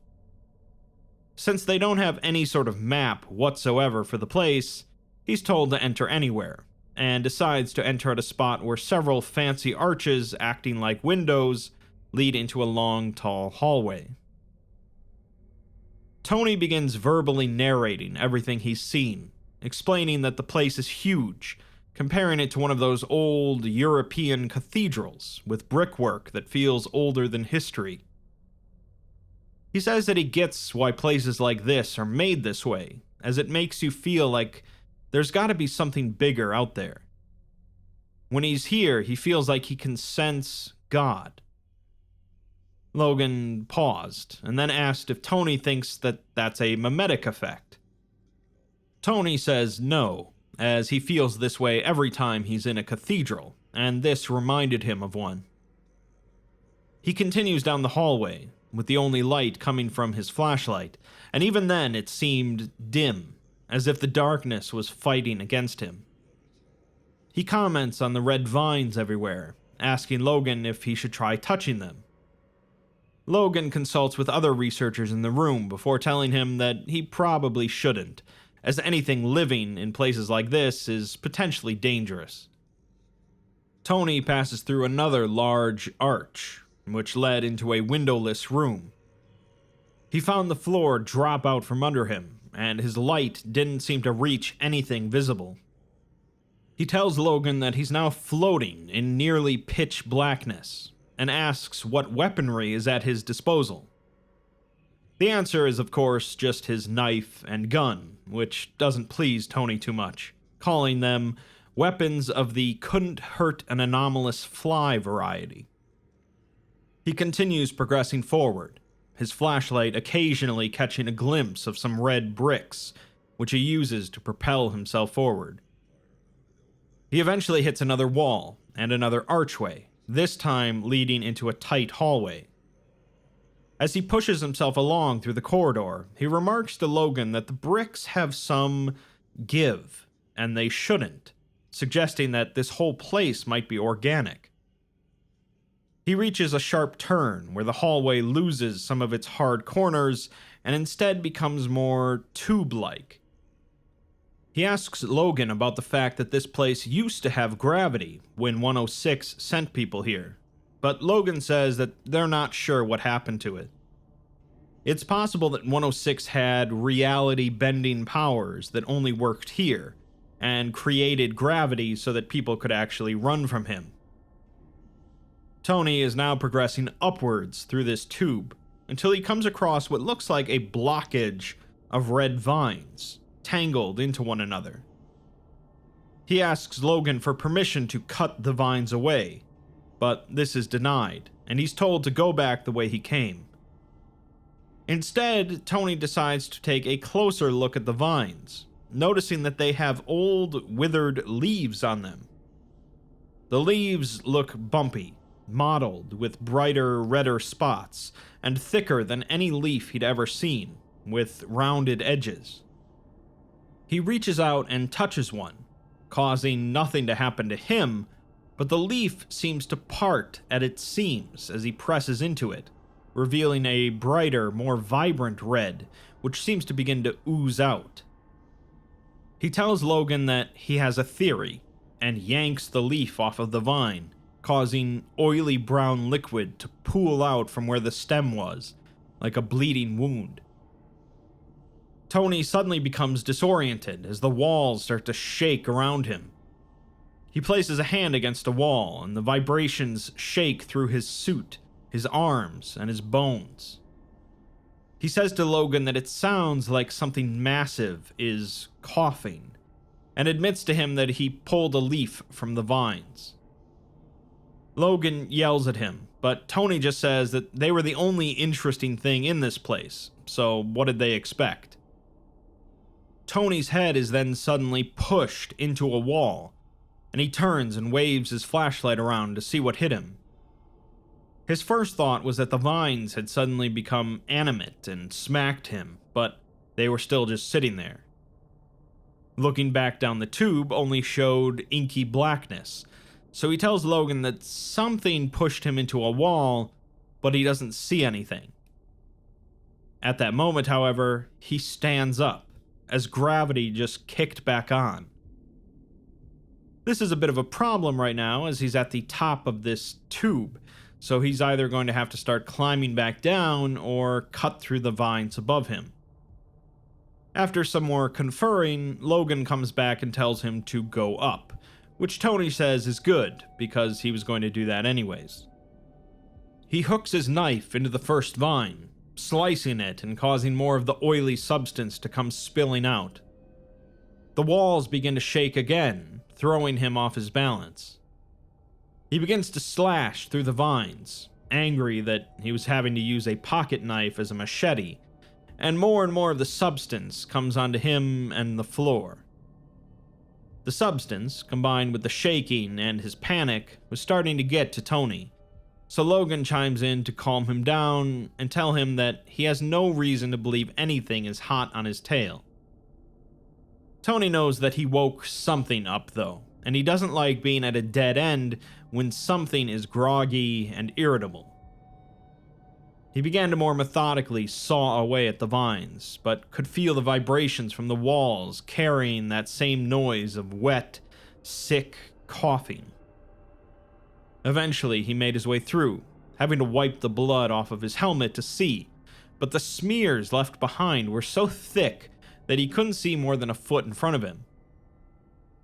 He tells Logan about it, also having to now inform him that the vines have been leaking out this weird blood, but the coughing sound has stopped. There's some muffled mumbling in the background, and Logan tells him that this was an unforeseen possibility. They really didn't give him anything to wipe his visor, except for maybe a plastic tarp. He tries removing his backpack to look through it for the tarp, but between his impaired vision and his thick gloves not allowing him to feel anything, he can't find it. He tells Logan that he has a different idea, however, and smashes the front of his helmet against the wall, shattering the glass. The glass sprayed into his face, leaving more than a few uncomfortable shallow cuts, but he could see now, as he didn't need to breathe in space. What he didn't think about, however, before doing that, was that there was now no atmosphere to transfer the sound of his voice, so he couldn't respond to Logan anymore. He could still hear Logan, though, who heard the crash and was asking if he's okay. He racked his brain for a moment before realizing that he could tap the microphone directly with his hand, making a tapping sound. While it would be ideal if he had knowledge of Morse code, the best they can do now is 2 taps for yes, 1 tap for no, 3 taps for maybe. As an additional problem, although he didn't need to breathe or worry about decompression, He wasn't entirely immune to the cold, and it was nearly unbearable. The movements of his face became stiff, but he continued onward, sometimes checking over his shoulder to make sure nothing was following him. Soon enough, he comes across a pit at a dead end. He hit his head against the wall several times in frustration, before deciding that he better just jump in. As a second thought, though, he decides he'd rather climb down, so he begins undressing out of the heavy spacesuit. He puts the transmitter back on, with Logan asking him if he's okay. He taps twice on the microphone, grabs some food bars out of the backpack, and looks down at the pit. He'll have to keep his flashlight in his mouth, but since there's no air, the light doesn't diffuse, so he'll be mostly blind. He'll also be unable to communicate, as his hands will be occupied. It's clear that he's not too thrilled about doing this, but he begins to lower himself down into the pit. He soon finds that his feet are forceful enough to slide in between the bricks in the wall, as if they separated just for his being there, so at least it was going to be easy. He waited there for some time, taking some fake deep breaths to try and calm down, but eventually he begins to descend. The going was slow, as although he was strong and had been on plenty of exploration missions, he wasn't a climber. Thankfully, there was nothing else to pay attention to, with no noise aside from the sliding of bricks when he touched them, and nothing in sight except a red splotch from the flashlight. A minute or so went by, down and down and down, and he began to wonder if the pit was curving outwards. He realized that his body was at an angle, with his footholds further into the wall than his handholds, and if this continued to curve, he would soon be unable to cling to it.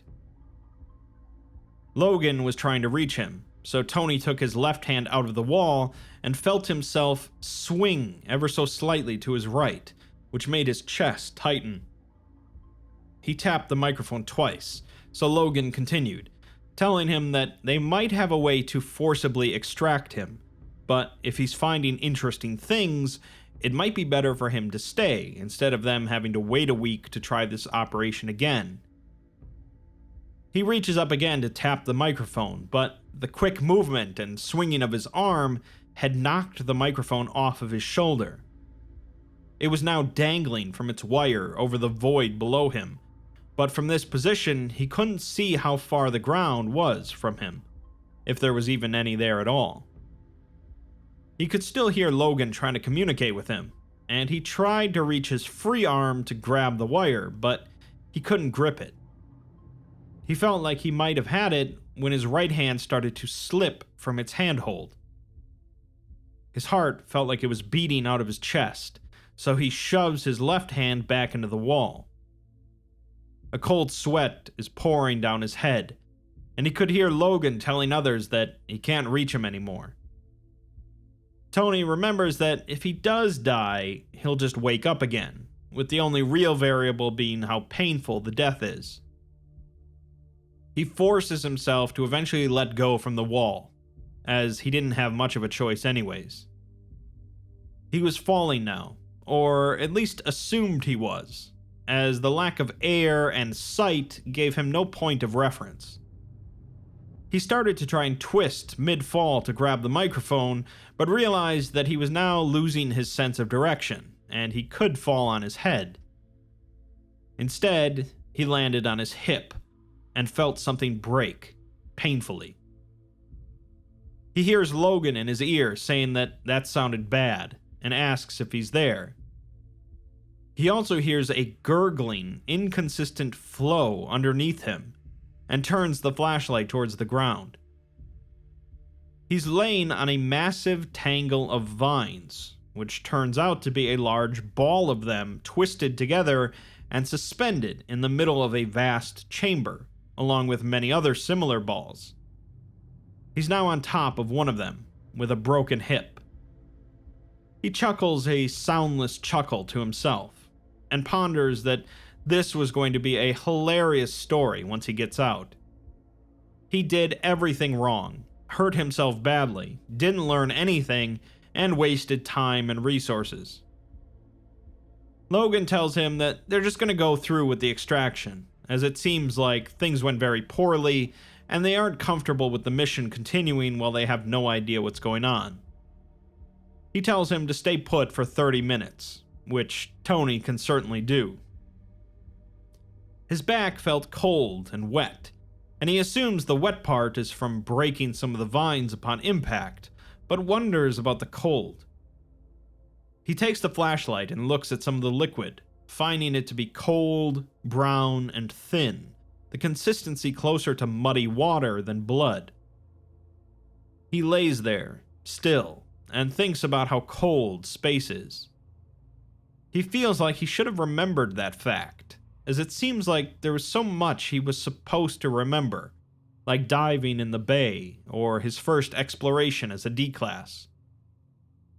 He doesn't know why he's forgetting more and more, as he remembered that he was capable of surviving in space, but he hadn't remembered how cold it was. He then realizes that the liquid is further up on his body than before, as he is definitely sinking into the vines.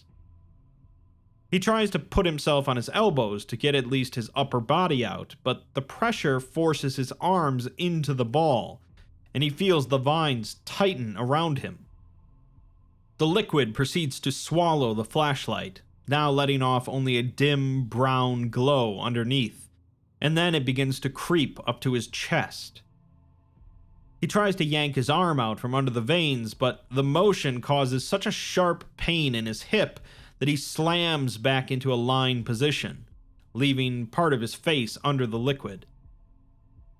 He didn't need to breathe, but was doing so instinctually until he inhales a mouthful of the brown blood, making him cough, hack, wheeze, and thrash. This only exacerbated the pain in his hip, however, and he was no closer to getting unstuck as the liquid continues to rise. It began to burn in his nose, making him gasp for an air that didn't exist, flop like a fish, and splash the liquid around, until eventually he's completely submerged. Ironically, he saw more underneath than he had before, with the flashlight bouncing around in the liquid. He's surrounded by a rotting, fecal brown, which tastes like iron and felt like nothing he had felt before. Some parts of it were thicker than others, as if the liquid folded in on itself. He tried to hold his breath for as long as he could, as even though he didn't require oxygen and he would survive this regardless, his lungs still rejected the liquid as if he were drowning. He twisted and writhed while floating in the liquid until the vines eventually twisted off of his arm. He grabbed the flashlight and immediately began swimming upwards, but he couldn't tell if he was making progress. Everything looked the same, but he continued on, fighting his natural instinct to breathe, as he didn't need to. Progress was slow, and it seemed that the pool was so much deeper than it actually was. Finally, he bumps into something, as the hole he had entered through had been closed up by the vines. He tries to find his knife, but realizes that his backpack is no longer with him, either still on top or floating somewhere inside of the ball.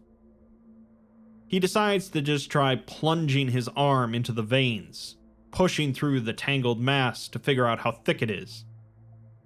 He's still holding his breath, and has to really fight his impulses to not take a breath while exerting himself. His arm is up to the elbow in the veins, and he makes it through, feeling the stunning cold from the vacuum of space on the other side. But he looks at his bicep and recoils as the skin is rotting. It looks like wet, torn paper, drifting in the stagnant brown liquid, revealing a cloudy, cottony outpouring of fat and pus and blood from underneath. He involuntarily gasps, and his left hand lets go of the flashlight, which gently drifts away. His vision plunges into darkness, and without having to look at his own desiccated body, he calms himself down. He knows he's dying, as he's being digested by this fluid, which must have a numbing agent contained in it. This explains why he didn't feel himself sinking in it, or didn't feel it eating his arm, and why his lungs don't hurt now that he's breathing it in. In his mind, this is relieving, as the uncertainty is gone, and this thing killing him was kind enough to make it painless. He lets himself breathe it in, with his arm up to the elbow in veins while being digested, and thought that this is probably a typical way for a D-class to go. He simply floated there, barely feeling anything in the darkness, with only the sound of sloshing liquid and his own heartbeat. That was soon gone as well, as he realized his ears must have been digested now, and he thought that this is the most conscious he's ever been, while completely and utterly dead. And then there was nothing. A mere pinprick of nothing, as wide as the universe, and the universe was small. A single dimension, a single point, containing all that ever was and will be, of nothing and the possibilities therein, which in turn exploded into light, into matter, cascading, expanding, fighting against the point, becoming lines, and then shapes, and then prisms, dimensions upon dimensions, creating and birthing and being. And suddenly there were stars, and there were planets, and there were solids and liquids and gases and plasma, filling the universe edge to edge. And the universe was big. It was huge, it was massive, and it was dark. Tony floated in viscous void, some parts thicker than others, like space folded in on itself, if such a thing were at all possible. He tried to scream, to call out, but all that came out of him were bubbles. Bubbles of cosmos that floated out of him and popped into nebula and debris. All he could do was watch as the something created patterns too vast to comprehend and too small to even notice. Spiraling, swirling galaxies made of spiraling, swirling solar systems, made of spiraling, swirling moons, made of spiraling, swirling life. Earth. Tony stopped his shouting as he began to recognize the ball of rock and water. His consciousness, out of all the universe, honing in on something familiar, this germ, this speck of importance he'd identified, to sip its primordial soup. Time nearly stopped, so he could gaze upon its opulence. The young thing, watching its moon be made, watching asteroids peck its cheeks. But it didn't stop. A whirlwind of history passed Tony by. He saw it all. He saw the ice ages. He saw the dinosaurs come and go. He saw spiders first develop.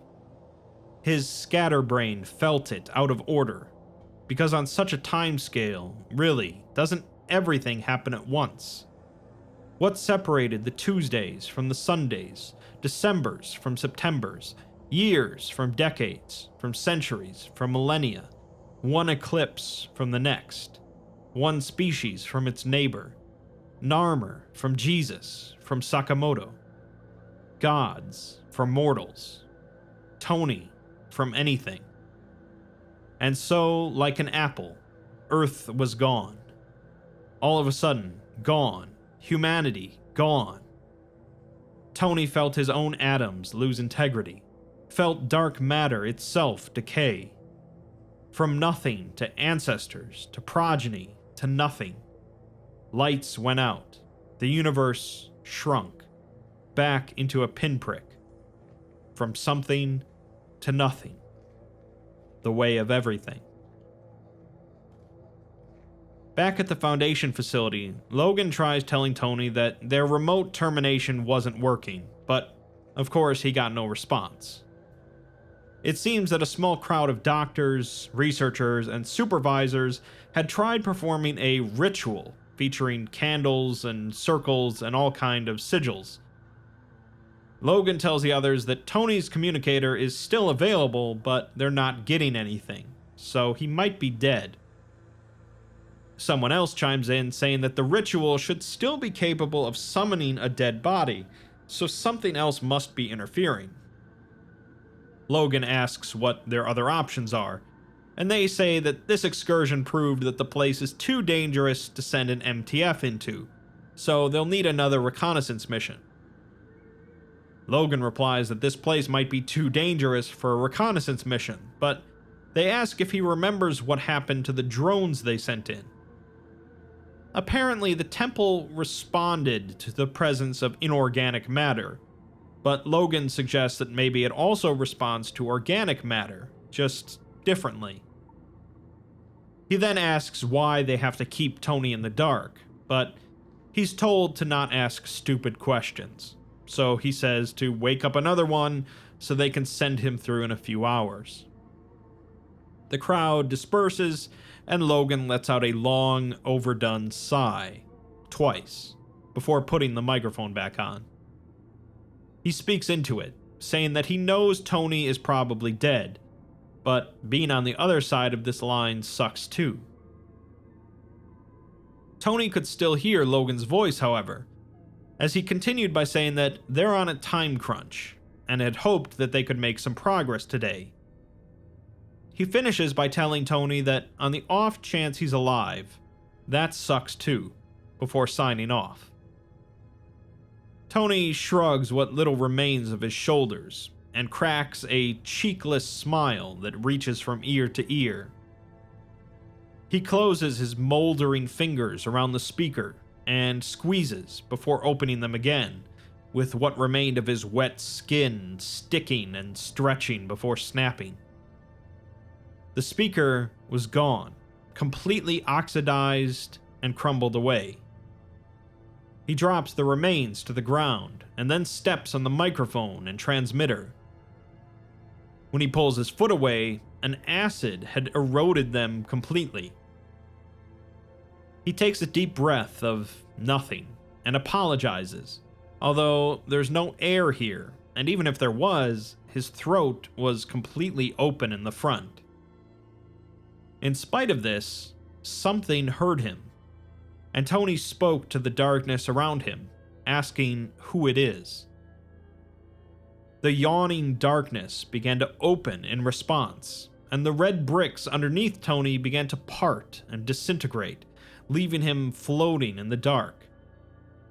Then he was pulled by some unseen force. Tony isn't afraid, however, and as the darkness opens up, he begins to see an entity. At first, just a silhouette rising from the blackness, like a swimmer breaching the surface. The entity was pulling away from the blackness, like a trapped elephant struggling through tar. Eventually, the darkness poured off of it, enough for Tony to get a clear image, seeing that its carapace was almost human, unsettlingly close. It looked like a skull layered with skin, yet without the aid of muscles, layered with tumorous growths and small punctures where pus, blood, and that fecal brown fluid poured out. Its eye sockets were not empty, but they were not filled with eyes. They seemed to cry mulch and dirt, like dug-up graves spilling out. And behind that earth laid that same Stygian darkness. Tony thought that he could make out something there, something beyond the known universe, that within laid a decay so strong it turned matter not simply into dirt, but into nothing. The entity then spoke, its voice hissing and bubbling and popping like a corpse's gases forcing their way through bloated flesh.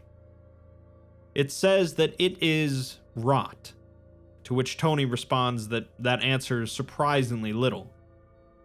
It continues, though, saying that it is decay. It is that which breaks and tears asunder. It is the slow return of everything to nothing.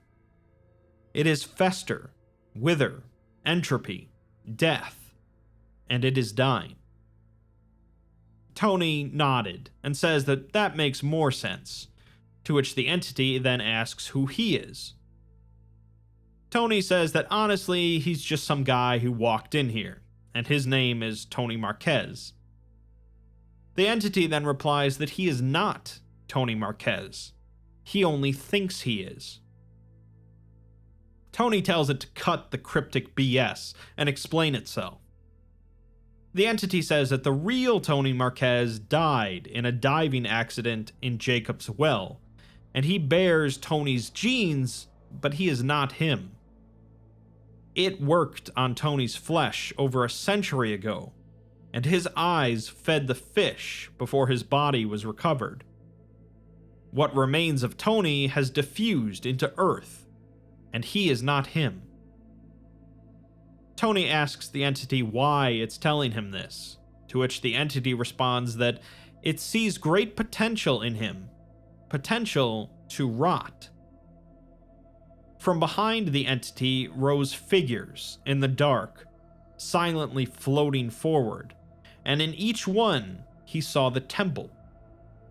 Each were the remains of SCP-106, but there were many of them, each one being a gateway filled with stars and stunning cold that led to this temple of rot that pumped blood into nothingness. The entity says that its acolytes are fulfilling their final purpose. They are decaying beyond the point of use. In their highest of honors, they have come here to die. Tony asks why they are dying, but the entity only coughs, a sick, wet cough, eventually saying that they are all dying. Tony asks what it means and why it spared him. The entity says that once Tony knew his fate, he became one with it. He did not fight the inevitable, but he respected the entity's creation with his own destruction. For that, it rewarded him with truth, and he accepted it. The fate of everything, the return to nothing.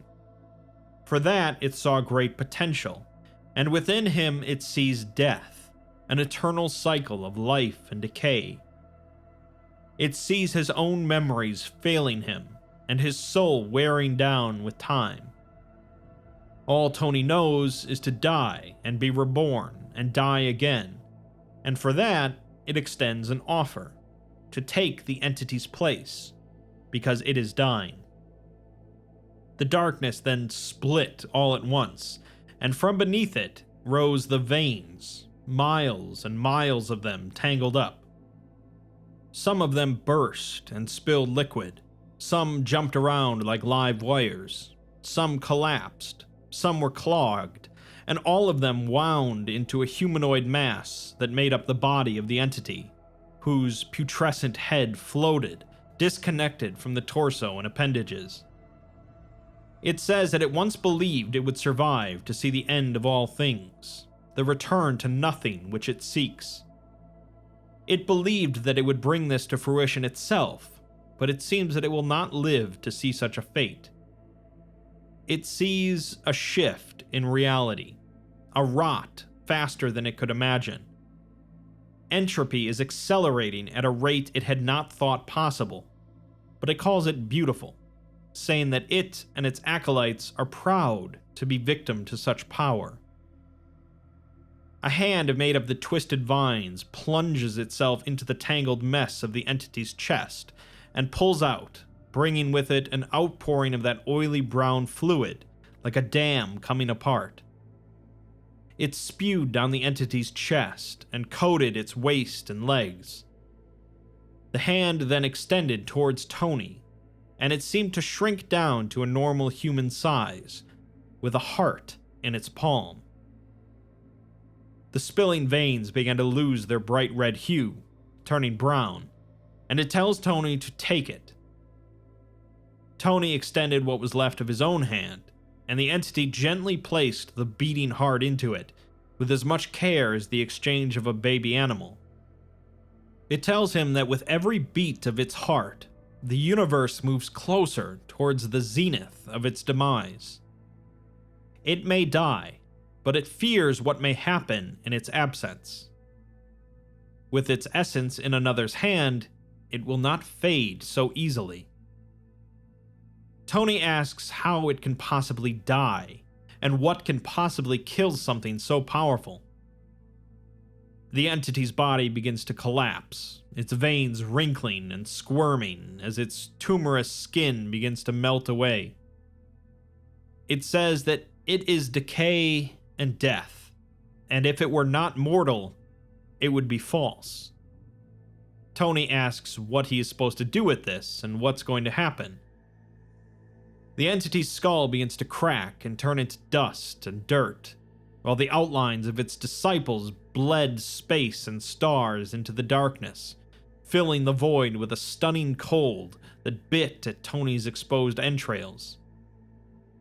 The entity fell into itself, imploding like a corpse being thrown into a wormhole grave, buried by an unseen undertaker with heaps of cosmos and dark matter.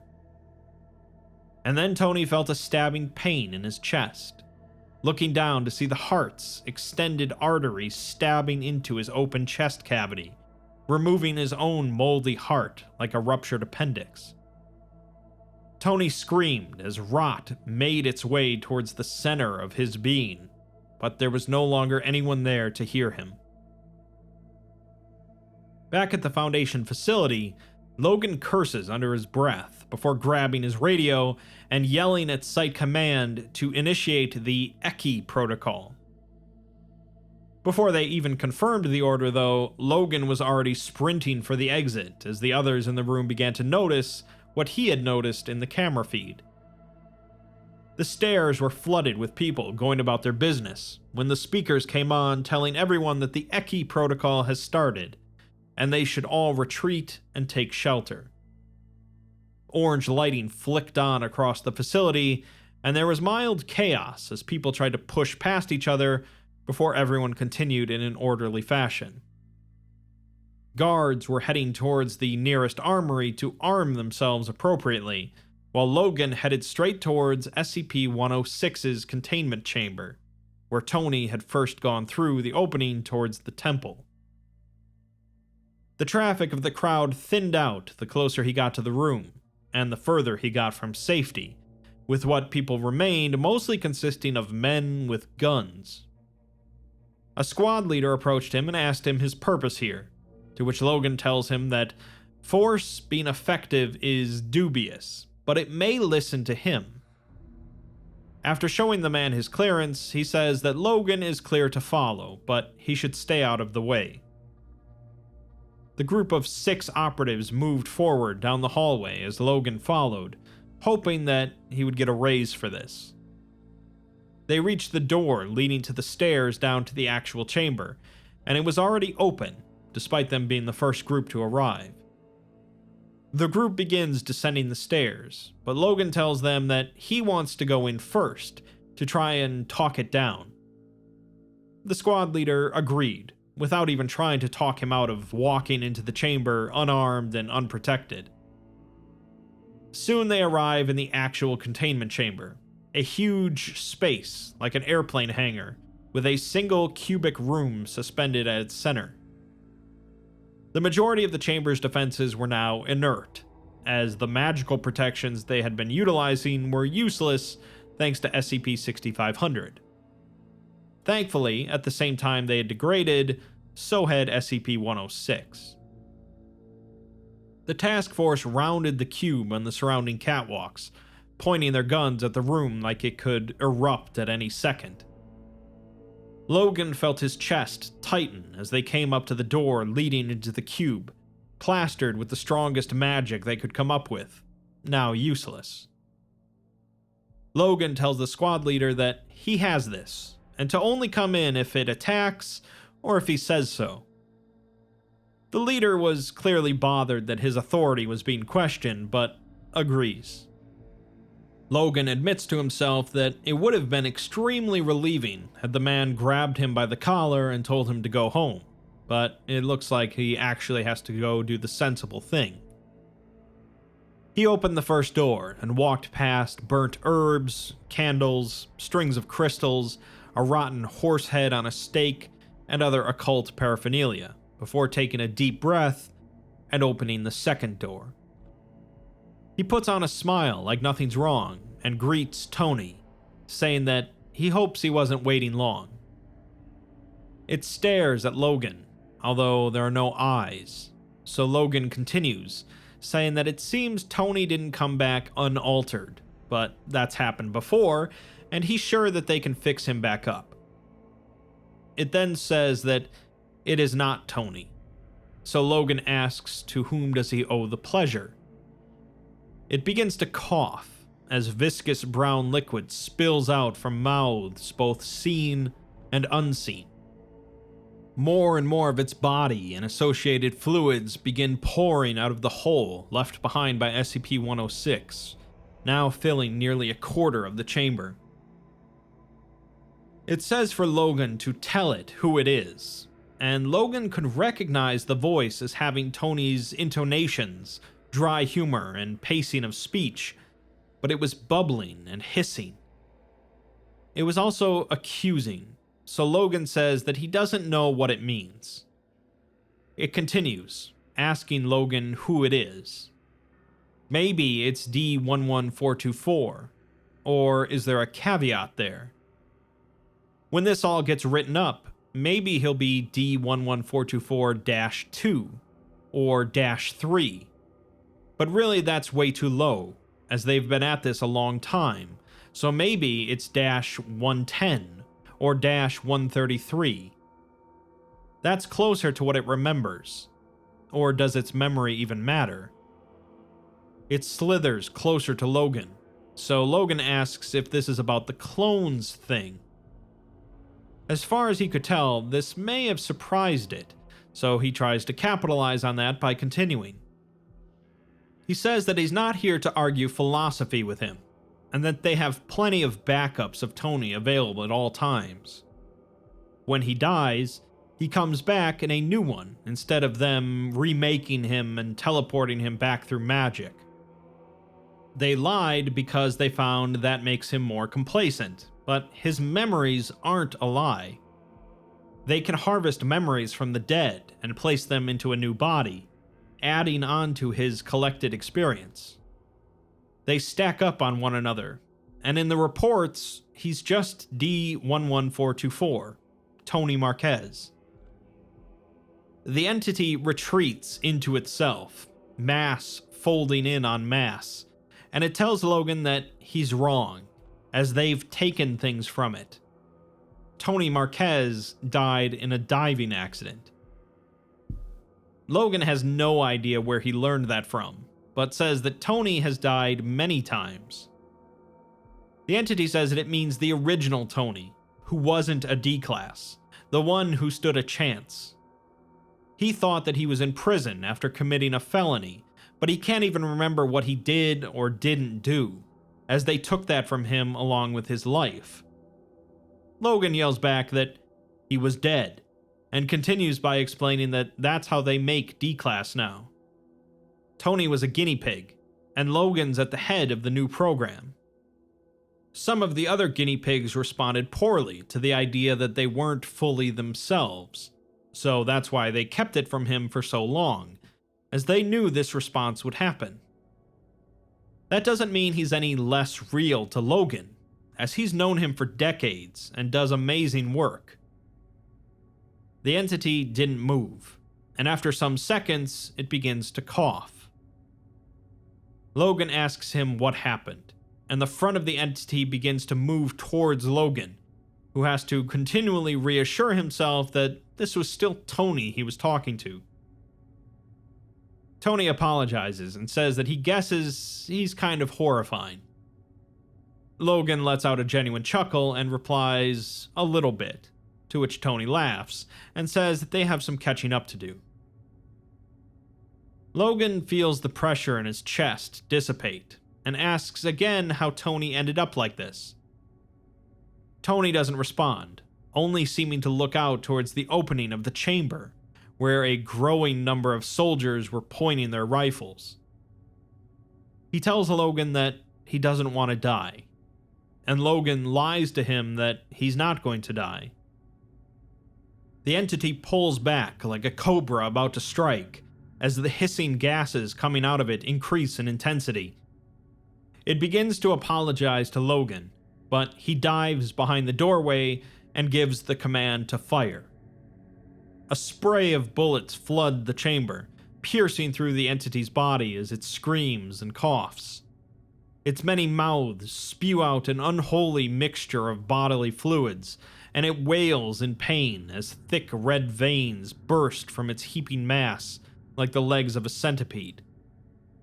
The veins pick up the mass off the ground and enhance its mobility as it tries to lunge towards Logan, which only puts it back into the path of the bullets. It screams and curses at the soldiers, reminding Logan of Tony's wide vocabulary of insults. It then decides to go straight through the wall of the chamber, causing it to crack and fall apart, just like SCP-106 did. Logan hears more gunfire and men screaming as the entity roars that it is rot and decay, that which breaks and tears asunder. Logan sprints out through the doorway, looking to see the entity latch onto the side of the cube before launching itself into a group of soldiers on the catwalk, swallowing them up into its mass. The non-stop hail of bullets continue to pound into the entity, causing bile to spill out onto the railings and catwalks and melting them in seconds. It shot out veins as thick as arms and latches onto nearby soldiers, either slamming them against walls, throwing them against the ground, or pulling them back into its mass. It continues to scream, however, and when it becomes clear that it couldn't take down all the soldiers, it escapes through a wall of the large chamber. The blaring sirens become more insistent, and the lights turn red, as a warning comes over the loudspeakers that Amida protocol has been initiated, and all personnel should evacuate immediately. The Foundation is planning on activating the on-site nuclear warhead to contain this thing. Logan rushes over to a nearby soldier and takes his radio, telling Site Command to not arm the nuclear warhead, as that thing has the Molur Foci. Site Command agrees, and Logan heads back up the facility out of the chamber, soon running back into the entity.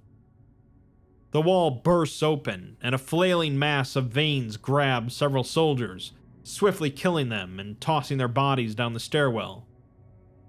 When it fully emerges from the wall, Logan now sees that it had a face, which was simultaneously Tony's face, but not at all. It screams Logan's name in rage, at which point the remaining soldiers in the stairwell unleash a barrage of bullets, sending it back into the wall.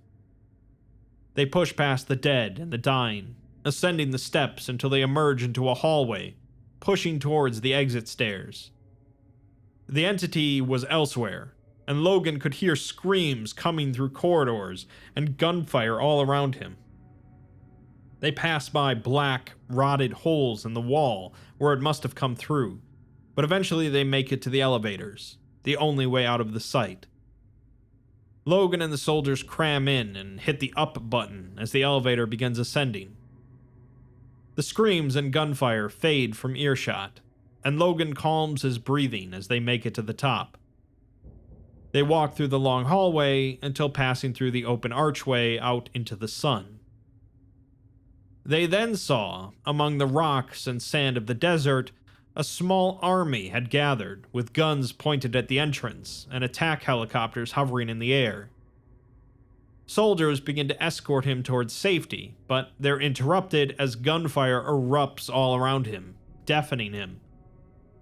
The entity was trying to escape from the site, but it didn't stand a chance. It didn't even have a form anymore, just a mass of disconnected tendrils and body parts crawling forward, until it eventually stopped. The gunfire ceased, and the air became still. Logan eventually opens his eyes, seeing that all that remained of the entity was its outline, full of stars. He felt a stunning cold looking through the shapeless window in the world, and at the velvety black of space, interrupted at its center by the stone structure of the temple.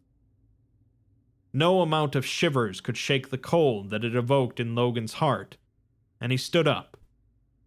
The air was clouded with dust and sweat and adrenaline. The death throes of a dying world were once again silenced, and at its base was a lacerated heart, beating blood into nothing. So ends the path of the thief. The debriefing report gives us a status update on the Molur Foci, the heart. It is resistant to the majority of time dilation effects, but they're looking to further lower its beats per minute via temporal methods. Destruction or complete cessation of the heart has been forbidden by the Council due to the unknown potential effects on natural entropic phenomena. Slowing the heart rate of the artifact, however, has had a clear effect on the rate of SCP-6500's effects, with it neutralizing less anomalies and causing less magic to fail. On the flip side, though, reports of nausea, hallucinations, and dreams are all much higher among personnel working on the project, and the heart is producing vastly more corrosive fluids than before. It's also making a number more escapes each month. It managed to breach containment with the aid of a junior researcher who used a stolen security card to open the containment chamber. Afterwards, the junior researcher was brought in for interrogation, and it was discovered that they were functionally dead, with no memories of the original junior researcher, so it was neutralized. At another time, the heart managed to accelerate its heart rate by 200% for 2 hours before emergency thaumaturgic measures were taken against it, and it was discovered that it had been producing adrenaline instead of blood during that time. A corpse matching that of Logan was discovered in the containment chamber after the simultaneous failure of all audiovisual devices, with Logan himself being elsewhere, perfectly fine. He now dreams of the heart once every 3 days, and a snorkel covered in a thin layer of the heart's corrosive fluids was found in his office desk drawer. The report ends with a note from Logan in which he writes that the project has been a massive success, as SCP-6500's effects are being mitigated across the board, with less than half the expected cost of what was previously thought possible. He cannot thank his team enough, but the road ahead of them is long and as of yet uncertain. He's confident that they'll pull through. They have single-handedly postponed the death of magic by at least several years, and they are looking forward to postponing it further, wishing everyone Godspeed. Unlike the other paths, this one doesn't seem so clearly optimistic and simple. This artifact doesn't seem to be as easily handled as the others, and its effects don't seem to be as total. Regardless, the 4 paths have been completed, so the only thing left is to continue into the SCP-6500 file and discover what exactly the Council is going to do about this situation. I have a feeling that it's not going to be completely cut and dry, as the fate of the world never is. SCP-6500 Inevitable Part 5. Up to this point, we've looked at 4 separate paths, all related to different artifacts that can, in one way or another, slow down or stop SCP-6500 and its entropic effects entirely. The Path of the Warrior resulted in the Leading Edge, a sword woven into the pataphysical folds of reality that can rewrite the story of SCP-6500.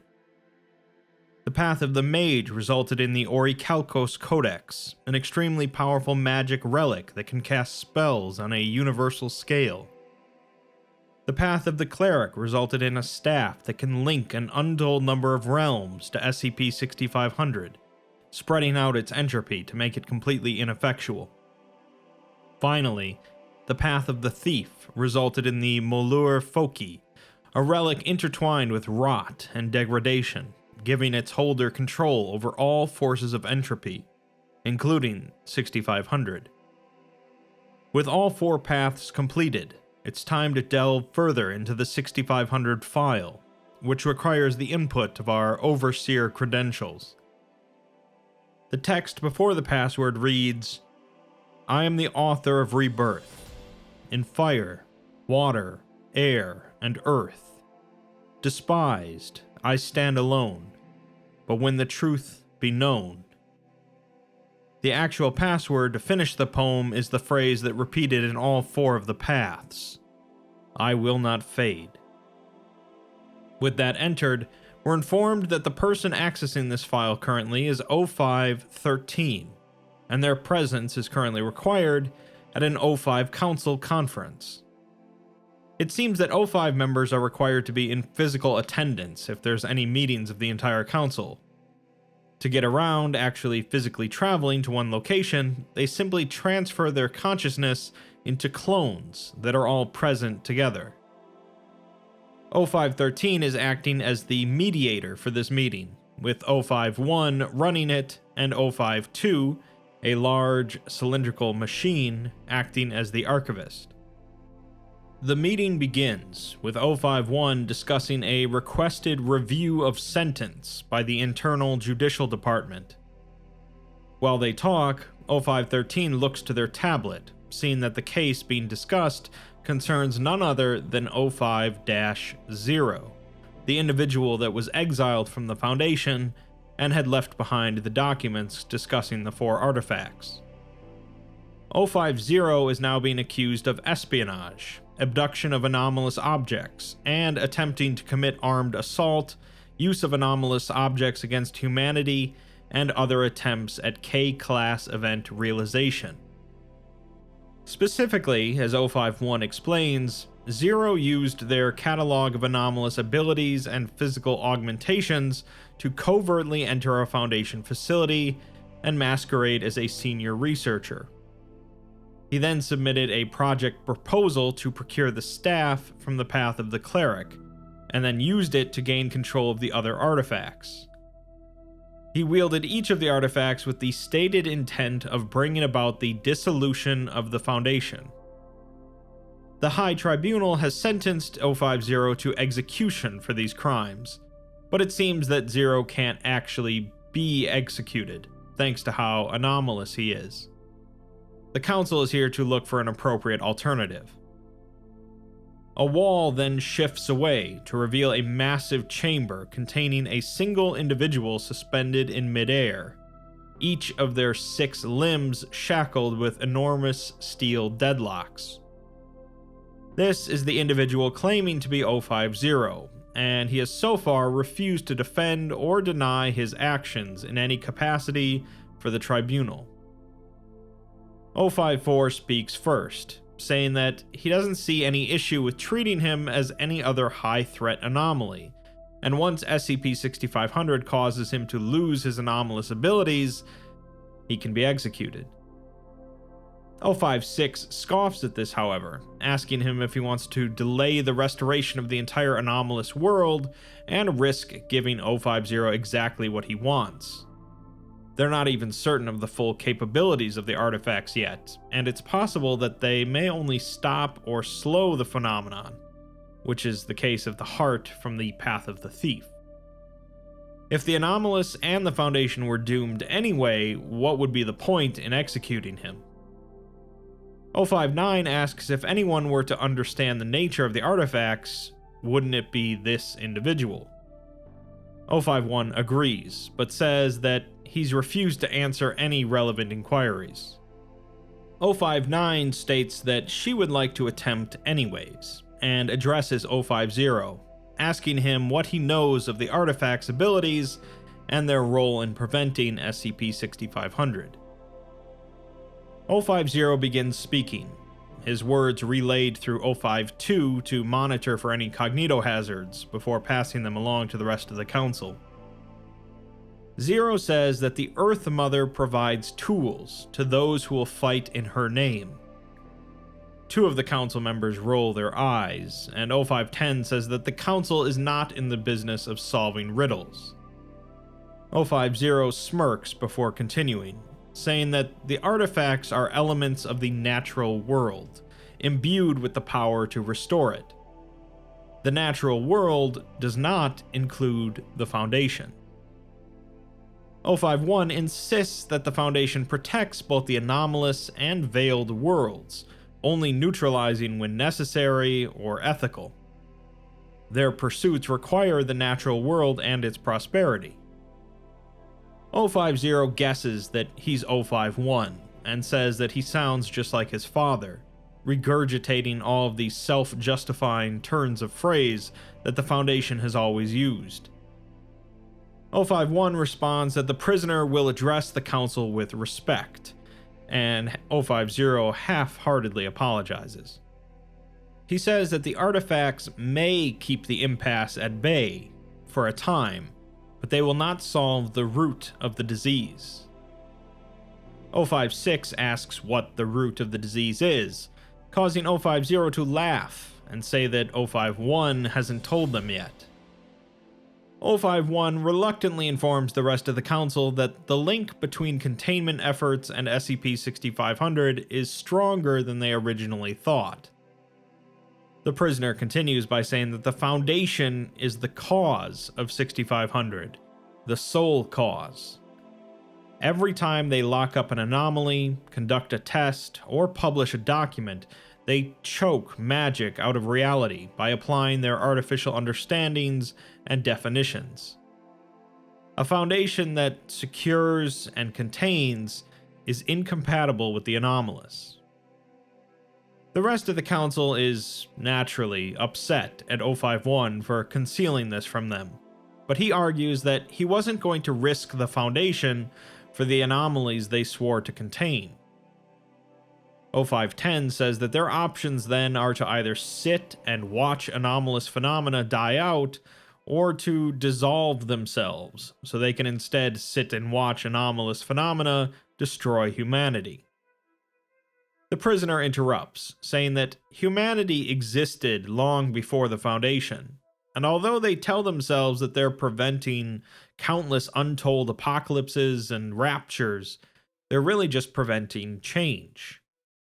They're preventing the entropic effects of the natural world on the artificial, and in so doing cause the accelerated entropy of the natural. 050 continues, saying that regulation is different from containment, however. 051 seeks to prolong this crisis indefinitely, as either option results in the death of the Foundation, but they can become something more. They can unmake this institution, restore the natural world, and begin anew.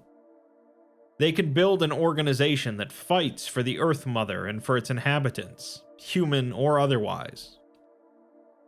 The silence sits in the room for some time, until 059 says that they propose the latter, and submit this proposal to the council with priority.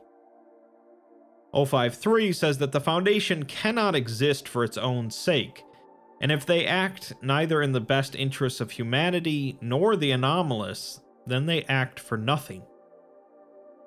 0510 responds that if by the best interests of humanity they mean the death of trillions of species of sentient and sapient anomalous beings, they'd like to establish that that's the least ethical possible option here. 051 says that they cannot be seriously considering 050's proposal, as there's no regulation without control or containment. They've been shown time and time again that placing too much trust in external groups is a surefire route to betrayal. 05-5, the Foundation's liaison to external groups, chimes in, asking if 051 would paint all groups of interest as untrustworthy because of a few bad actors. The Foundation used to wage war on entire anomalous species because they didn't understand them, so are they not seen as untrustworthy? 0512, the counselor that used to live a normal life before being made in 05, says that the Foundation introduced her to a bigger, stranger, more fantastic world than she could have ever dreamed was our reality. Not a day passes where she doesn't wish that she could share that experience and the truth with the rest of the world. 058 retorts that not everyone would be as protected as she is, and there are over 1,000 anomalies which, if released, would cull half the human population overnight.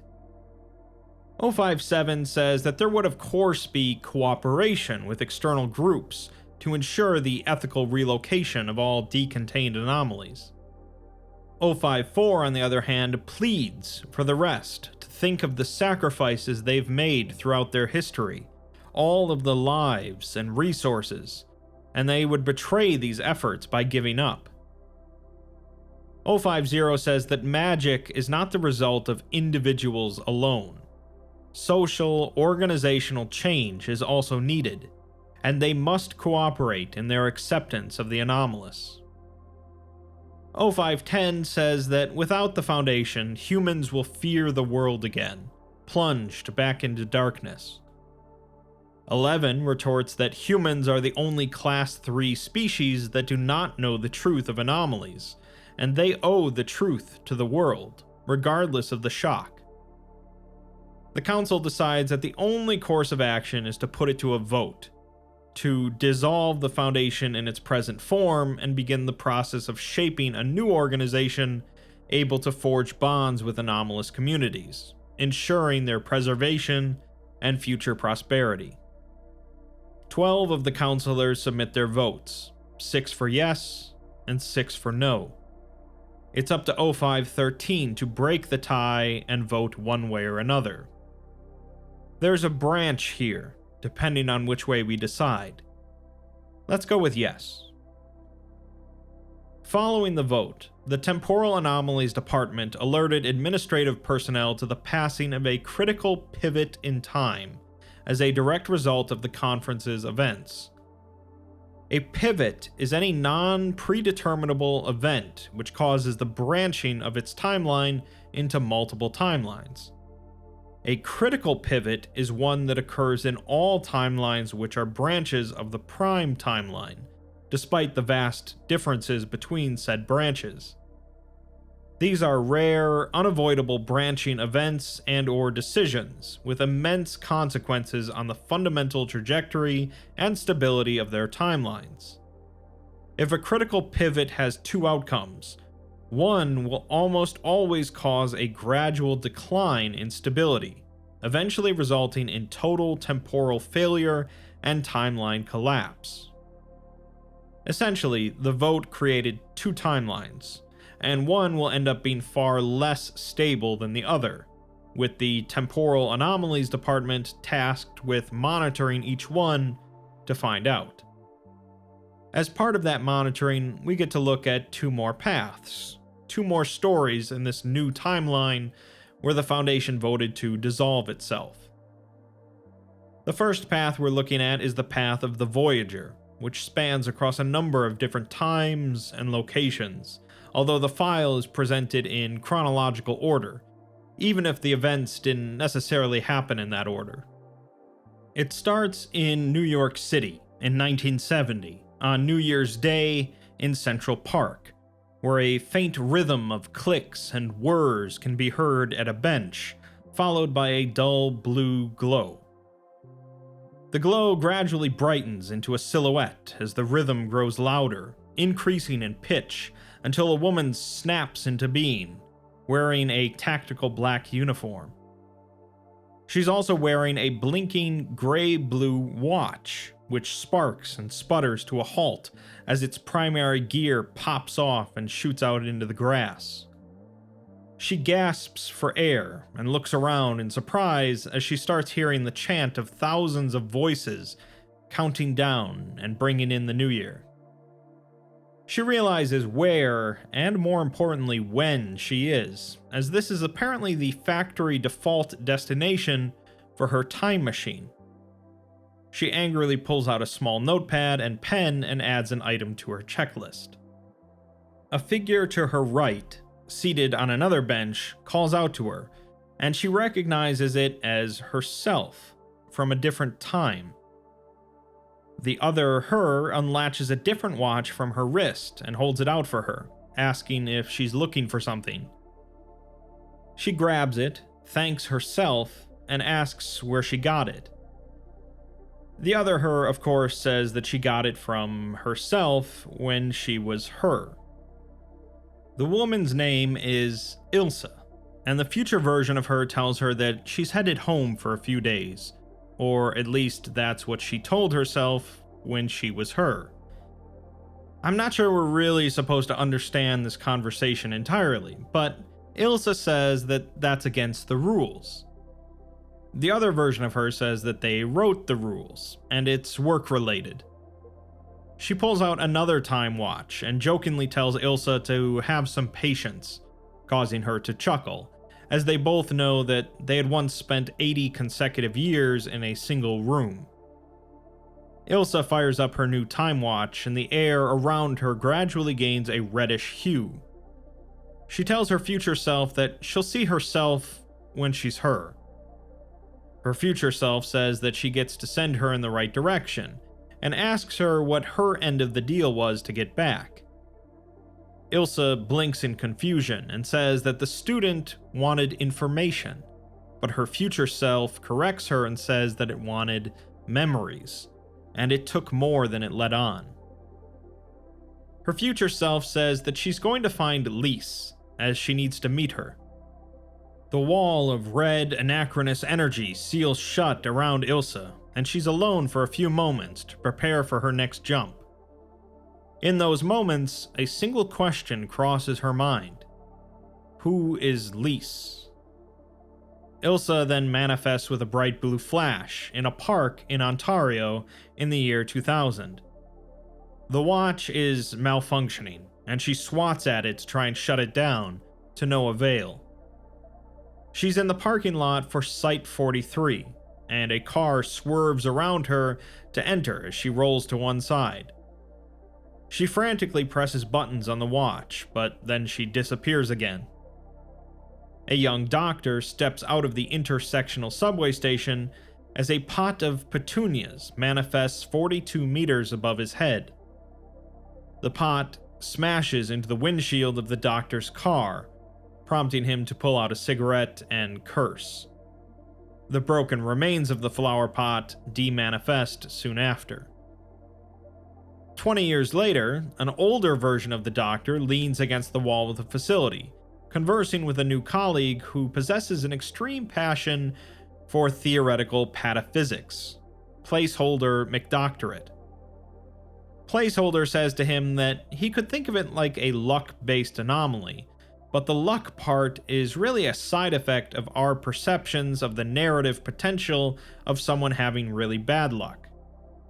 The Doctor retorts that it doesn't feel all that narratively engaging when God drops a flower pot on your windshield. Just then, another flower pot smashes into the Doctor's car, shattering the windshield. Amidst the remains is a small slip of paper, which reads, "I owe you 2 windshields. Sorry." Placeholder smirks and holds back his laughter as he asks the Doctor, "You were saying?" Ilsa manifests at her desk in Site 43 in 2021, just as an alternate version of her steps through the office door, holding a piece of chocolate cake. Her alternate self sighs, closes the door, and tells her that she's sure this is important, but she finally has her life back, and it's only been a few days. Ilsa is the future version here, so the alternate version knows that she should defer to her, regardless of how little information she provides. Ilsa pulls out the original broken watch and sets it on the desk, telling her alternate self that this is her next project. All she has to do is study it, fix it, and when she's done, sometime in the next 60 years, put it behind the bookshelf in the office. Her alternate self assumes that she's not going to explain why or answer any of her questions. Ilsa smirks and says that she'll find out the long way around, and to have some patience. Ilsa starts firing up her watch again, and says that as a bonus, once she's figured out the design, she can tell the temporal department that it was her idea.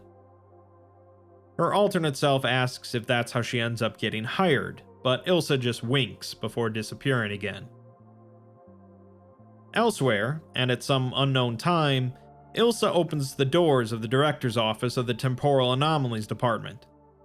She greets a man named Marcus, who had apparently just performed his first time jump. She tells him that he'll get used to the nervousness, and the wobbliness he feels is due to being here at this site, which is located outside of time. She describes it as being like reverse seasickness, as you spend your whole life going at a mostly constant rate through the flow of time, and you get used to it. She spent 80 years in a stopped time stream once, so it hardly affects her anymore. She shows him to his quarters and remarks on the flower pot he brought with, saying that it must be pretty important if he paid to send them here. He says that the flowers were a gift from his mother, who passed away a few years ago. Ilsa is holding the flower pot for him as her watch starts firing up of its own volition. He says that he brought them with to keep him sane while here, but she suddenly disappears along with the flowers. He never saw the petunias again. In 2034, Ilsa leaves the office of Placeholder in Sloth's Pit, Wisconsin, having just completed the second step of a two-step process. She now ensured that the Placeholder of 2034 contacted the Placeholder of 2021 via the use of an SCP. 2034 Placeholder then reverse engineers the anomaly so that 2021 Placeholder can build it, and then go on to eventually fulfill the time loop. Ilsa sighs with relief and takes a seat in the empty cafeteria. She logs her mission as successful, and now just has to return to the temporal department for a check-in and some rest, except for one other thing. She makes some more adjustments to her jump watch, reverting it to its default settings, and activates it. She was due to pay herself a visit. Much later, in 2099, back in Ontario, the location of the former Site 43 is now just empty marshland, with various anomalous wildlife roaming around in the area. One animal, a sleek, panther-like creature, turns and looks at Ilsa, who shuts her eyes and plays dead, hoping that the creature hadn't noticed her movement. She stays like that for a long time until eventually opening her eyes and seeing that the panther is gone. She pulls herself to her feet and takes a couple Tylenol capsules out of her backpack. She then looks to her watch, gasping at the damage it had suffered. It's still able to tell her when and where she is, and she's thoroughly confused, as she knows that Site 43 should be nearby. She paces around as her breathing quickens, and comes to the conclusion that since her watch is clearly damaged, its coordinate system must also be misaligned. She rests against a boulder and begins to unlatch her watch, but the boulder turns out to be much warmer than expected, surprising her. She hears sounds of machinery within, and part of the boulder slides into the ground, creating a doorway-like opening. She sees the panther creature nearby again, looking at her, so she gives it a slight bow and backs up into the boulder. It closes behind her, and it soon becomes clear that she's entered an elevator, which begins to descend. It eventually comes to a stop, and she hovers her hand over her pistol in preparation as the doors slide open. She recognizes the room immediately, seeing leather armchairs and magazines and spades. An automated voice comes over the PA system greeting her by name, welcoming her to the Vanguard Research and Preservation Site-43, and asks if she'd like a tour. She realizes now that her watch wasn't wrong about her time or location, but she had somehow ended up in a different timeline entirely. She was now in the timeline where the Foundation voted to release the grand majority of their anomalies, and eventually converted most of their sites to autonomous operations to continue the few anomalies that were left. The only Site-43 anomaly that they hadn't released was SCP-6520, a former site co-director, reality bender, and friend to Ilsa, named Dr. Wynne Ridderek. She reads the file at the site about Wynne, which explains that he had been self-exiled since 1966 to an enormous, cavernous network beneath Site-43 in order to research and abate esoteric materials in isolation. It seems that Wynne had a vested interest in the formation of Vanguard, the organization that followed the Foundation. He eventually became unresponsive, however, likely due to a lack of perceived usefulness on his part in the wake of the Foundation's end. His depressive episode, combined with his reality-bending powers, caused Site-43 to gradually sink into the ground, damaging both structures and equipment. After 6 weeks, Vanguard administration decided to fill Wynne's chamber with an anomalous compound, resulting in his anesthetization and subsequent decommissioning. Ilsa weeps as she continues to reread the file, smoking some cigarettes she found in a doctor's office. The smoke eventually causes the sprinkler system to activate, drenching her as she continued to sit there. After a few hours of rest, she continued to comb through the database. She found that time travel technology had been released for public study, with heavy regulations, but was still only in its infancy. She couldn't really build a new device here, as it had taken continuous help from multiple versions of herself at different points in time to do it the first time, and it still wouldn't give her a clear way back to her own timeline. She clicked ahead to a file discussing 052, the computerized archivist, which refers to itself as the student. The AI running 052 managed to escape its own decommissioning after the vote to dissolve the Foundation, where it then escaped into the internet. It was later detected within Site-15's intranet, and soon after, all contact was lost with the site. Arrangements were made with the AI so that it will patrol and report to Vanguard on local activity in exchange for access to the same information regarding other nexuses. Ilsa realizes that this AI, likely much more advanced than humans, will know how to send her home. She then also realizes that there must be another Ilsa in this timeline, and jogged over to her old office in the site. She had joined the Temporal Anomalies Department decades after the critical pivot, and so her alternate self may or may not eventually have access to a time watch, unless she insured it. In the office, behind the bookshelf, she finds a time watch in mint condition, and thanks her past self.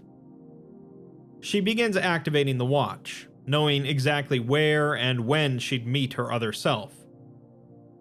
She manifests in California, landing with a thud before standing and facing a translucent orange dome, which eventually dissipates. She's at the Wildlife Preserve, where the AI resides, and reads a podium displaying an infographic, which explains that there's a living metal metropolis within this preserve. If you can trek fairly to the center, you can meet the student, a being of great wisdom and fairness. A note warns that spontaneous manifestations within the preserve are dangerous and should not be attempted.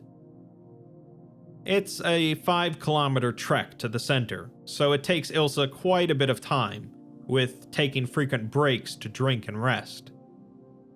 She comes across a tall tree in a small clearing, its bark seeming to ooze rushing water.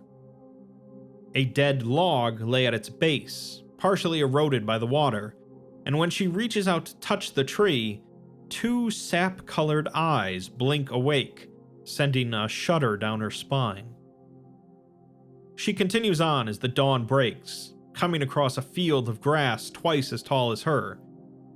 After passing through the field, she steps out and sees a massive, sprawling, city-like complex of cubes and lasers, flashes of light and glass chambers, the grinding of metal and hum of electricity.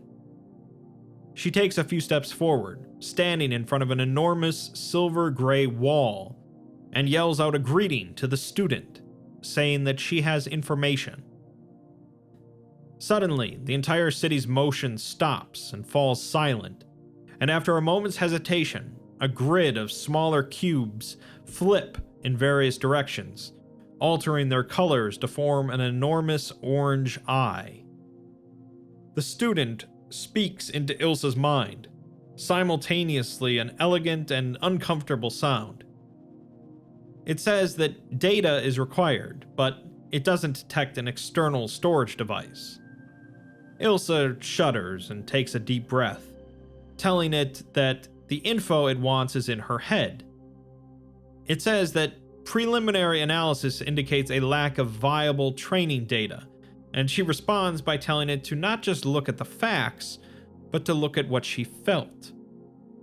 It tells her to elaborate, so she does, explaining that emotion is one of the primary systems governing a human's brain, and the student's understanding of the development of life and complex neurological systems would be improved if it understood emotions a bit better.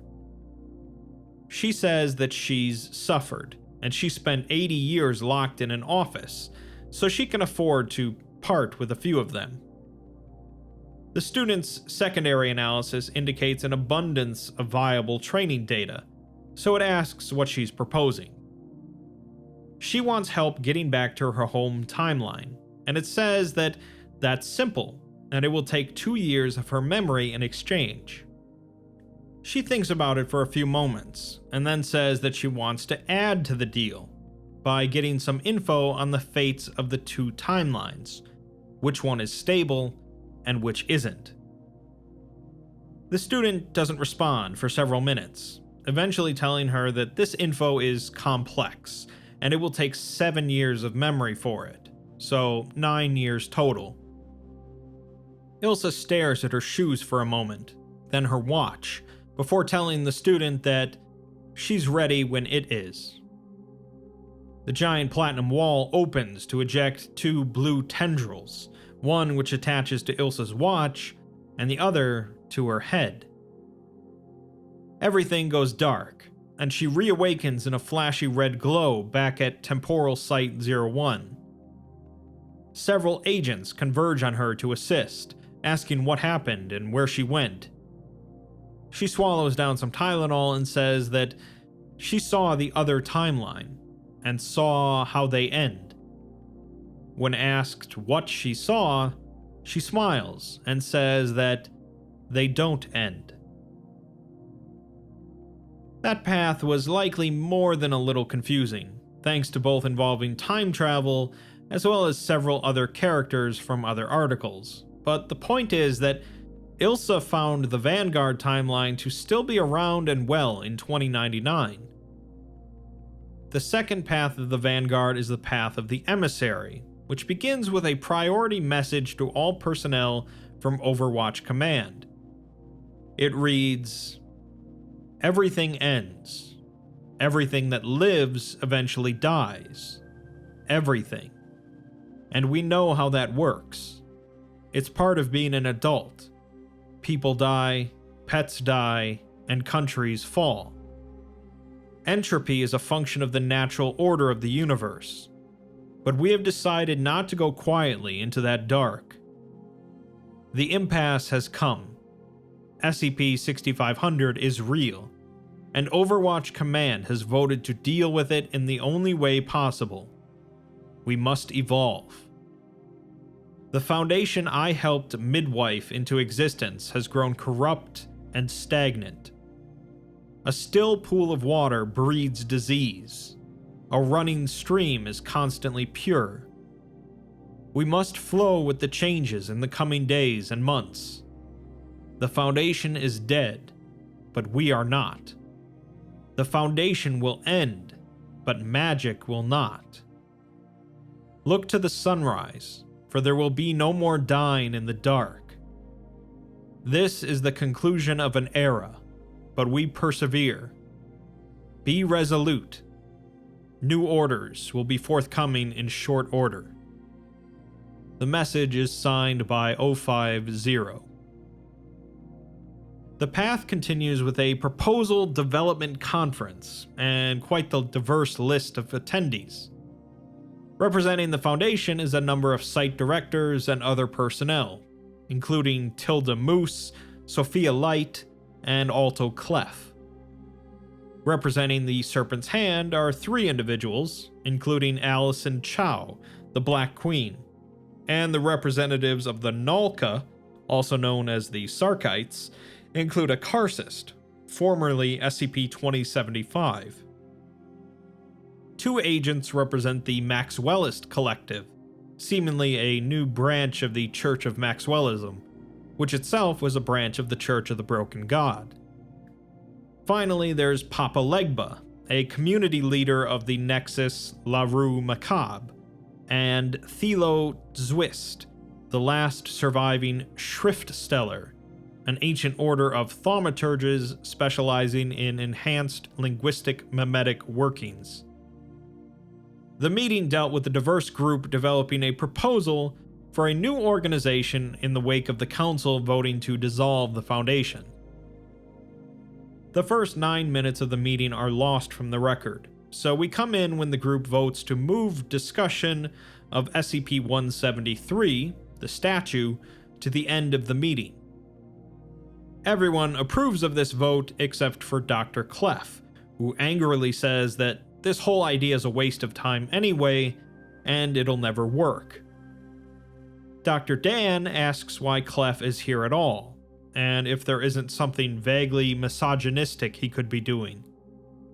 Clef curses at him in return, and asks if he shouldn't be off planning the deaths of some more MTF agents, referring to Dan's involvement in the SCP-096 incident. Karcist Varus asks if this is the level of professionality that they should expect from the rest of the meeting. Some of the others begin nodding, while Zwist quietly laughs. Director McInnes puts a stop to the arguments, and says that they need to usher in a new organization, and iron out the details to provide a proposal for the remaining O5s. It seems that many of the council that voted against dissolving the Foundation have left, with at least 4 of them having completely disappeared. Director Moose says that this is a concern, but they can't do anything about it, and there's no role for them here anyways, as any remaining O5 members would be resigning anyways.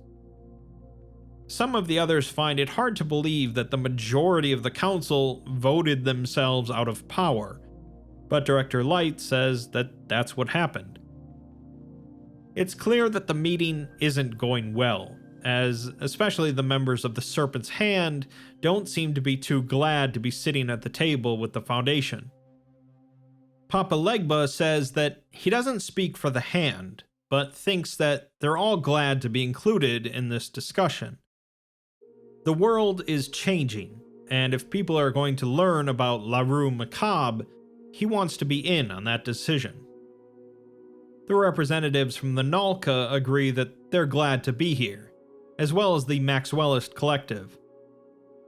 The meeting moves on to discuss some of the more hostile groups related to each of their factions, and the baggage that each of them are bringing to the table. We're then given an article on VNP-610, a Vanguard anomaly document, which was previously designated as SCP-610, the Flesh That Hates. The document says that it's currently quarantined in the Siberian region of Russia, and the normalization protocols consist of presenting the biological data to a conference of virologists, geneticists, and cellular biologists, as well as releasing the data for study to all major research universities. The data includes the caveat that it will not be used for the development of weapons. Vanguard AIs will review and surveil those receiving the data to be sure. Secondly, the existence of the 610 infection will be made public, with a global public service program informing them of the dangers of infection and the area around which the currently infected population resides. Vanguard forces will continue to work with Russian military assets to secure the area and maintain an absolute quarantine. Back at the meeting, Karpin Varys says that he doesn't know where this misconception that the flesh that hates is a product of Nalka culture originates. He doesn't appreciate that the Foundation and many others have assumed a connection merely because the disease involves the transformation of the flesh, comparing it to racism. The Black Queen steps in and says that there is in fact a tenuous connection, explaining that in the 50s, Russian intelligence captured some of the Solomonari, a proto-Sarkic cult connected to SCP-2191, the vampire factory in Romania. They had experimented on the Sarkites' biological makeup, hoping to weaponize the carnomancy of that community, and they were a little too successful, leaving their experiment to run wild in the Siberian wastes. The Black Queen learned this from one of her alternate selves in another reality, and she did some research in the Wanderer's library to confirm it. Karpin Varys says that this is incredibly troubling, but Director McInnes says that they can discuss the particulars later. Director Varga continues by saying that her concern is with anomalies like SCP-2480, which led to the Citra Akra project, and the Hunter's Black Lodge, the Russian Sarkic gangsters. One of the Nalkan representatives asks how they are any more responsible for these than Christians are responsible for extremists or derivative cults. Director Varga says that she's not suggesting it to be their responsibility alone, but asks how they should deal with things that members of this new organization are related to. The Karpin says that there is no love lost between most of the faithful and those that have taken up arms against the public. Another representative suggests that they educate the public on the possible good the Nalka community could bring, as well as informing them about the dangers of certain splinter groups. The other issue for the Nalka is the historic hostility between their group and the Church of the Broken God. The Maxwellist Collective state that they have no hostility with any of the Nalka, but there might be some violent action from zealots of the Church when they discover the Foundation is partnering with the Nalka. The Foundation has worked closely with the Church on several occasions before, helping to contain a number of anomalies, but the Cogwork Orthodoxy especially has a deep-seated hatred for the Nalka. The plan is to form a single new organization, not a collection of multiple organizations working together, in order to both stand against any hostile outliers, as well as allow for direct communication between all members of the new organization. This should give any opposing forces something to reckon with before starting to move against them. But Dr. Clef isn't so sure, asking if they've seen some of the things the Church has made over the years. We're given the revised article for SCP-2406, a massive automaton designed by the precursors to the Church of the Broken God, that was piloted by at least 6 individuals. As part of Vanguard's public service announcements, information about 2406 will be included in the dissemination of data concerning Church of the Broken God artifacts. The purpose of this campaign is to both educate the public concerning the possible engineering advances that could be derived from these artifacts, as well as their dangers, and to educate the public on the history of the Church and its impact on Western cultural development. It's imperative that Vanguard agents discourage the use of said technology in the formation of new weapons, instead emphasizing the possible advancements to structural engineering, transportation technology, and medical purposes, such as body modification. Every attempt is to be made to bring in representatives of the Church concerning these education campaigns, as the sooner they accept that their technology and history will be normalized, the better. Back at the meeting, they move on to discussing how to actually protect the public from the release of all these anomalies. One of the Foundation representatives says that he's seen other realities where the Foundation has opened their vaults, and honestly, it's about time they did so as well. They cannot drop the tactical aspect of their organization. They just need to shift away from containment and towards protection.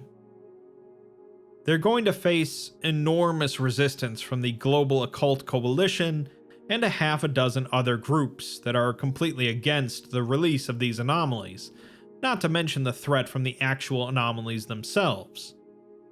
They need to remain militaristic if this is going to succeed, and the Black Queen agrees, saying that they need to reformat all of the forces that they'll be joining together, not just adapting everyone to the Foundation's current methods.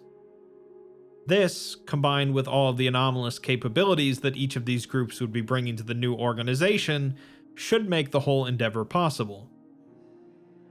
We're given a couple more revised SCP documents, such as SCP-179, the humanoid entity located near the Sun that warns the Foundation of any threats coming from outer space. The normalization protocols include producing and distributing a documentary consisting of several interviews with 179, as well as footage taken from long-range Vanguard telescopes in orbit, and a summary of instances when 179 had warned the Foundation about an upcoming crisis. Internet and print public service ads will be distributed, reassuring the public concerning the role 179 plays in safeguarding the solar system. And world leaders will be provided with regular updates concerning 179's warnings and movements, if relevant.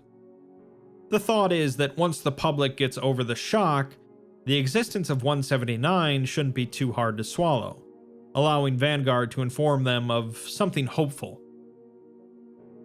SCP-5175, a knife containing the soul of a master samurai that grants its holder all of the spirit's proficiency with weapons and allows for anomalous feats of strength and agility, will be used as part of the MTF Vanguard forces. Its current wielder will be treated like any other member of the forces, and will be the subject of an episode of a documentary focusing on anomalous individuals, helping to reinforce the innocuous nature of many humanoid anomalies. In the meeting, Director Moose asks if the resources of the Wanderer's library will be made available to them as well. The Hand can't speak for the library, but the Black Queen thinks so, as the main reason the Foundation is barred from entry is due to the attitude regarding containing anomalies. 050 enters the room at this point, and says that the recent actions of Miss Ibanez, from the Path of the Warrior, should go a long way towards repairing the Foundation's reputation. Director Moose asks Zero what his role is here in the Foundation. Zero says that that's up for debate, but it doesn't really matter as they're dissolving it. He's someone with experience in the magical, knows more than anyone here about the crisis, and is very familiar with others around the table. Karcist Varys and the Black Queen both defend Zero's presence, saying that they trust him completely. Zero is asked then how they reverse the effects of the crisis, but he doesn't think it's possible. Anomalies that have been neutralized or destroyed will not snap back into being, but they can stop the entropy from continuing, preserving magic. The point is that they're not going to integrate anomalies into the world, forcing them onto people, but instead they need to strive for normalization. They'll start by educating the public on select anomalies, rather than just opening the vaults, spending the next year or two letting the public know about anomalies in a controlled manner. A good place to start would be declassifying the nexuses, such as Three Portlands and Sloth's Pit, to show the public that there are already communities that coexist with the anomalous. Clef asks if they can't keep a lock on some anomalies, but Zero says that they cannot, as that goes against normalization. Normalization does not mean necessarily letting everything out into the world, but they need to stop the lies and the manipulation of history, with no more amnestics and no more hiding reality from reality. Zero continues by saying that it's been the Foundation's mistake to define normalcy based on nothing but fear of the unknown. The anomalous existed before the Foundation, or any of its precursors, and they can exist without them. Clef says that that's all fine, but some things still need to be locked up, such as the lizard and the statue. Zero says that they'll have to do this on a case-by-case basis, with the important thing being to let the world live as it was meant to.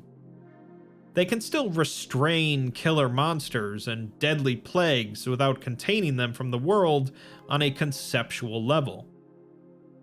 They also agree to give sapient life forms a choice on whether to be public knowledge, unless they're inherently hostile to other life. They move on to discussing the usage of D-Class by the Foundation, and they all agree to completely phase out D-Class usage, as well as amnestics and holding people without their consent if they're harmless. Clef worries that with the knowledge of these former practices made public, they'll be the ones that will be tried for these crimes, while the O5s jaunt off into the sunset. He wants an amnesty of sorts, but the others say that there needs to be some accountability. It will be tricky to draw the line between making up for some of the damage done while avoiding completely hamstringing their attempts to normalize and protect. They then bring up the issue of leadership of the new organization, and Zero says that he held off from joining the Foundation in protest of the dismissal of the 6500 crisis. Now that they're addressing it head-on with actual change, it seems wrong to abandon the new organization, but he won't be taking a command role. We're given a couple more revised SCPs, including SCP-3007, The World of Two Artists, which is a series of hallucinations that allow for an individual to experience a distant, dead world. The hallucinations show that whatever caused the death of this world made landfall on Earth as well, although when this happened, if it did at all, is unknown. The normalization protocols involve publishing information about the hallucinations and what they know of the planet itself, with warnings about the real-life damage one can experience while the hallucination takes place. Research into the force that caused the civilization's demise is to be made a priority, as well as the location of the infection point on Earth.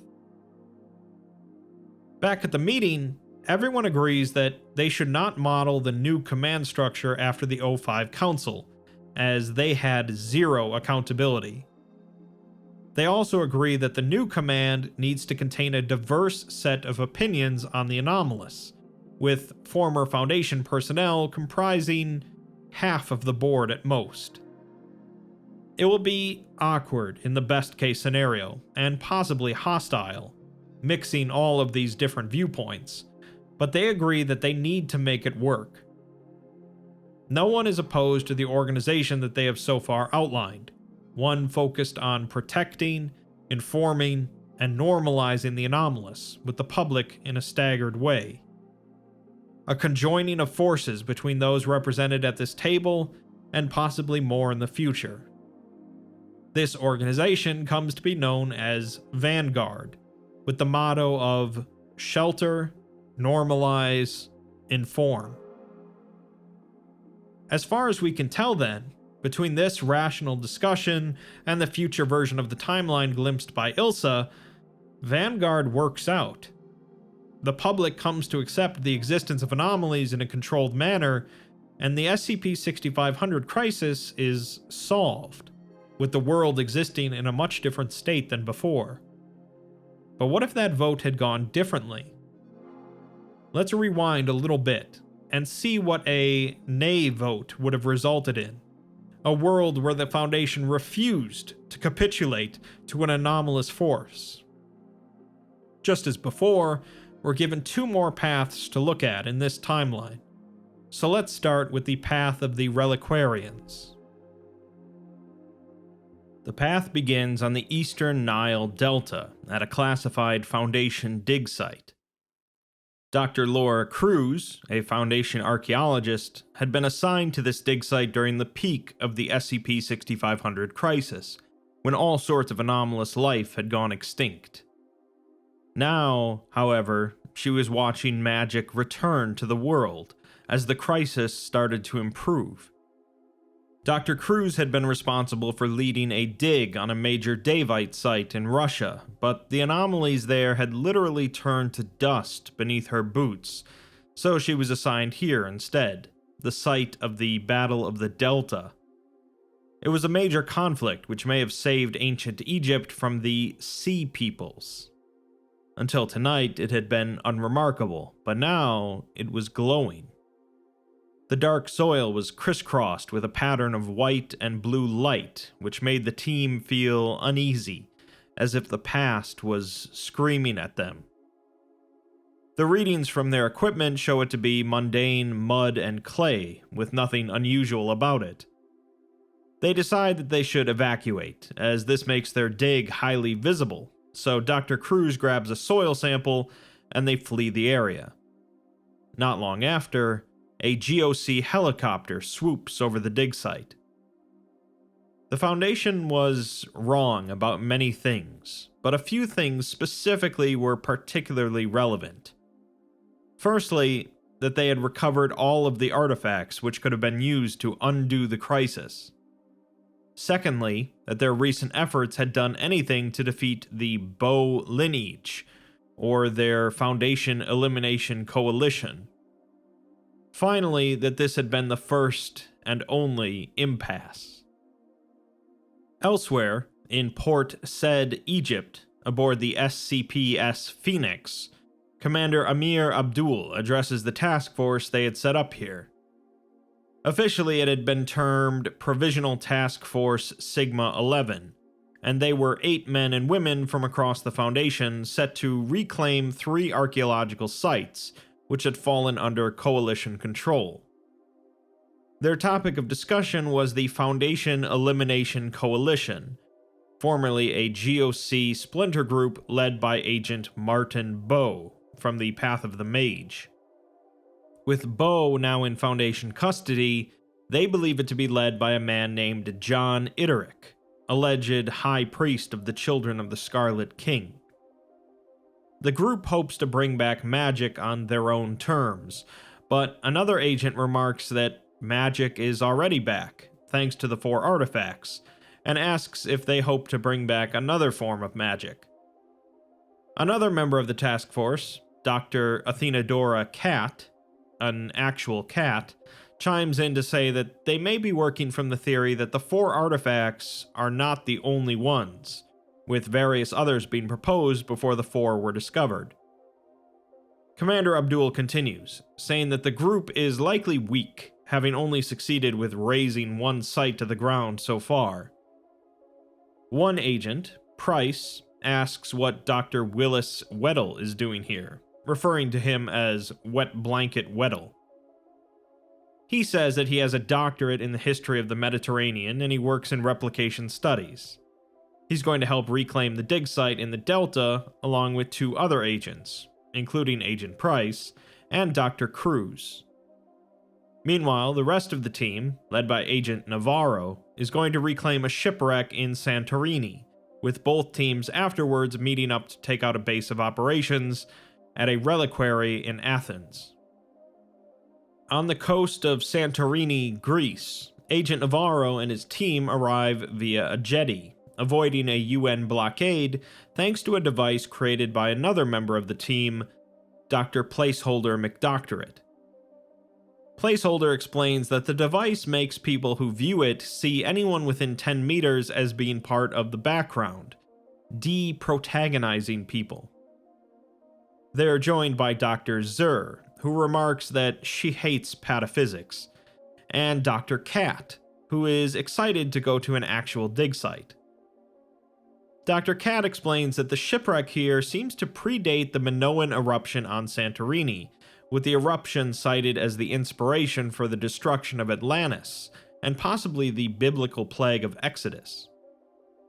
The ruins of the city of Akrotiri managed to survive the eruption, as well as a ship, one that doesn't match any Mediterranean civilization of that period. It may be connected to the Shurden, one of the groups that made up the infamous Sea Peoples, since it features the design of a laurel crown around a chalice, with some form of 8-pointed star in the background. Dr. Zur isn't too pleased that they got saddled with a talking cat, but she does at least possess a number of doctorates. Meanwhile, back at the Classified Foundation dig site in Egypt, Price contemplates how terrible this situation is. They're in the wetlands, so stealthy movement is near impossible. Dr. Weddle continues to get stuck in the mud and brushes up against what he's convinced are crocodiles, likely drawing more attention to the group. There were potential vectors of infection everywhere, and the dig site was uphill from them, making her job as a sniper more difficult. Even worse is the behavior of her cohorts, with Agent Wexley being fairly professional, but Drs. Weddle and Cruz continuing to drone on about various historical and archaeological discussions. Dr. Weddle was arguing that there has been a prior 6500 crisis in history before this one, but Dr. Cruz wasn't convinced, as there's no evidence. He argues that the Shurden and other sea peoples may be descendants of Atlantis, but Cruz says that even if it were true, it would be impossible to prove, as water destroys history worse than any fire can. Agent Wexley interrupts them, trying to spot for Price, when a set of 3 gunshots rang out from the dig site. Wexley pulled down his bandana and took a deep breath, smelling motor oil, gunpowder, blood, and gray matter, recognizing the victims as non-archaeologists due to not having the stink of dirt upon them. It seems that Wexley is an anomaly himself, but reassures the others that he won't bite out their jugulars, but it gets gruesome. He then detects a new scent, which he says smells like the time a colleague of his unloaded a howitzer into a regenerating combatant on the Foundation's thylacine farm. The thylacine was the largest known marsupial in the world before it went extinct, but the Foundation has been cloning them since around 1997 to harvest their bone marrow for the containment of at least 3 anomalies in Australia. Dr. Weddle asks Cruz for a sample of the dig site soil, and then smears the dirt onto a paper cut on his hand.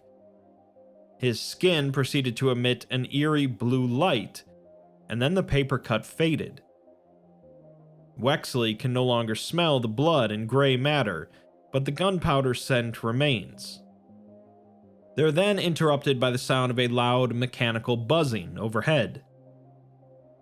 At the dig site, a man named Alan Hannigan laughs as he watches his men get up, and says that the cicada god's chalice works. A woman directs people where to dig, reasoning that the chalice had to be in this area, as it had infected the soil. She reasons that the goblet is made of false orichalcos, which is why it's leaching into the ground around it. It has apparently resurrected the men that they just shot, with no loss of coordination or motor function. Proper revivification. If the Foundation got their hands on it, they'd probably just use it to extend the lives of the O5s even further, so that's why they're giving it to Itteric instead, the head of the Foundation Elimination Coalition. They're preparing for some sort of ritual, and they have teams moving in on the site at Santorini to collect a sacrifice. Hannigan is then alerted that they have just captured 4 Foundation personnel, one of them an archaeologist. He then frowns and asks if they have any silver, as they're going to need it. In Coalition-occupied Athens, John Iteric was contemplating how to keep the FEC afloat without Bo. The 4 artifacts had been used by the Foundation to undo this impasse, but it didn't account for the previous ones. They chose the name Sixth Sun to describe their efforts as a tribute to the Aztecs, without realizing that there had been 5 prior impasses, and the Foundation was unwittingly on the verge of discovering evidence of the first. Ariadne's claw had been used to lead magic back into reality in the 1600s. The Blackfire Lance had slain the Davite Chainmaker at Gettysburg, and the Bell of Entropy had been used by the Nazis when they tried to bring back magic on their terms during the Seventh Occult War. The artifacts used to undo the first impasse, however, had been lost to the ages, until now. Iteric is holding a box handed to him by the archaeologists, one with the image of concentric rings surrounded by an 8-pointed star carved into it. Inside of the box was a golden crown, made to look like the leaves of a laurel, flexing as if it were alive, and the laurels had the texture and scent of fresh leaves. This is the Crown of Sherd, which can apparently store and distribute knowledge. He hands the crown to a young man who places it on his head and spends several minutes storing knowledge into it. This man is 05-4, who says that if the Council is so adamant about keeping the status quo, then he thinks it's time the Foundation became obsolete. He warns Iteric to be careful with the crown, as 050 said that overuse of it made him grow his 3rd arm. Over in Santorini, the team comes up to the shipwreck, mostly buried beneath volcanic sediment. They're in awe of the scale of it, with only the prow sticking out. It bore no name on it, only a symbol, a chalice bearing a cicada wreathed by a laurel crown with concentric rings behind it. The Foundation has never gotten a complete scan of the ship, as it's too big, but they think the hull extends about 1 kilometer down, and it might be anomalously big. Dr. Navarro notes that it's made of gopher wood, from a now extinct tree native to the Near East, which means that it's bigger on the inside than the outside. Dr. Cat chimes in over the communicators to say that this wood was reportedly used to build Noah's Ark, and the Foundation has been trying to clone the tree for years. Navarro says that it's completely stable, and he has a chest made of it back home that he uses to store art supplies. When they enter the ship, they fall out of a bubble of water at the top onto slanted ground.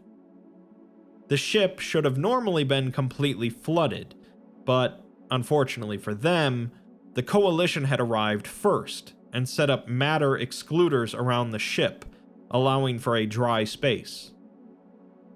Deeper into the ship, a team of Coalition archaeologists dug through detritus, looking for an artifact known as the Homecoming Map, a medallion that can act as a map to any point on Earth and allows for instantaneous teleportation there.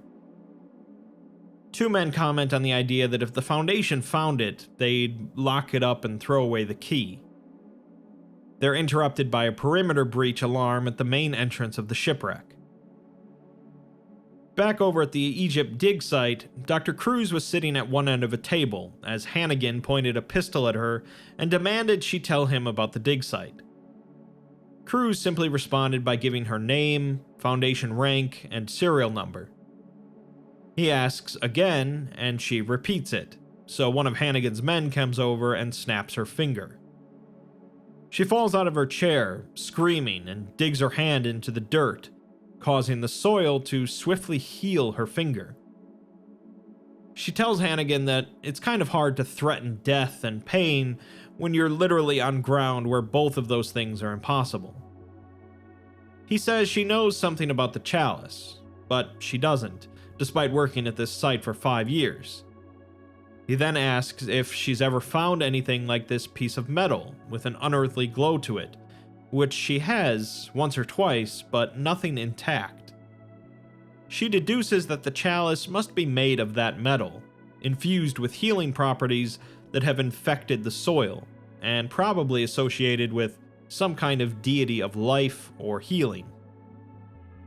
Hannigan tells her that she's going to help them find the chalice here, and as some incentive, he has Dr. Weddle shot, but not killed. She says that Weddle's a crybaby, and he'll heal, which Hannigan agrees with, but not Wexley, as they have silver bullets. Back at the shipwreck, the group is cut off from communications with Dr. Cat, and the three inside are thrown off by the interior proportions of the place.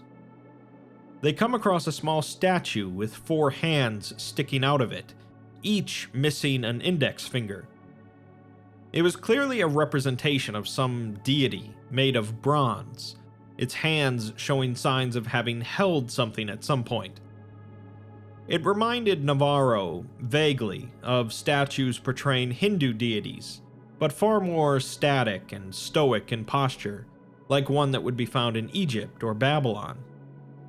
Its face, much like this ship, tried to mimic the golden ratio of mathematics, but was off-kilter, with Navarro calling it the artistic equivalent of the uncanny valley. Dr. Zur takes the small statue in her pack, while Navarro looks further down the ship and sees work lamps. Placeholder says that the FEC are likely looking for a MacGuffin, as that's what most mystical artifacts tend to be. He wonders what power they think it has to be worth risking the use of an entire array of matter excluders. The group is then ambushed by one of the FEC members, but he's quickly subdued, telling them that they're looking for a map made by the Sheridan that helps you find your way wherever you need to be. Suddenly, Placeholder, Navarro, and Zur felt hands on their backs and are teleported to the bottom of the ship, surrounded by bright work lights. Rather than being executed, however, as they are Foundation captured by the Foundation Elimination Coalition, they are treated to a dinner of lamb chops. The other captured group at the dig site is not being treated quite as well, with guns to the backs of their heads. Dr. Weddle says to the others that he's the sacrificial lamb because he's expendable. He can't tell them anything about what they're looking for, as he only wrote about the Sheridan once, and that paper fit on 10 pages. He asks an FEC soldier if they'd let him go to the bathroom, and he's taken over to where they had dug a latrine. Weddle mustered up what little courage he had, and managed to grab the soldier and wrestle him over to the river, where he had surmised that a crocodile was lurking.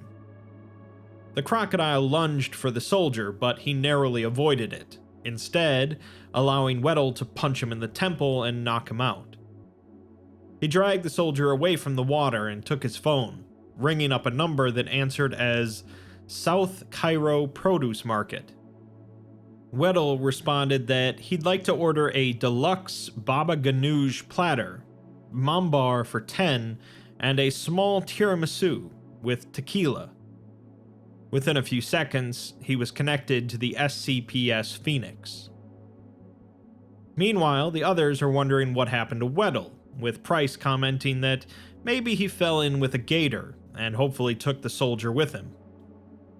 An argument had broken out at the camp over how slow the dig was going, with Dr. Cruz being accused of purposefully stalling. Wexley called out that instead of relying on her, they should use the person who has augmented senses. He can't smell magic, but if they have a sample of what they're looking for, he can sniff it out. Hannigan pulled out the piece of metal and let Wexley smell it. He proceeded to begin digging in an area that no one else had thought to. Hannigan remarks that he didn't think the Foundation employed werewolves, and Wexley says that he used to work in IT, but too many full moons made it hard to work a keyboard, so he was put on a task force instead. Wexley makes contact with something metallic and continues to dig without mentioning it. He deduces that they have silver bullets and says that it was originally quicksilver or mercury that killed werewolves, but of course, mercury kills pretty much everything. Regular silver works because people believe that it does. He finally unearths the metallic chalice from the ground, each handle embellished with what looked like the leaves of an olive tree, and the front of the cup had an image of a cicada. Hannigan calls over people to prepare the chalice for transport, but Wexley asks him if silver works on werewolves because people believe that it does. What happens when a werewolf believes that it's immune to silver? Hannigan quickly raised his pistol and fired at him, but instead of knocking him to the ground in pain, it seemed to peel away a layer of skin and cloth, revealing fur underneath. Wexley grabbed at the skin and cloth around it and tore his normal body away, revealing his full werewolf form. He throws the chalice at Price and yells at them to run. Foundation helicopters begin circling overhead thanks to Weddle's phone call, just as Wexley removes Hannigan's left arm and tosses it 20 feet away. Back during the lamb chop dinner, Navarro is inspecting the homecoming map, which he theoretically could use to teleport out of here, except for all of the guns being pointed at the other two doctors and the fact that he didn't know how to use it. He refers to it as an-art, anomalous art, as a lot of archaeological findings are artistic in nature, even if that's not the first thing that comes to mind. He's never seen anything like it though, and hands it back to the man dining with them, Vanderlind. Placeholder and Zur aren't eating their food, and Placeholder says that he's not sure what to do when the antagonist makes nice, not immediately shooting them or monologuing.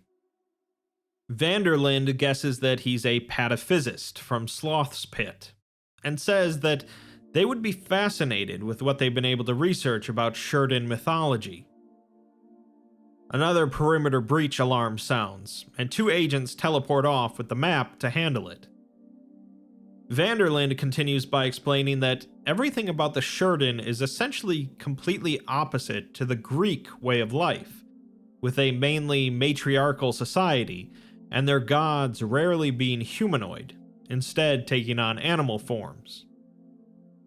He says that he doesn't like the Foundation, but he's an archaeologist himself, and Itheric aims to do something horrific for the sake of giving this organization staying power. He hands a small grimoire to Dr. Zur, and she reads a section from it that reads, "With the chalice of the cicada god, I make my empire immortal. With the homecoming map, I make my kingdom unfindable. With the crown of Sherd, I make my reign omniscient. With the blood of a follower, I complete this pact." Itheric is planning on using the artifacts as part of a ritual that requires the blood of a follower to complete, which will make the Foundation Elimination Coalition immortal. The follower turns out to be Dr. Cat, and Vanderlind says that she'll be safe for the time being, as Itheric still needs to arrange transport to Athens. Navarro stands, ready to fight his way out if necessary, and says that they need to get out of here and find her. One of the agents that checked the perimeter breach returns and says that they all need to leave, as the matter excluders are starting to run out of power. Vanderlind tells Navarro that he's extending a truce between them until they all get out, and for a half an hour after. They all proceed to hold on to one another as Vanderlind activates the map, Navarro watching every movement he makes while doing so. The group suddenly finds themselves on a boat in Santorini's harbor, and Vanderlind abides by his truce, letting them go. Placeholder asks why, as they could just shoot them, but Vanderlind says that, in terms a pataphysicist can understand, the universe prefers an interesting villain over a boring hero. The 3 Foundation members went back to the jetty, seen evidence of a struggle, with scratch marks and blood on the sand, a few tranquilizer darts, and signs of a hand that was big enough to pick up a human with a single finger.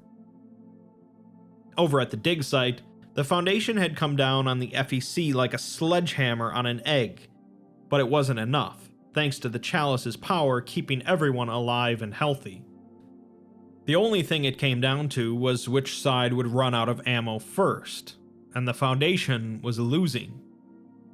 Dr. Cruz was hiding in a tent during the chaos when her phone rang, with Dr. Zur on the other end informing her that Dr. Cat was taken to Athens to be a sacrifice of some kind. Cruz tells her that they need extraction, as the Coalition has more munitions and they aren't dying. Zur pauses for a moment before mentioning how they had accidentally hit a pocket of gas at a dig site once, and suggests that Cruz blow up part of the dig site by lighting a fire in their munitions tent. Dr. Cruz proceeded to break off a chair leg, wrap it in material from part of her pants, and ignite it on a nearby hot plate. She then ran outside, bullets striking her every few steps, but her wounds were instantly healed. She made it into the munitions tent, where she tore out several pages of an issue of National Geographic to use as kindling. She spread the paper around various boxes of ammo and grenades, and lit it all. She began running towards the Foundation forces when the explosion hit her from behind, feeling her organs repeatedly rupture and heal as she's knocked to the ground and fades into unconsciousness. Afterwards, the Foundation was able to retake the dig site and tie up the FEC members. Wexley was putting on a new set of clothes, telling Commander Abdul that Dr. Cat has been taken prisoner and they need to get to Athens. They don't have the chalice, so they can't go through with the ritual, but they do have an artifact that allows them to teleport. Speaking of which, a tall, pale entity with too many arms suddenly appears in the command tent and grabs the chalice before vanishing once again. Now they really need to get to Athens. In Athens, the GOC had mandated a curfew related to an imminent terrorist attack. Dr. Cat was wrapped inside ropes as she was taken into the Parthenon, and John Itteric explains to her how rare it is to find someone who genuinely believes in the old gods. Dr. Cat is being used as a sacrifice thanks to her true belief, and she says that the FEC is probably going to use the artifacts to give themselves infinite power and the ability to destroy the Foundation. Itteric says if only the Foundation had more like her in it, people willing to think instead of follow. She says that the gods won't be happy about human blood being spilled onto one of their sacred sites, but Itteric replies that they divined the entrails of animals all the time. This is just a more refined form of that. He then somehow wills her to sleep, with her seeing a vision of a woman clad in gold, with an owl upon her shoulder. Meanwhile, Dr. Weddle was complaining about being the pack mule of the group, although he was the only one who would be considered a non-combatant. They were heading towards the Parthenon, which drone reconnaissance had showed to be lit by torchlight and completely unguarded. Before being shot down, though, the drone had detected what had been described as a large humanoid form inside the main temple. Within view of the torchlight, they began setting up when suddenly a mental compulsion forced them to begin walking towards the temple. The 7 of them silently moved into the Parthenon until they stood in front of John Itteric. Itteric had grown by about 3 feet. His skin had turned a shade of alabaster, and he had grown 2 extra arms. All 4 of his hands were the size of a card table, and he was wearing or holding 3 artifacts, along with Dr. Cat. Navarro recognizes that Itheric has altered his form to match the image of one of the deities, but Itheric says it wasn't a choice, as the crown did the same thing to 050. The two of them both agree that the Foundation deserves to be destroyed, but Itheric will be the one to unmake it. Navarro says that he knows the Foundation isn't perfect, but he also knows that Itheric is screwed. The ground he's standing on is built with pentelic marble, which is very thaumatically malleable. Navarro uses his anomalous abilities to move the floor and wrap it around Itheric's arms and legs, pinning him in place. Dr. Cat awakens, horrified that Navarro is using one of the most valuable archaeological sites in the world as glorifying handcuffs, but Navarro says that they'll fix it after they're done. Unfortunately, Itheric easily slips out of the trap, and Navarro realizes that Itheric, like the Sheridan, is incompatible with Greek architecture. Weddle then fled from the Parthenon, as the other 6 were driven to the ground by Itheric's magical energy. Dr. Cat struggles uselessly against the ropes, and she asks Itheric to let her say one last prayer to Athene, the Greek goddess of wisdom. Itheric doesn't see what harm a prayer said by a house cat could do, so he allows it. She proceeds to pray to Athene for the strength to scratch this idiot for not doing his research. The ropes holding Dr. Cat suddenly explode into ribbons as the form of a woman in her early 30s lands on the floor, clad in a lab coat and slacks, claws at her fingertips, and a pair of cat ears on her head. She proceeded to lunge at Itheric and rake her claws across his flesh. Price reveals that Dr. Cat is a Type Yellow anomaly, a shapeshifter. Wexley also manifests his werewolf form and attacks Itheric, along with Price, as the others discuss how to actually stop him, not just distract him. They look to the statue of the deity to figure out what his weakness might be, as the statue was made using the Sheridan mathematical ratio rather than the Greek golden ratio. They realize that their weakness might be in their index fingers, which were longer than the rest. They tell the others, and Wexley mauls through the tendons of Itheric's lower ring fingers, causing him to drop the map. Dr. Cat picked it up and threw it to Price, who ran with it, chased by Itheric. Before he could grab her, though, she activated the map and vanished. Itheric then used the power of the crown on his head to force the rest of them to the ground, saying that if he can't have his power, he'll show them why they should forsake theirs. He explains that the Foundation undid the impasse, but they undid it incorrectly.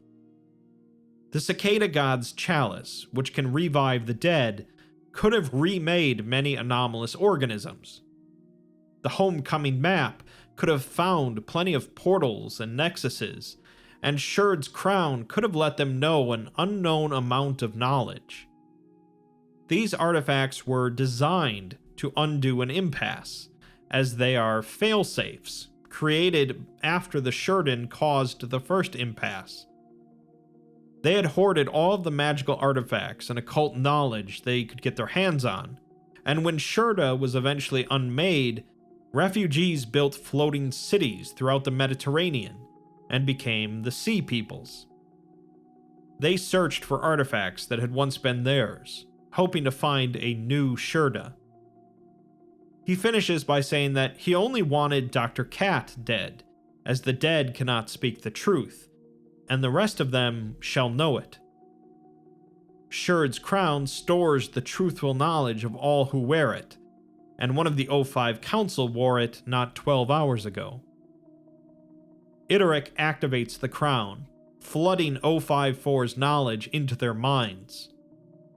They see a long debate about the changing of the world, the bitter feelings of a man who had been losing faith, a snarling hatred at one he knew as 13, the knowledge that it was all their fault. An exchanging of blows across a table, a visit to the prison cell of a being with 4 arms and the stink of magic, an exchanging of words, a gaining of knowledge, the drawing of a map, and a new purpose. If the Foundation wouldn't unmake itself, then it would be unmade. Aethris says that their council is corrupt and always has been, willing to strangle the world to keep the status quo.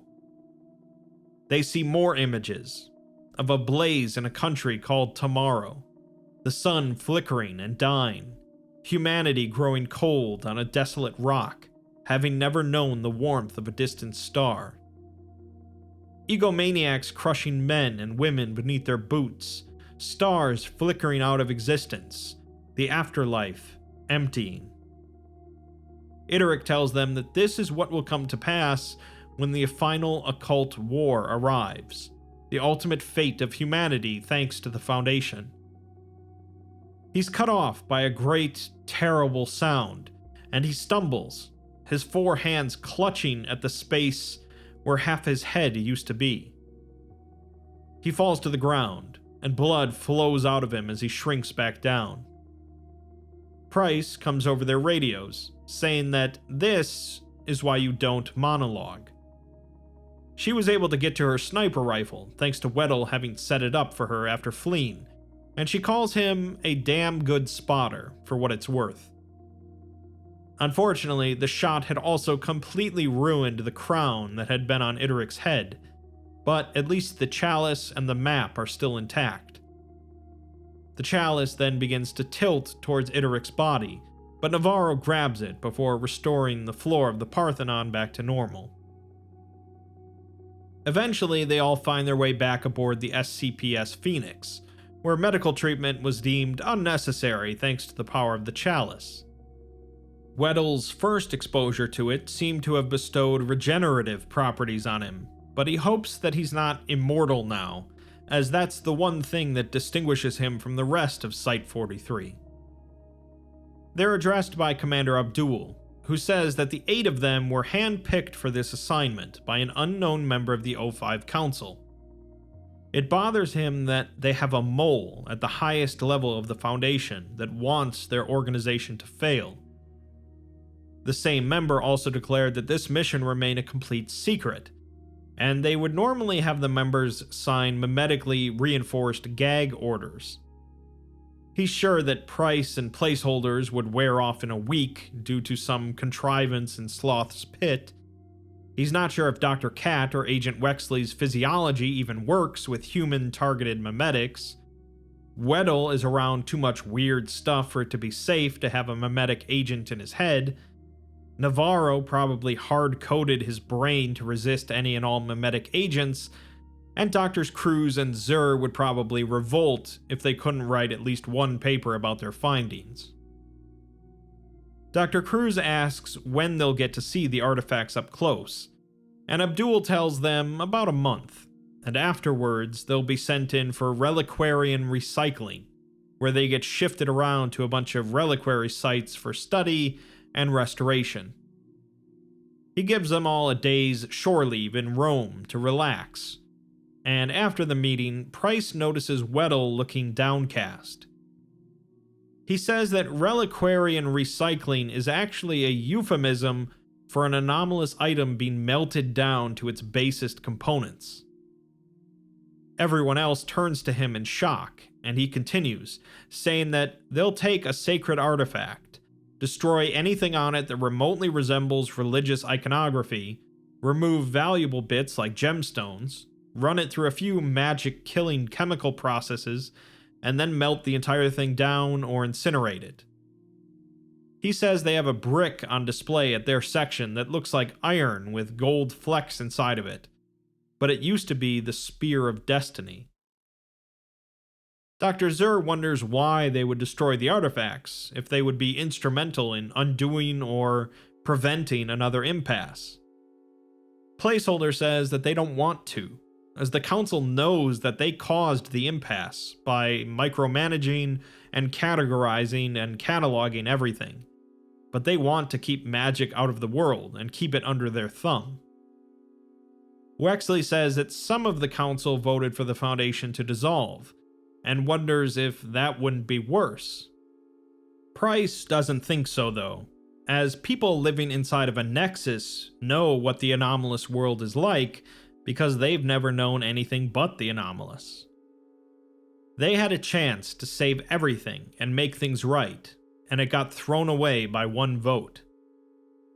Weddle guesses that the chalice and the map will be kept intact for 3 or 4 months, maybe a year for the chalice due to its usefulness. With nothing to do about it, the group sadly headed off towards Rome. 3 days later, at the Atlanta International Airport, the 8 of them sat around a table at the airport bar. They lament the information they learned from the Crown and how corrupt the Foundation is at its core. The impasse will happen again because the Foundation has no intention of dissolving to stop it, but they'll likely keep the 4 artifacts around to undo the next one as well. Navarro says that the final occult war is coming, and humanity is screwed when it happens. Most people don't believe in magic. Religions are losing their faithful by the bucketful, and the damage of this impasse can't be undone. Price says that they're not going to just sit here and take it. They're not just going to let the world burn for the sake of half a dozen grody, immortal idiots who think that the status quo is going to save the world. The world is going to burn, but before it does, they're going to make sure every man, woman, and child has a fire extinguisher. She pulls out a fragment of Shurd's crown that she had managed to grab and hide. Vanderlin's notes had said that there's no limit to the space over which knowledge can be spread using the crown. Even with a fragment of it, they could at the very least cover this hemisphere. Dr. Cat proceeds to say a prayer to the great goddess Hecate, she who works her will, the far-reaching, the 3 who are one. She says that her gift of magic has faded from the world once due to our ignorance, and it will fade once more if we don't take action. She asks Hecate to guide them and show them the path to take this fragment, where 3 roads meet, the place of the branching path. Afterwards, they were silent for a moment, before Wexley took the fragment of the crown and let a fragment of knowledge flow out of him, something he had learned about on an operation years ago. The knowledge then began spreading outwards into others, and they could see people outside checking their phones, wondering where they'd heard the news.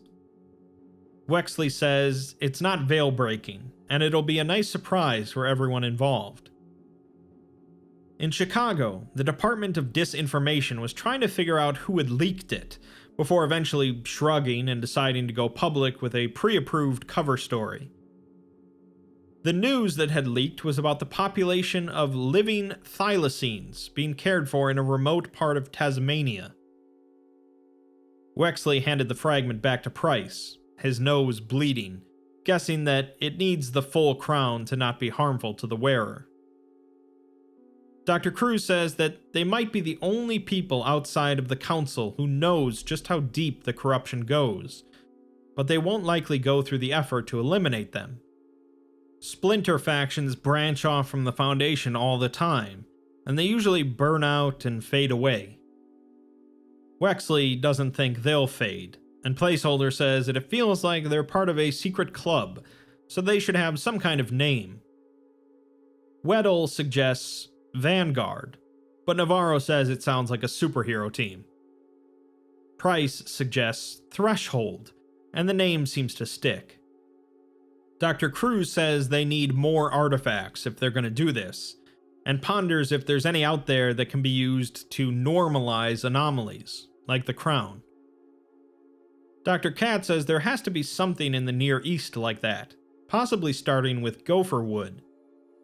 Placeholder says Sloth's Pit has to have at least one in its borders, along with some other nexuses.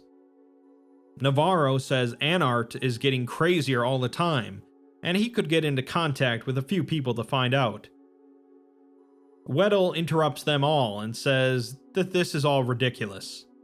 This is going to blow up in their faces, and the best case scenario is that they all get assigned to Keter duty. He then knocks back a shot of whiskey and says, screw it. It beats falling flat on his face every September. Each of them took a glass and toasted to Threshold. On her flight back to Australia, Dr. Cat watched a thylacine maul the Prime Minister, thinking that the future was looking just a bit brighter. That was quite the series of events, but it does make this timeline look a little bit more optimistic than we may have first assumed. This isn't due to the Foundation's actions, however, but rather a small group with the will to do what the majority of the Council could not. The story isn't over yet, as we have one more path to go, the path of the Warlock, and it's the longest one yet. After that, we'll find out which of the two votes was the right choice, and which one was the wrong. SCP-6500 Inevitable Part 6. An anomalous force was destroying anomalies across existence, all due to the SCP Foundation containing and categorizing said anomalies. The Foundation in turn looked to two different options to solve this. The first being to use 4 unique artifacts to slow down or halt 6500 entirely. The second option, as a bit more drastic of a choice, was to simply dissolve the Foundation, nullifying 6500. This drastic decision, affecting the entire world, came down to the vote of 13 individuals in a closed room, and ultimately it came down to one vote specifically. This vote caused what is called a critical pivot in time, a branching of a timeline, with one of the new timelines being less stable than the others, eventually leading to its destruction. The Temporal Anomalies Department of the Foundation has been tasked with observing both timelines to determine which is which. In the last part, we looked at 2 paths from the Dissolution timeline. One in which we observed the meeting of various groups of interest that formed a new organization, Vanguard, and another in which a temporal agent visited the Vanguard timeline and saw how well they were doing. In the alternate timeline, we looked at a path where a number of Foundation agents learned what the Council had done and decided to form their own organization to spread knowledge of anomalies to the world, called Threshold. There's one last path to look at, from the Threshold timeline, the path of the Warlock. The path of the Warlock begins in a great desert, as a woman awakes as from a deep sleep, her lungs ragged and her muscles aching. The woman is Udo Okori, from the path of the Warrior, and the desert she's in is located in Korbinik, the fantastical afterlife featured in SCP-2922. The first thing she saw was the moon, which was far too big. The second thing she saw was her body, which was naked aside from her lab coat. The third thing she saw was a second moon, followed by a third. She knows she's in Korbinik, but being here would mean that she was, in fact, dead. She finds her glasses in her coat pocket, but discovers that the lenses are now made of plastic. She then hears a rhythmic thumping and turns to see a kangaroo bouncing towards her. She had read the low-clearance parts of the Korbinik file a few years back, so she knows that this thing is a flame bearer, a creature that holds an indeterminable amount of fire in its pouch. The creature approaches her, peers down with judgmental black eyes, and then reaches into its pouch. She reaches for her own pouch containing magical reagents before realizing that it was missing, and the creature withdraws its paw and opens it. It was empty, and the flame bearer stares morosely at its own empty paw for a few moments before turning and loping away again. Okori decides that she has no reason not to, so she begins to follow it. Elsewhere, at Foundation Mission Control at Area 08, Director Richard Barnard asked if there were any changes with SCP-179, an entity near the solar system. The use of the 4 artifacts to stop the impasse had brought 179 out of her fetal position more than a week ago, but she had immediately began pointing at Earth, signifying some sort of threat was associated with our planet. She was still doing so, but there wasn't any mystery about what she was exactly pointing at. She was pointing at the Foundation, as they had caused the impasse. Everybody at the Foundation knew that they had caused it, although they didn't know how they knew this, but they were perplexed as to why she was still pointing if the impasse had ceased. A loud beep from the control console interrupts Barnard, and they see that SCP-2578-D has popped up on their systems. 2578-D is a drone spacecraft in the form of a horseshoe crab, controlled by the Three Moons Initiative, the human organization located on Korbanik. They used the drone to assassinate fascist dictators, and although it had disappeared during the impasse, it had now reappeared, with the Foundation suspecting that it had activated some sort of cloaking mechanism. It was now currently pointing its weaponry at Site-01, but it then sent a message to the Foundation. The message reads, "Foundation, you will allow me to congratulate you on the successful resolution of the recent pan-multiversal crisis which you alone precipitated. I believe I speak for all other affected parties when I say we're sure you did the right thing for you yourselves personally. On the back of this triumph, I am pleased to offer you a second opportunity/obligation to clean up a mess of your own making.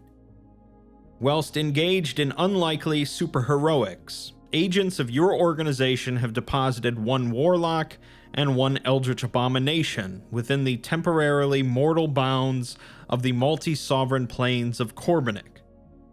I would like to ask you kindly to remove them at your earliest convenience, but will instead ask you harshly, do the thing, but fast, or we will laser literally all of you.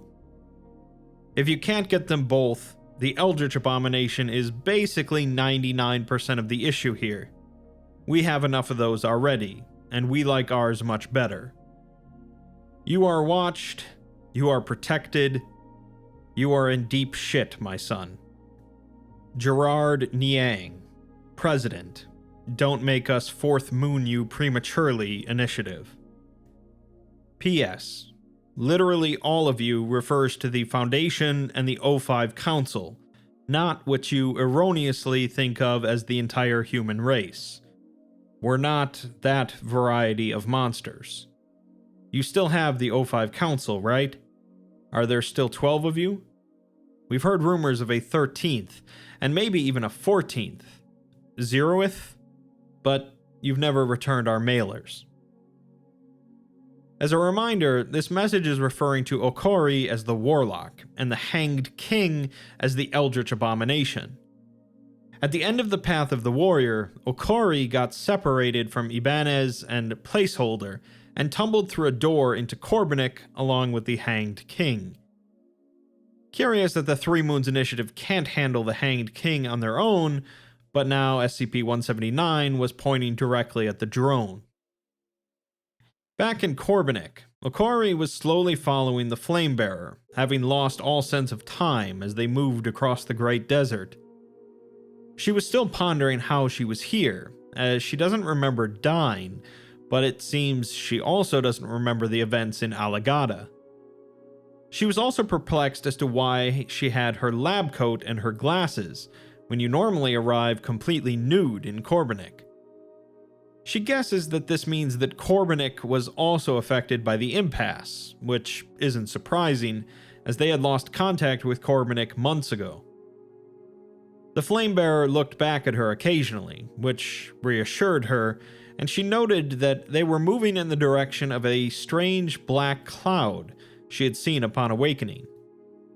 She thinks to herself, what a strange trip she's been on. From Turkey to the Wanderer's Library, and then she suddenly remembers everything that happened. She remembers running through the palace of Alagada while the Hanged King was in pursuit, and remembers how she had saved her friends while dooming herself.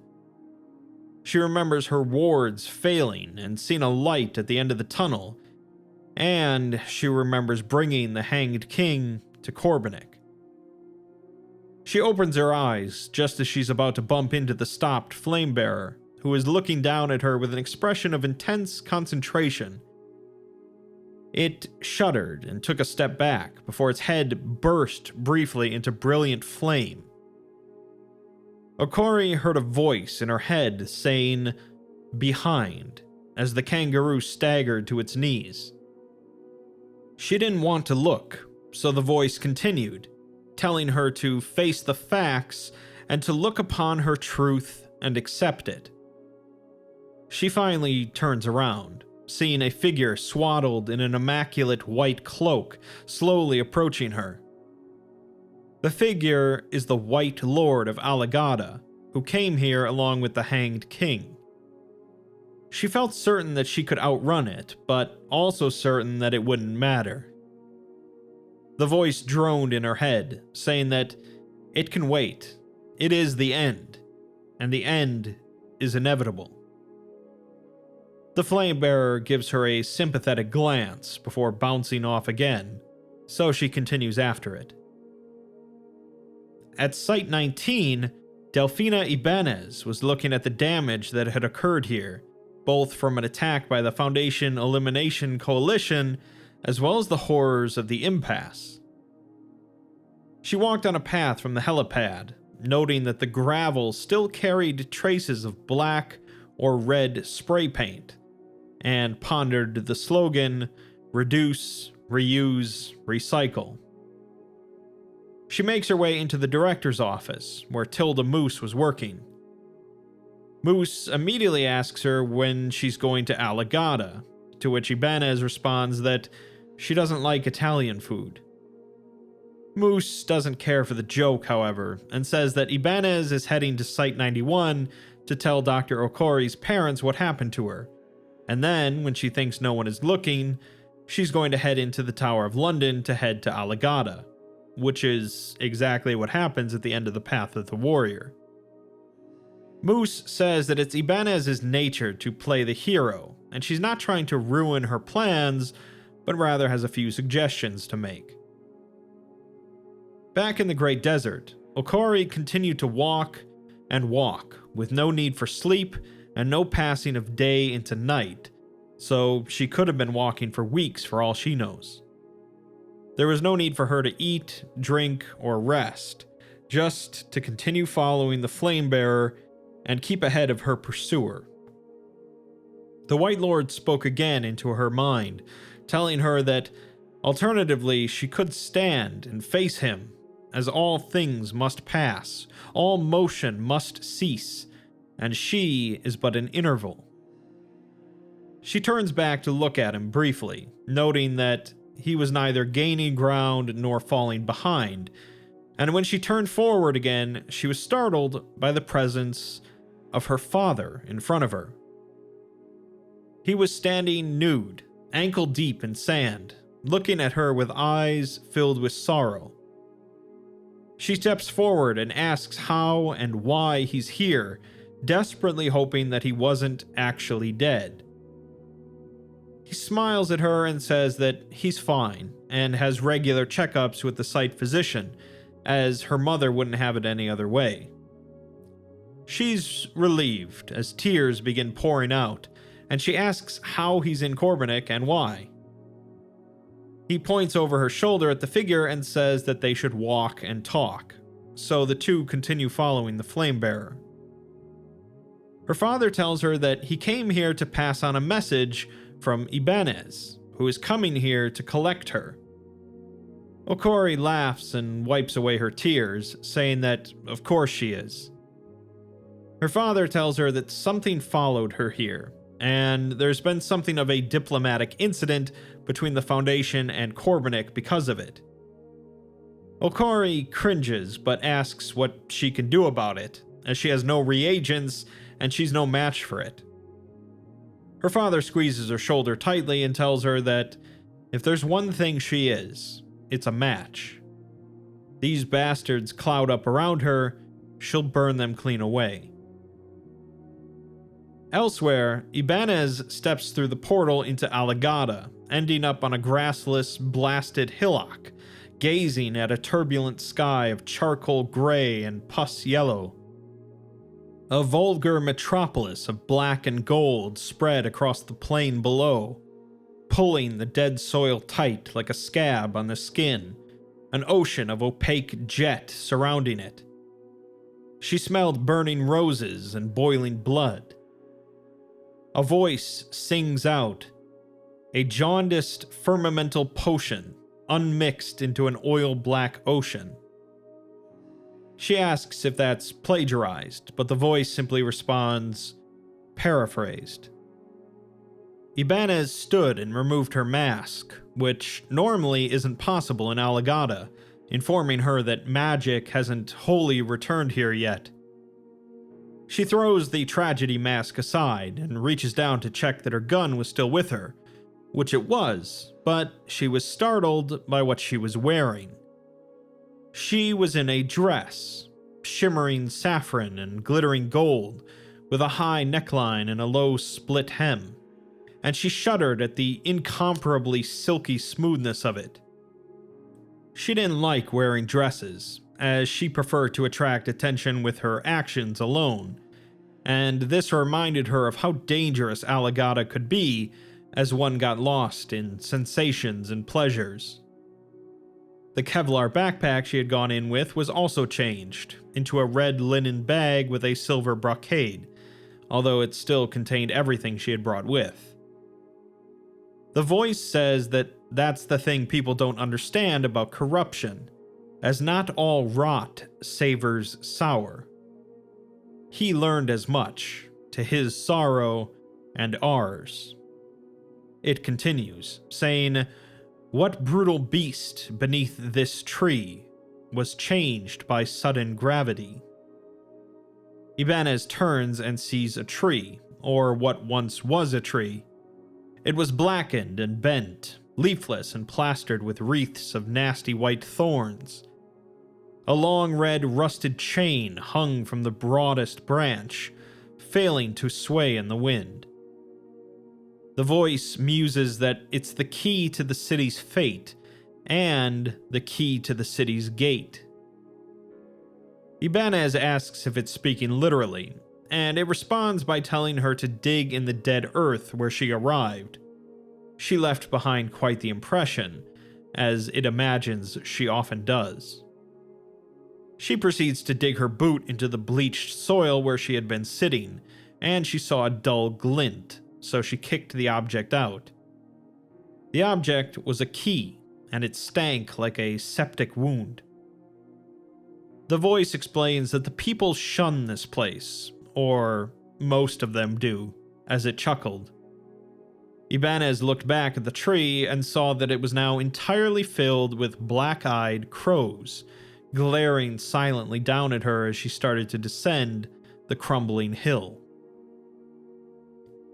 Okori had made it out of the Great Desert, now in a glimmering sea of gel known as the Gelate Wastes. She was glad to have her father here, although his plan was lunacy, and she shuddered to imagine how she might set it in motion. Her father says that it was a brave thing she did, drawing the Hanged King away from her friends, possibly the bravest thing he's ever heard of anyone doing. She shrugs and responds that, without magic, she'll die, and if they didn't make it home, there wouldn't have been any more magic, so it was simple. She then pauses and shakes her head, correcting herself to say that she was brave. Her father laughs and asks if she knows why it worked. She shakes her head, and the figure behind them tells her that Her father knows, and he knows, and in time she will know too. The past is dead, the present is dying, so release them and embrace her empty future.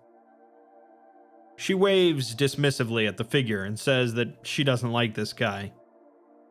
Her father was trying and failing to hold on to his smile, and says that the Hanged King should have been attracted to the sword, like the ambassador was, as it was the only font of magic in Alagada, but he followed Okori instead.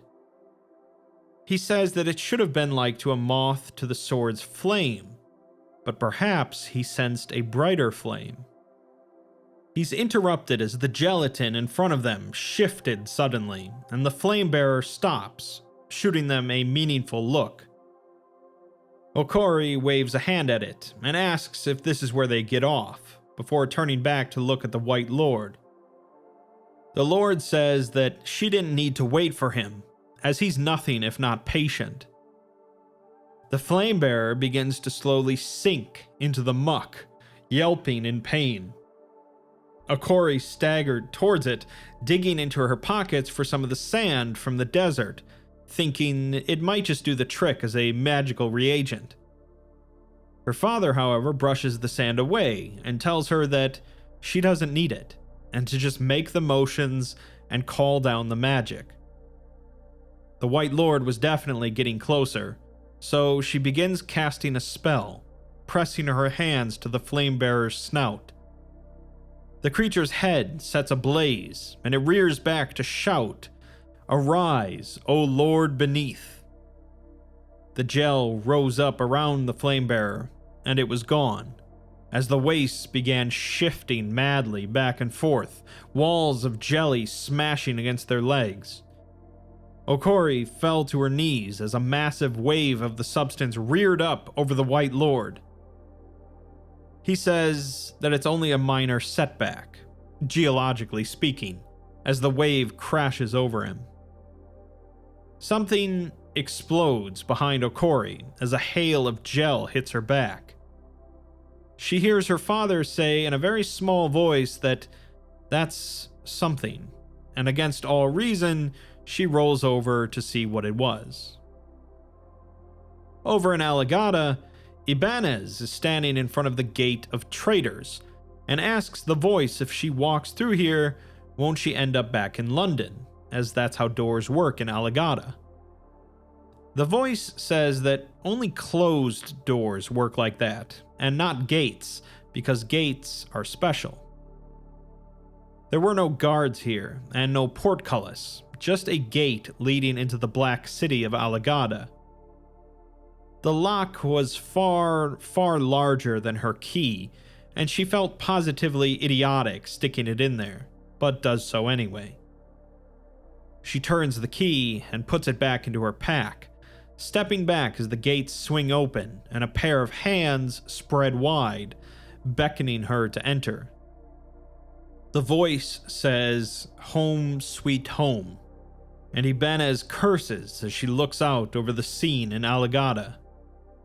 She had expected the spires of dark stone flecked with gold, the black banners woven with symbols she couldn't read, in colors she couldn't identify, the hint of a tune that was fascinatingly foreign and intimately familiar and maddeningly elusive. She had expected the wave of the walls and cobbles pulled away from her, the odor of rot and vigor, and the masquerade. But she had not expected the massacre.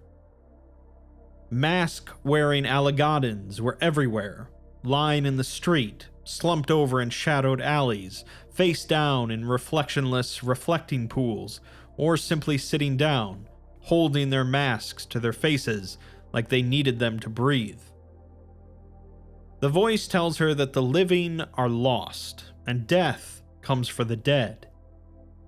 Ibanez begins to respond, but the voice interrupts her, telling her that it can hear her thoughts, and the others can't hear him, asking her if she wants them to think her mad.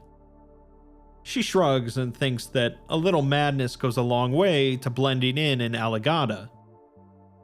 The voice says that there is madness, and then there is foolishness.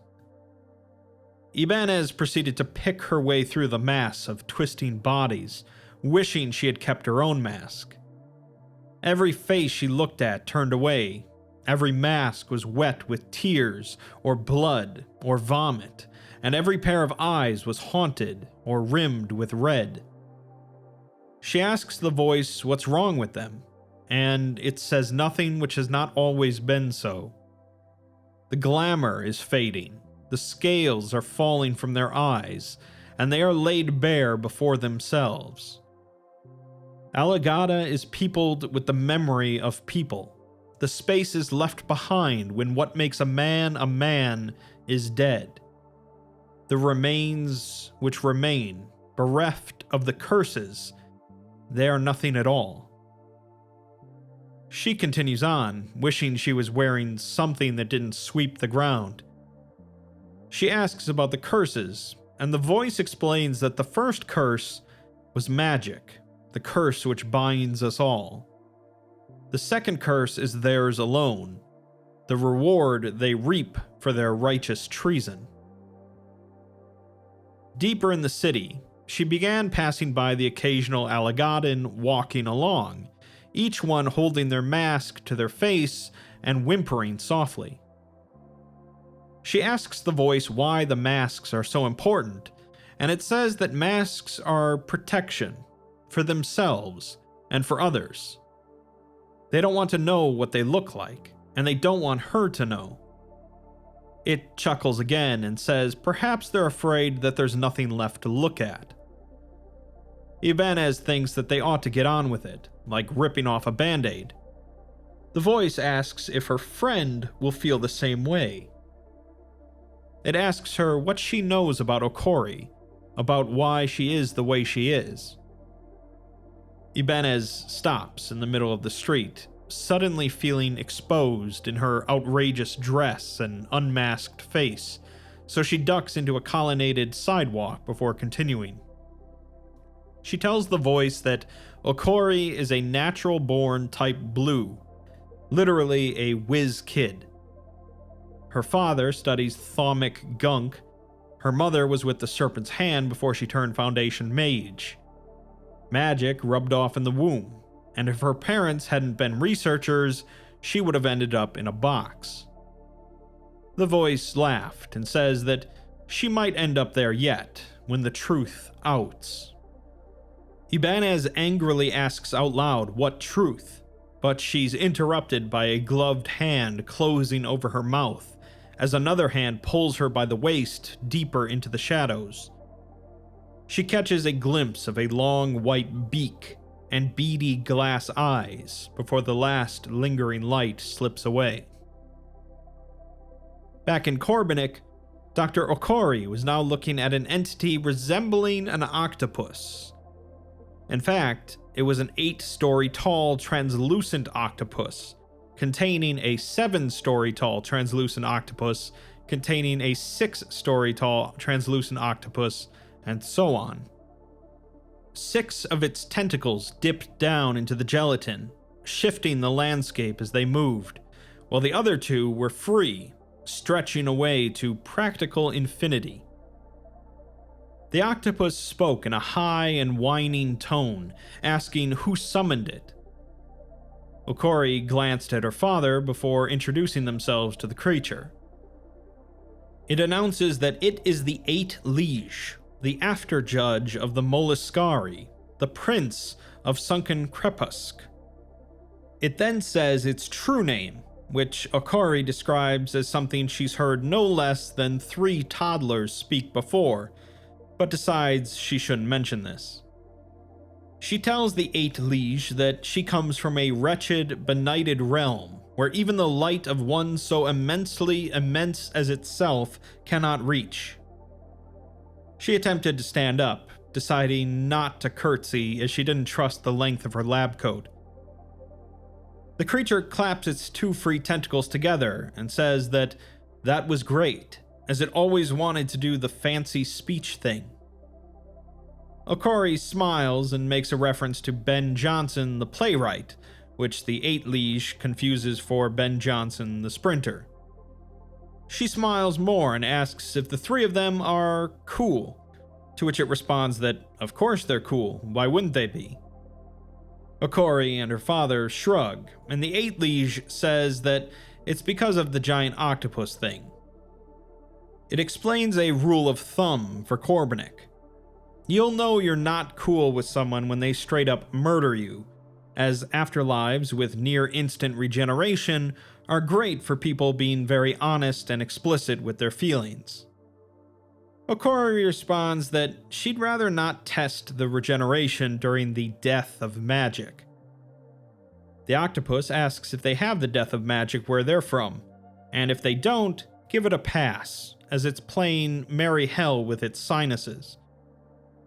There used to be a thaumaturgic membrane, keeping all of the gel from going up its nose when it breathed, which was part of being banished underground for a couple weeks while not actually being tortured. Okori looks down at the gel and swears she saw the refracted silhouette of the Flamebearer, bounding downward into the depths. She asks why the octopus was banished, but it doesn't remember. Something to do with inter-pantheonic intrigue and backstabbing. Their avatars duked it out, and somebody gets sent to the depths of the gelate wastes to ruminate on his or her failures. It wonders if the terms are up yet, and asks if they heard from those Lunar Dawn guys recently. Okori interprets this as the 3 Moons Initiative, as they haven't been called the Lunar Dawn for a long time. They seem to have forgotten about the 8 Liege, which angers it, and it says it has half a mind to go give them what for in their sky fortress, although it might take it a century or 2, as 6 of its limbs are still stuck. Okori's father, however, says that he knows someone who can help with that. In Alagada, after being dragged into an alley, Ibanez asks her attacker what he's doing here, in not-so-polite words. This causes her attacker to back off, asking her if they are acquainted. It was swaddled in robes of every possible color, and perhaps a few impossible ones, and says that he heard her racket in the street, deduced she wasn't a local, and thought it prudent to warn her that she walks into a plague zone. Ibanez snorts and responds that, sure, she's gonna trust him about plagues, and bets that he's got a cure that's most effective. The creature squawks and recoils, raising a mottled hand to its face. He asks where she collected that vile turn of phrase. Ibanez reconsiders her initial assumptions and says that they've had experience with someone like him from where she's from, referring to SCP-049. The creature shakes his head and says that he's not very like him at all, and if they're speaking of the same individual, he deeply regrets her misfortune. That one arose from and occupies a place of great dishonor. They do not speak of him. The creature then drew himself up to his full height, easily towering over her, and introduced himself as Ichthys the Wayward, wandsman of Kulmanas, scholar from beyond, pursuer of mysteries and wonderment, trapped in this gilded cage by the Great Dispersal. Ibanez nods and infers that he means the impasse, and he says yes, and he thought her aura seemed familiar. He gently grabs her by the shoulders and says that they have more pressing business to attend to in the here and now. He doesn't know why she came to this place, but if her goal is the palace, her way is twice shut by the yellow and red lords. The voice from before pops back into her head and says that they'll just have to murder them. Ichthys fished out a second, smaller beaked mask and pressed a talon deep into it, causing a sudden spark and a rush of incense. He tells her that the way forward is coated in miasma most foul, and if they are to progress, she'll need this. It should also make her less obtrusive, as one should not go unadorned in Alagada, lest one draw attention. As they headed back out into the street, she was distracted by the sickly sweet scent and saw a thin yellow mist on the cobbles, wending in and out of sewer grates carved with scenes of orgiastic chaos, through splintered doors and shattered windows, and into the gaping mouths of masqueraders gasping on the ground. Hunched figures in black robes moved door to door, waving wrought iron censers and further deepening the mist, wearing golden masks and bearing gleeful expressions.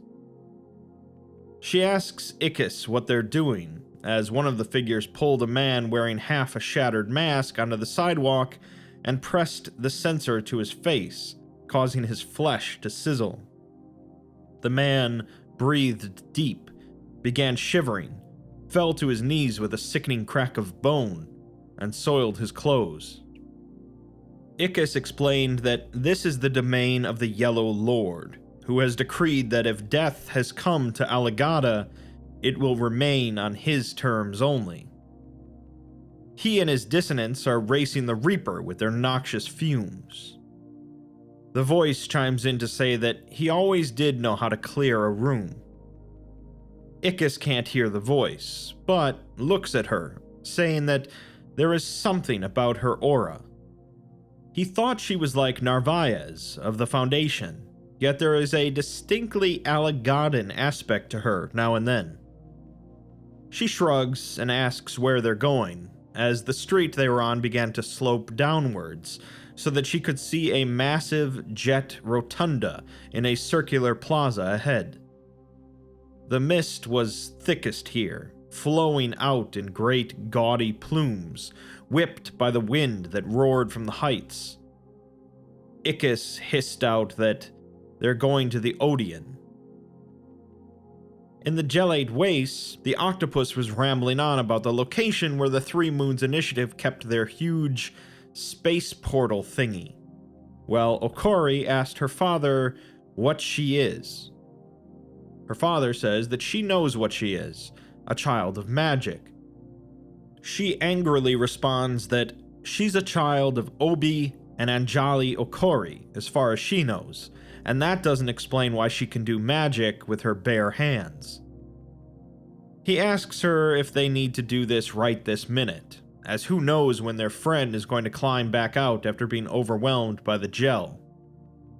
The White Lord speaks faintly in her head, saying, "Eventually," but she ignores it, and says that she needs to know as she's tired of waiting. She's always known something was wrong, as his story doesn't add up. Ilsa Reinders was exposed to more esoteric gunk than both of her parents combined, and she isn't some human unicorn. She wants the truth right now, or they might as well wait for the man in white to catch up. Her father says that her mother was a hell of a catch for the Foundation, though not quite as much as she was for him. She was a Serpent's Hand librarian, familiar with some tiny, immeasurably small percentage of the library's collection, which meant that she knew more books of magic than the Foundation even knew existed. She even knew something of the Anethium of Severed Tongues, how to get there, and what they might find. It's a library in Alagada, one they thought was fairly safe. They were engaged to be married when he went through the gate into Alagada with his armed escort, with her having to stay behind as they didn't trust her yet. They emerged in the Anethium, with him thinking that Alagada knows what you want when you enter, or perhaps it knows where you'll do the most harm, or where the most harm will come to you. He was inches from his prize, a book whose name he can't remember now, when he saw her, and he was ruined. She was short, about as tall as Ibanez, with smooth, dark skin and long, curled black hair. She had amber eyes he could see from behind her mask, and he never ended up retrieving the book. The Foundation pulled him out of Alagada 3 days later along with the rest of the escort, all spent and stark raving mad. When he came to his senses, he told Anjali everything, and she was very clinical about it. She told him what that place did to the mind, the body, and the soul. She had known that something like this could happen, was likely to happen, but she hoped that it wouldn't. He only saw the other woman one more time, when she came to their home and delivered his daughter to him. Dr. Okori didn't feel like screaming, or weeping, or wailing, or gnashing her teeth. Mostly, she felt tired, so she placed a hand on her father's shoulder and asked what she was. He says she was Alagadan, but he doesn't know more than that. She gave him a moment, but all he could manage was a sad, stuttering sound. She squeezed his shoulder and nodded through the tears she hadn't realized she'd been crying, saying that she was a demon by any other name. In Alagada, Ickes declines to enter the theater known as the Odeon, promising instead to watch Ibanez's back. She was amenable, as the ramparts of the Odeon were filled with the same gold-masked figures they'd seen prowling the streets, and she didn't fancy meeting one up close. The broad oak doors were wide open, the encircling foyer beyond devoid of both life and smog. She stepped onto the rich saffron carpet, which emitted small clouds of yellow, deflected by the incense in her mask. She looked at the rows of soaring columns, following them up and up before forcing her eyes back down, as there was no ceiling. She thinks to herself that this whole city is a trap, and the voice tells her to mind her step. She reaches for her service weapon as she crosses the hall to the next set of open doors, with an inscription written over them.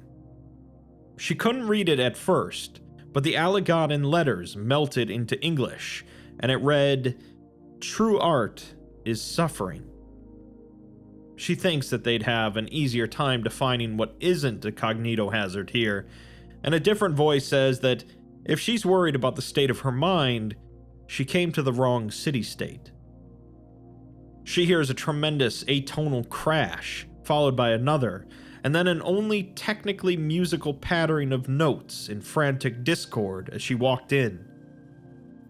The theater space was a cavern of wood and yellow curtains, moldering with black. She had expected it to be empty, but nearly every seat was filled, with thousands of Alagadans staring at the performer on stage, their eye and mouth holes clotted with bile, pus, and blood. Many of them were unmoving, while many more were shuddering, coughing, sneezing, and weeping. Gold-masked attendants walked the aisles, pressing the uncongealed matter back into the masks to a litany of strangled protests. The voice tells her to stay her no doubt appreciative hand, as applause is forbidden in Alagada. The yellow carpet was virtually spotless, with no mist, and the air in the theater was instead filled with raucous unmusic, pouring from a tremendous black piano on the stage, where a figure in flaxen robes hammered madly at the keys. Its hands were covered by its bunched-up robes, and it was slamming into the piano with fists or picking out the anti-melody with mummified fingertips. The voice asks her if she believes in the virology of ideas. She starts walking down the aisle and tells the voice that if it's talking about memetics, she knows enough to get by. The voice, identified as the Yellow Lord, laughs and says that there was poison in the world before the first word, but the first word heralded the poisoner's golden age. Ibanez was getting a headache as she continued down the aisle. The Yellow Lord asks her if she knows what Golgotha means, explaining that it means cranium or skull. It asks her if she can feel the crucifixion nails in her brain and sense the betrayal of her senses. Ibanez then draws her pistol and fires 3 shots into the piano on stage, cutting off the music abruptly. The Yellow Lord says that it didn't know she played, but she says, "Enough with the BS," and tells it to give her its key. The Yellow Lord laughs again, and tells her that it already gave it to her, asking her if she can't feel it worming around in her brain. She interrupts him by hopping up on the stage, and says no more metaphors or scary stories. She demands he give her the key, the literal piece of metal that fits in a literal lock, and she won't have to cancel his perverted recital. The Yellow Lord drifts away from the piano and asks what's her poison, if not music or words. It cocks its head to one side and says that it has settled on boils, or perhaps boiling. Ibanez shrugs and tells it to do its worst, as disease is meaningless where she comes from. It asks if she's touched, as she has spent too much time in Alagada, and disease is a language universal. She sits down on the piano stool and leans back, telling the Lord that it's been trapped here a long time, so she guesses it doesn't know. Her Earth is gripped by a disease that never ends, eating them away day by day, and they don't care. They go about their business, not worrying about getting sick or about getting other people sick, and they pretend like it isn't happening because they're bored with it. The Yellow Lord wavers in the air and says that this is a theater of music, and if it's comedy she wants, try the Agonium or the Globe. Ibanez chuckles and says the Globe is right, a global pandemic, and they can't be bothered to give a crap. Not about themselves, as they know they're invincible, and not about others, because they're not them. Disease holds no meaning when you're touched in the head like they are. She leans forward and says that they once imagined a world without disease, and they could have had it, but they found something better: apathy. The original voice returns and says that words are like a virus. They get inside and eat you up.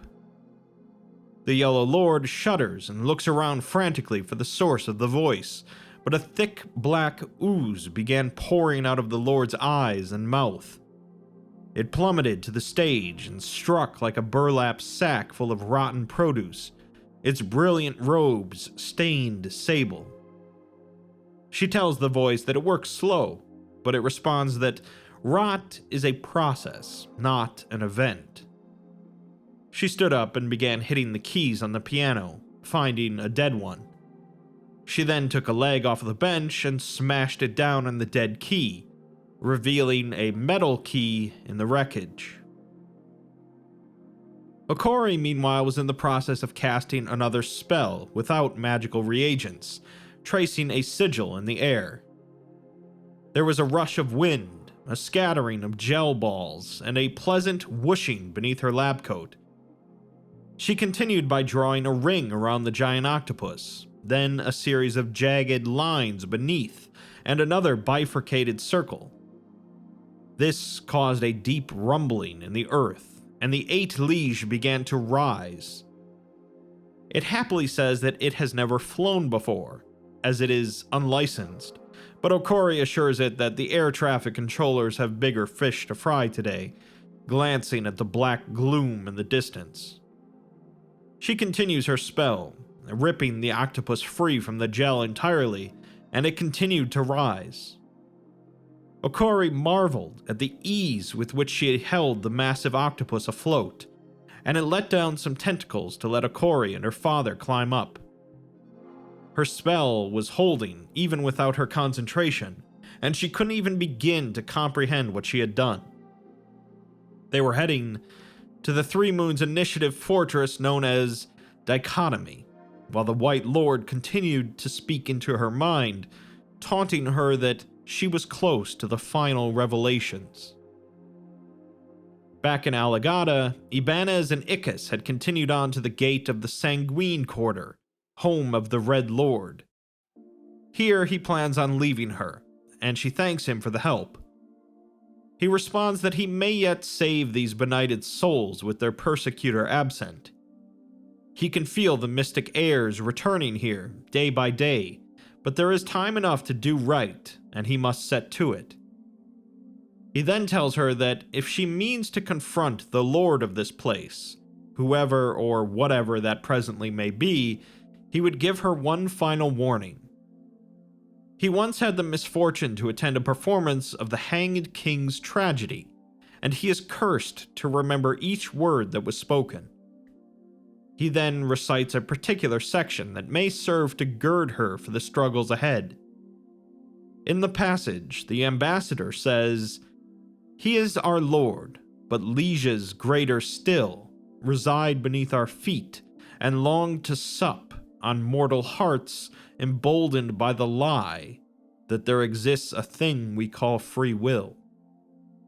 The king responds, "You might be driven thither with one clap, so test me, and decline to shut your trap. I'll open mine." Ibanez frowns, but nods anyways, telling him that she'll keep that in mind. He tells her to take care that she leave this place better than when she found it, which is not a high bar to clear, but perhaps more difficult than she imagines. She shakes his hand and walks through the villain's gate into the sanguine quarter. After leaving him, the voice cheerfully calls Ickes an optimistic idiot. Ibanez remarks on the coward finally speaking, looking at the golden paved streets and ruby windows, but the voice says that perhaps it just doesn't like doctors, as it's had several decades worth of bad experience. She says that it gave as good as it got, she hears. The sanguine quarter seems abandoned, its doors shut and its streets empty of the half-corpses littering the rest of the city. She asks the voice where everyone is, and it responds that they're inside. When she asks inside what, it just says that she'll see. She then makes her way down the central boulevard, which leads to a mammoth structure of gilded bloodwood, the heart of a plaza with countless other streets running to and fro. It looked for all the world like a brothel. She preemptively tells the voice to shut up, but it says that it was only going to say that she's well dressed for the occasion. Okori, on the other hand, was soaring through the skies of Korbanik on the back of a massive octopus creature, savoring the staggeringly beautiful view. She could see all of Korbanik stretched out before her as a flat plain of gorgeous nonsense. Mile-high apes, a mountain piercing the clouds like an angry fist, a throbbing sea of gunk and gristle ebbing into an almost motionless gray-green river, a colossal stone cube surrounded by a mass of indistinguishable human figures cavorting obscenely with one another. She desperately wanted to know more about it all, but the White Lord spoke in her mind, telling her that she is the student today, and the student doesn't choose the lessons. It was now following them again with ease, gliding along the endless tentacle towards them. She asks her father how he got here, although the fact that he had brushed the question aside the first time had filled her with dread. He tells her that they have ways and means, and she knows that he can't tell her everything. Suddenly, 2 high-tech aircraft blew past them, the rush of air nearly knocking them off. The planes had blue lanterns hanging in front of their cockpits, as they were built in the image of anglerfish. She says to her father that they're in what you might call a strenuous situation, and a little clarity would go a long way. He says that they have only one way of reaching Korbanik, and it's not terrific. It's called Procedure 42 Humbaba, and it involves putting perfectly healthy people into comas. She's shocked that he would let them put him into a coma at his age, but he says that he asked them to do it. Corbinic has a way of making you face the things you've done and the mistakes you've made, so nobody else could be sure of meeting her in the desert. He hadn't told her something she deserved to hear, and this let him tell her what she needs to know. He continues by saying that they have MTFs over here, but no contact with them. There's a phone app that they can use to communicate, but Okori didn't take her phone with her to Alagada. This is the only way she gets home, and that's all that matters to him. The Three Moons Initiative can bore holes through the whole damn Foundation, so long as he knows that she and her mother are safe. She finally looked at him and tells him not to take any more risks, and maybe she'll forgive him. He promises, but eventually they come up to the floating crystal citadel, listing to one side as the mass of black that was part of the Hanged King strangled it. The two aircraft were pelting the cloud with barrages of rainbow-hued light, to no success. Her father mutters that perhaps there will be one more risk. Ibanez, however, was heading into the brothel, opening the maple door which let out a rush of thin red liquid pooling around her boots. Her first thought was that it was blood, but her second thought was more sensible: wine. There was a stirring in the candle-lit murk inside, and the Red Lord spoke, telling her to cross the threshold and shut the door, as she's letting all the claret out. Ibanez stepped in, but didn't close the door all the way, as that would kick her out of Alagada when she tried to leave. The floor was paneled with massive redwood boards, as though the better part of California had been chopped down to finish this single tremendous space. There was a polished bar as long as her gaze could travel, hundreds of upright tables, hundreds more upside down on top of them or flat against the wine-dark floor, shattered glass and porcelain everywhere, scattered barrels and tablecloths and chairs. The ceiling was a mirror of the floor, aside from the clutter, although Ibanez watched as a single fork fell down from above her. She now saw the Red Lord, seated on the far end of the building at a large round table with a stained red cloth. A mountain of slowly leaking barrels was piled up behind him, and his grinning mask beamed at her as she approached. He asks her if she's come for the fun, and says that he wishes she'd come earlier. Ibanez sticks her leg out provocatively from her dress and says that drinking alone hardly suits his reputation. The Red Lord laughs, calling her a delectable little ball of curves and muscle, and says that maybe he should let her take her pent-up energy out on him, although it's possible only he would enjoy it. Ibanez flips over an upended chair and sits down, telling the Lord that she's very particular who she parties with. The Red Lord says that the Jubilee is ended in Alagada, and across the realms of men and madness both. He asks her what she is, as she looks human, but he's seen double. Ibanez grins at him lasciviously and says that she's human, and asks about him, where it counts. The Red Lord laughs again and says that he has his weaknesses: wine, women, song, and then asks if she's been to the Odeon.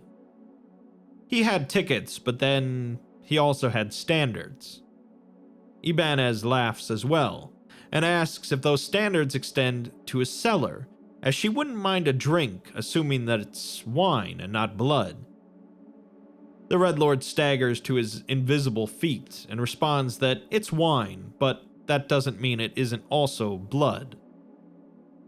She asks where he found enough blood, and he smirks, saying that surely she already has the answer, causing her to think of the silent streets outside. She responds that she doesn't suppose he has anything which started out life on a vine. He shrugs and says he runs an equitable establishment, so there's sure to be weaker spirits in stock for weaker spirits like hers. she finds a bottle of Chateau Lafite 1787 behind the bar and says that he wasn't joking.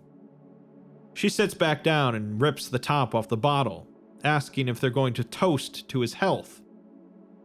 The Red Lord glares at her and says that she wants something, whoever she is, and he's not the giving sort. He takes, and he takes that which is not offered most of all. He asks what she wants from him and what she fears to lose. She responds honestly that she wants his key before taking a swig, relieved to find that the bottle contained red wine. She tells him that if he gives her that, he can take whatever he wants, after he drinks. The Red Lord sneers back at her and says that they are going to adore her, and she will not enjoy it, before downing his flagon. The other voice then speaks, saying that the Red Lord has sunk to the occasion magnificently. The Lord staggers to his feet again and says that the bill has come due at last, and that's his cue to leave. He stood and began stumbling away as the voice says that he's always the last to quit the party. The Red Lord gasps out that it's his nature, before his orifices run black and he falls forward to the floor. The voice yawns that he keeps his key in the till, and that drunks are so predictable. Ibanez says that it could have told her that from the start to save her a bit of tension. It responds that there was nothing to it. Slaughter into wine and back again, basic as alchemy gets. She takes a red rusted key from the register and departs. In Corbinic, Okori's mind boggled as she watched the scene around her, as an array of impossible vessels swarmed in the area, ranging from sleek designs of colorful metal kept aloft by repulsors to unfathomably vast capital ships, like something out of Star Wars. Dichotomy offered two soaring skylines, one stretching towards the trio of moons, and the other hanging over the wastes like a melted cake. The upper hull was orange, and the lower hull was blue, wrapped around a central cavity glowing with radiated white, although the light was dying due to the hanged king. There was a constant musical tone like the shattering of wine glasses, and every science fiction laser sound effect she'd ever heard, plus some new ones, rang out as the Three Moons Initiative tried desperately to remove the hanged king's shroud. Meanwhile, the White Lord was still approaching along the octopus, and they were out of room. She was about to suggest levitating them across the gap when suddenly a polished chrome carrier arrived at the tentacle's tip, dropping a long landing ramp down. A lone woman in simple military dress strode out, and for a horrible moment, Okori thought she was going to meet her mother. The woman was too tall, her eyes too dark, and her expression too displeased for that to be the case, though. She stuck out a hand, and Okori shook it, with the woman declaring that this is her fault. Okori nods and says that she doesn't know how scientific their spaceships are, but if they're even a little bit magic, they're only flying because of her. The woman suddenly smiled and says that that's a hell of a thing to take credit for. The Foundation kills magic, she D&Ds it back slow as molasses, and now they're supposed to be thankful? She backs back up the ramp and says that the Impenetrable thinks she might be useful, referring to the hostile reality bender that works with the Three Moons. It said that they should dump her in Dichotomy if she somehow found her way here. She's not sure if she wants to take the risk, however. Okori says that they risked a lot to get here, and they can help, but the woman laughs and says, more like sacrificed, as she may have walked in on her own 2 feet, but her friend clearly came feet first. Okori looks at her father, who looks back with an expression of calm resignation. The woman then raises an arm as the White Lord began saying that his work here is done. The woman then drops her arm and a battery of guns pelts the White Lord, the mask and empty robe dropping off the tentacle like a stone and feather. The woman tells them to get on board, and they'll see if she's worth the ammo. Ibanez had now passed through the Wastrel's Gate into the Phlegmatic Quarter, the final stretch of the city before the palace. Here the streets were clean and silent, and the layout was simple and direct. Ibanez thought it too direct, with every line seeming to terminate before its time, every angle too acute, and she felt a panic attack coming on as she made her way towards the stronghold on the horizon. The Alagadans in this quarter walked through the streets in soundless procession, marching in neat rows with their heads bowed. The voice muses in her head that it remembers the parade, the joy in the eyes of the assembled throng, their hopeful faces exposed to the heavens, the madness in their twisted smiles, the march of their naked feet upon the corpses of their betters. Ibanez remarks that it sounds like a real Mardi Gras, but the voice continues, saying that they fell on it like a pack of ravening animals. They were bred to docility, but spurred to violence by fears and hatreds which could not subside but only fester and grow. They ground it to dust against the cobbles it had laid in the knowledge that it would one day be ground against them. Ibanez says that's a little weird, but the voice replies that she has never ruled a city. She has never known what it is to own the lives of men, to warp their minds, to boil away their pretenses and accretions and their hollow projections of what they want to be until the rotten core of what they truly, irrevocably are is all that remains, in the knowledge that it won't be enough, that they will not be able to handle the revelation of their selves, that they will rise up in anger and tear you down. She has never given anyone a gift such as that, and she has never known true love. Ibanez could see the final gate ahead of her, already open, and says that these people killed it because it was horrible, and it feels nostalgic about that. It responds that when you have lived as long as it has, so long and so fully, you cultivate more sensitive tastes. There is nothing sweeter in all the worlds than knowing you have laid the groundwork for a cruel, vicious, bloody revenge on the ones who have led to wrong you. It smiled as they dashed its faceless visage against the stones and tread its innards through the streets of Alagada that was, because it could already taste their viscera in its mouth, hear their cries for mercy in its ears, feel the rising warmth in its bosom as it pronounced them doomed and damned. It has aged its anticipation to a fine vintage, and today it will drink deeply of the sorrow of its friends. Ibanez then walks through the Tyrant's Gate and into the shadows of the Hanged King's home.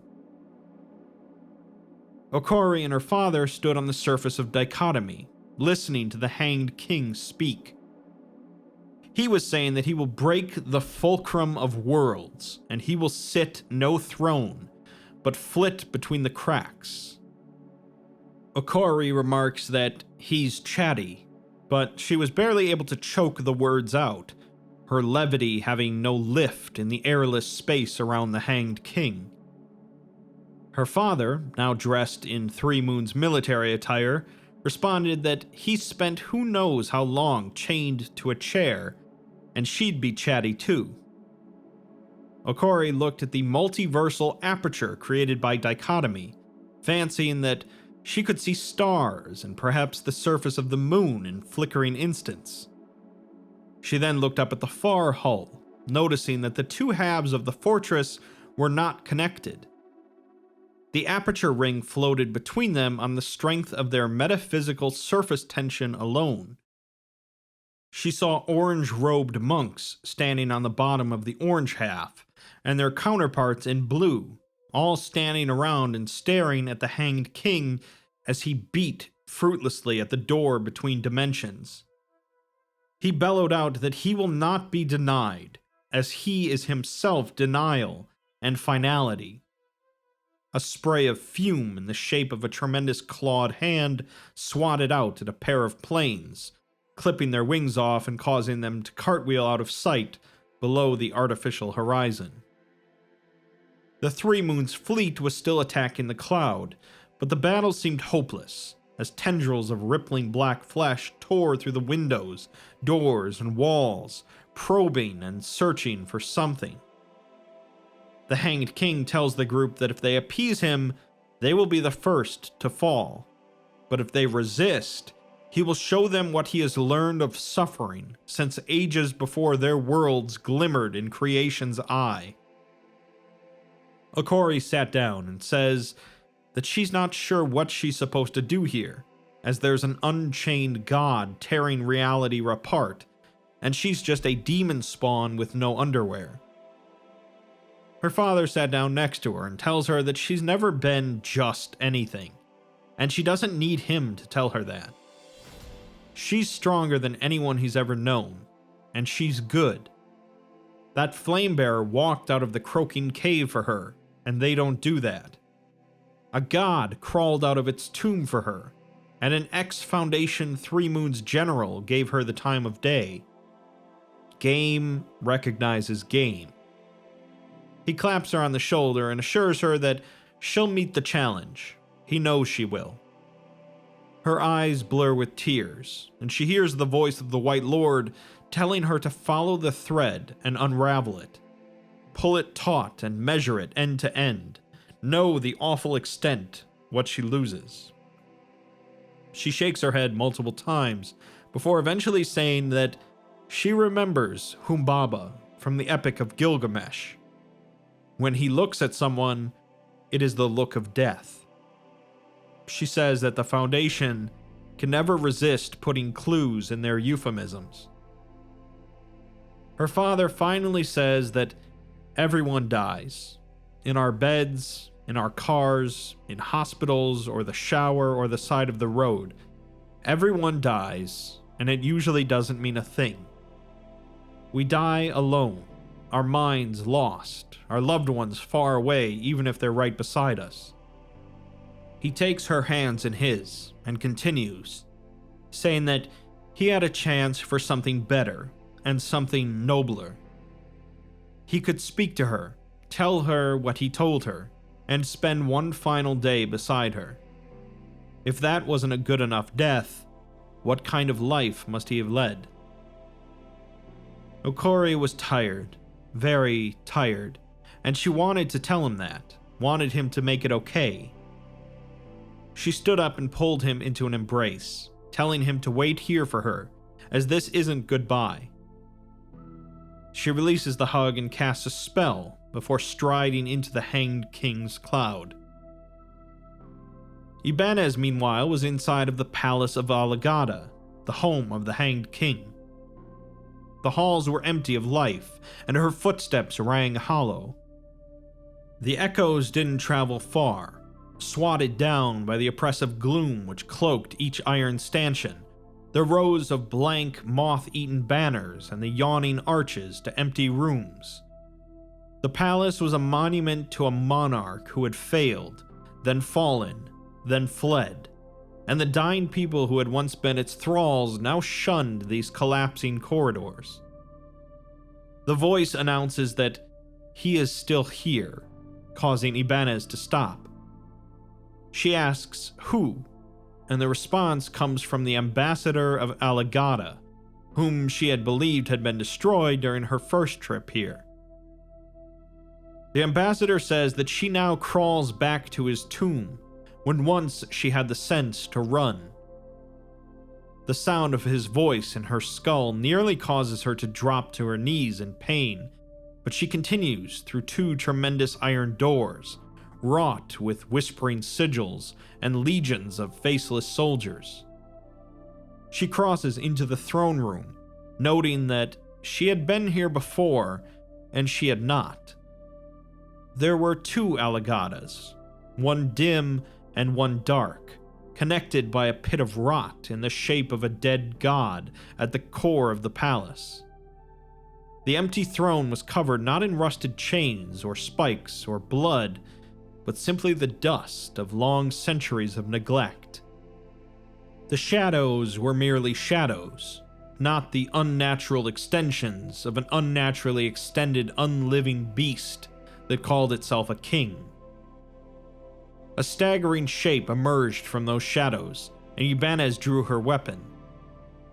The ambassador says that the curse flows through the space between spaces, firmament and neverment alike aglow with stolen light. Life returns to the dead city, breath by breath. The ambassador is bundled in white bandages, black skin peeking between the creases, and Ibanez responds that she really hoped he was dead. She checks the safety on her gun and mentally counts the rounds, knowing that none of it really mattered. The ambassador says that it was, and is, and always shall be. He was moving towards her erratically, and a shaft of gray light streaming down from above illuminated why. Its head was still twisted around, and it was walking backwards. She reaches across her chest for her bag, telling the ambassador that she has a gift for him, a tribute to the new king of nowhere. The ambassador wheezes and says that he'll take everything she has, assassin, and then he'll take her.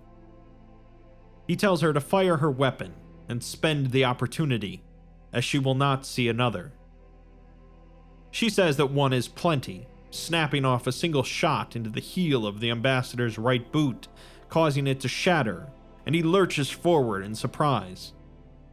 She pulls a mask out of her bag, rips the bandages off of its head, and slams it onto the ambassador's face. The mask, as well as the voice she's been hearing, belong to SCP-035, and it tells the ambassador to swallow its tears for 10,000 years, or perhaps 11,000. As a bit of background, SCP-035 was originally the Black Lord of Alagada before being exiled to Earth to end up in Foundation containment. On Earth, it appeared as a white porcelain mask that constantly secretes a highly corrosive and degenerative viscous liquid. While Ibanez was defeating the ambassador, Okori was conversing with the Hanged King himself. He shouts out that he will cross the divide again, of his own unbroken will. His chains are broken, his fetters shattered, and he is no slave. Okori asks that this is what he's doing with it, and the smoke of the cloud parts to reveal a hovering figure in rotted black robes. The king says that he was torn from his home, from his people, from his very body. He will have that which was stolen from him, and all the earth besides. She quips that he's living his best life, and the figure drew closer to her, allowing her to see its ragged face, a clotted mass of scars and boils and burns and bleeding gashes, a mass of twitching feelers like maggots crawling beneath cadaverous skin, a face no mask in creation could hide. She says that all that power, all that strength, to even be able to form a complete sentence after what he's been through, he must have an iron trap for a mind. And yet he's stuck in a single moment. The Hanged King continues to smash against the hulls of Dichotomy, but roars out that he is free, and he will wreak freedom across the lands he has lost. She asks if he really doesn't grasp why the aperture won't change for him, and why he can't make it show him anything but static. He knows that it isn't the people here doing it, as he's sunk his hooks in, and they're focused on the earth like they've never focused before, yet the doors still will not open. The Hanged King's voice was like a buzzing of cicadas in her mind, and he says that the King of Alagada does not answer to her. Rather, all eternity will answer for his suffering, and this obstruction only piles the pyre. She shakes her head, amazed at how calm she was while talking to the Hanged King himself. She sarcastically mentions his suffering, and he tells her not to mock him, as she knows nothing of his torment. A teacher from a foreign land has shown him the limits of flesh and spirit. They tore him from the drowned fastness of his sobbing vault of iron and ran him through with the cruel lance of hope. He danced at the end of a chain for them and gained only an understanding. There is no love, there is no life, there is only the breaking, the creativity of uncreation. She scoffs at him, saying that he sat in darkness for how long, and his follow-up move is to rage in the light, but still going nowhere. The Hanged King grew even angrier and says that he is going everywhere. Every corner of every earth will know what it is to be silent, be still, be static in the face of change. He will walk among them and he will laugh. Okori laughed herself, which seemed to cause the Hanged King to wither momentarily, and she asks what the hell he knows about change. He messed up an entire city, ruined all their lives, damned all their souls, and then nothing, since time immemorial. He talks about a pool of tears, but they've gone stagnant, and he's still drowning in them. That's why he's not going anywhere, because there's no tension within him. He's still chained to that throne in Alagada, and he's never going to leave. He has no hopes, no dreams, no soul, and he's just a dead husk with a city-shaped accretion of hate built up around it. There's nowhere for him to go but back in the cage. The king responds that he will not return to Alagada, shoving her back, as there is nothing there. It is finished, it is the past, and he is the future. She gasps out that he is a broken thing, and he's fleeing the things that broke him. All his power and strength, and he's using it to lie to himself and hide from the horrors that even he fears. The lords of Alagada have fallen, and his city is waiting for him. The king says that he spits on his city, as it offers him nothing. Okori hoped against all hope that the answer she had to give was correct, and replies that it offers him closure. The White Lord of Alagada then appeared, standing on the edge of dichotomy, its thin mouth twisting to an almost mirthful grimace. The Hanged King stared him down, and then with a sound like the rustling of dead leaves, abandoned the portal, allowing Okori to crawl away. In the palace, Ibanez remarks that she should have opened it by now, so something must be wrong. The Black Lord says that everything is wrong where the Master is concerned, so maybe he should cut his losses. Or cut her. She sticks her tongue out at him and tells him to call her back when he's not moonwalking everywhere. With a sickening crunch, the masked head swivels around, and says that she really did a number on this body, before commenting on the fine shape hers is in. He's interrupted by a flash of gray sparks, and the appearance of a wall of static the size of a swimming pool popping into existence behind the throne. The static resolved into a nonsensical image of a tunnel of orange and blue, black smog and a green sky, and two robed figures approaching one another. There was also the haggard vision of Udo Okori, who spoke one word: help. Meanwhile, the Hanged King seethed at the White Lord, calling him a turncoat and demanding he pay his obeisance. The White Lord, however, was not intimidated, and tells the king that he comes with good tidings, the news that the king is no longer needed. The Hanged King spat out a swarm of dusky hornets, which washed over the unflinching White Lord, telling him that he will return him to dust, and the wind may take him. The White Lord howls that it is the wind, the breath of change, slow and deliberate, the rush of knowing, the wheel that turns. The king's gestation ends today, and today he is truly a god. He tells him to take up his mantle in the stars and spread his will across the cosmos, and to tarry not in Alagada. The king swipes at the White Lord, knocking him to the deck. He says that he is not the credulous fool who dined on hemlock in the Feast of Words, and the White Lord has no truth for him. The king suddenly fell, and briefly burst before reforming at a breathless kneel. He asks in a shocked tone what this is, to which the White Lord responds, doubt. The warlock girl has crippled him with her perfidy and deceit. He tells the king to destroy her and leave the dead to the crows. The crossroads of the universe stands before him, and he should choose a new path. The king was wreathed in ash and cinders as he hammered against dichotomy, his fists exploding into dust over and over again. He says in a thin voice that he cut him, and he bled him, and he bleeds. The White Lord rasps out for him to bleed, but Okori interrupts by saying, "With this, your blood, it is the hanged king's," before flinging a goblet of viscous black liquid into the White Lord's face. He shrieks in pain and tears at his eyes with blackened sleeves, howling and raging as he crashes to the deck.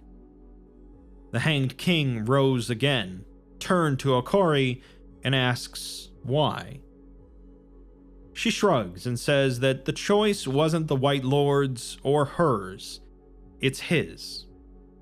The portal was open to Alagada, and she tells him that his servants await him if he wants a second chance.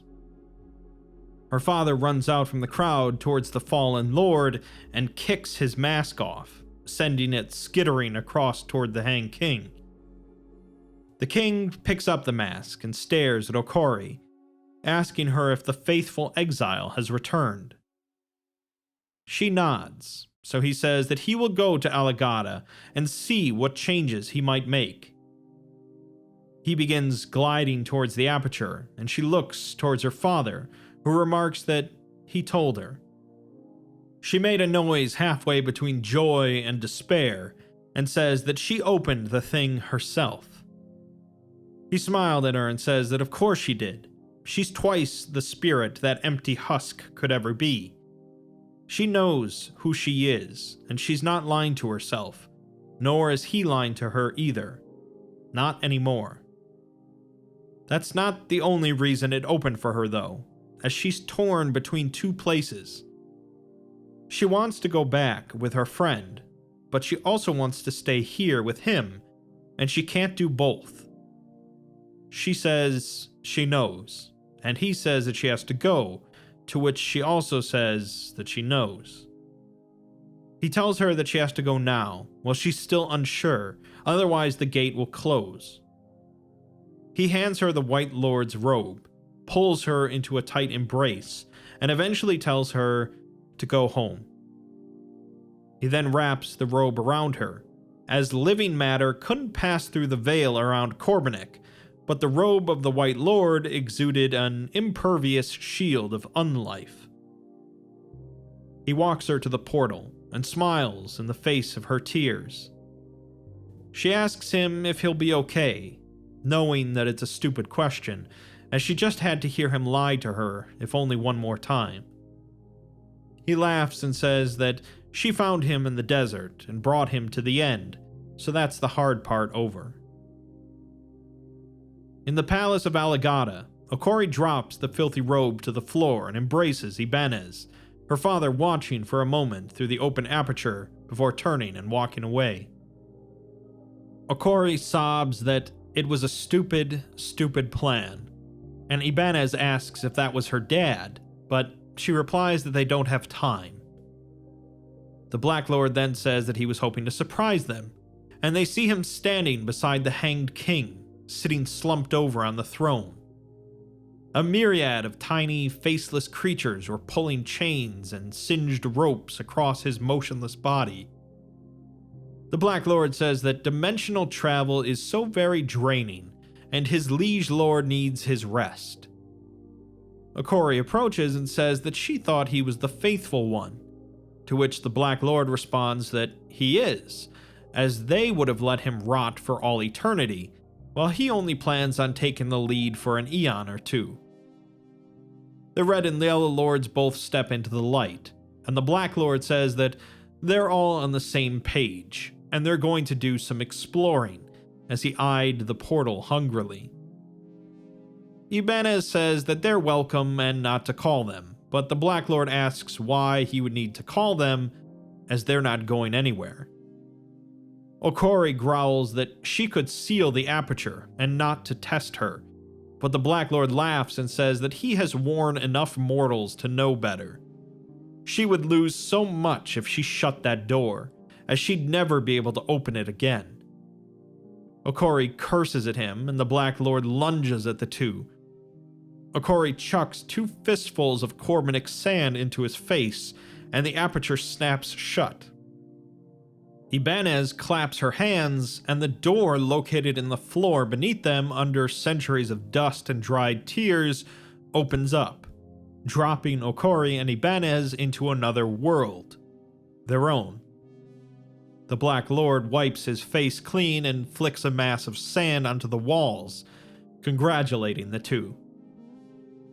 Back at Foundation Mission Control, they observed SCP-179, now pointing towards Mars instead, and the 3 Moons drone was gone. Dr. Barnard comments that he guesses they've got bigger fascists to fry. Back in Aligata, the Royal Astronomer was telling the Black Lord that Okori didn't really shut the aperture, she just moved it into the sky. The Lord looked through the telescope and saw the aperture to Corbinic sizzling in the yellow sky. There was something else there as well, and he asks the astronomer if she knows the code with the flashing lights. As it happened, she did, and she translated the Morse code message as, "Change your ways. This is a warning shot." A beam of intense energy then arced from the aperture, vanishing for an instant before burning a glowing red hole in the Black Lord's forehead. He fell to the observatory tiles, bleeding black blood and melted porcelain, gurgling softly. The astronomer looked back through the telescope, seeing more flashes. She translated the second message as, "Consider yourselves warned." Thus ends the path of the Warlock.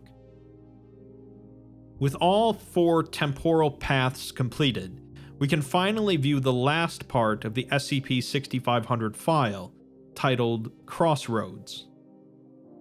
In Temporal Site 01, protected from changes in time by the most powerful temporal sink the Temporal Anomalies Department would ever develop, Director Ilsa Reinders sat at her desk, trying to cure a mild headache. In her centuries with the Foundation, she has discovered the extensive interactions undergirding temporal mechanics, and the few rules to which they adhere. Of these, the rule which always holds true is the existence of precisely one prime timeline, the most stable of the full set, the trunk from which all doomed branches originate, the key to all the time travel technology the Foundation has ever developed. And yet, there were no indications that either one of these 2 new timelines were suffering a decline in ontokinetic health or stability, and the time stream seems disinclined to collapse into either state.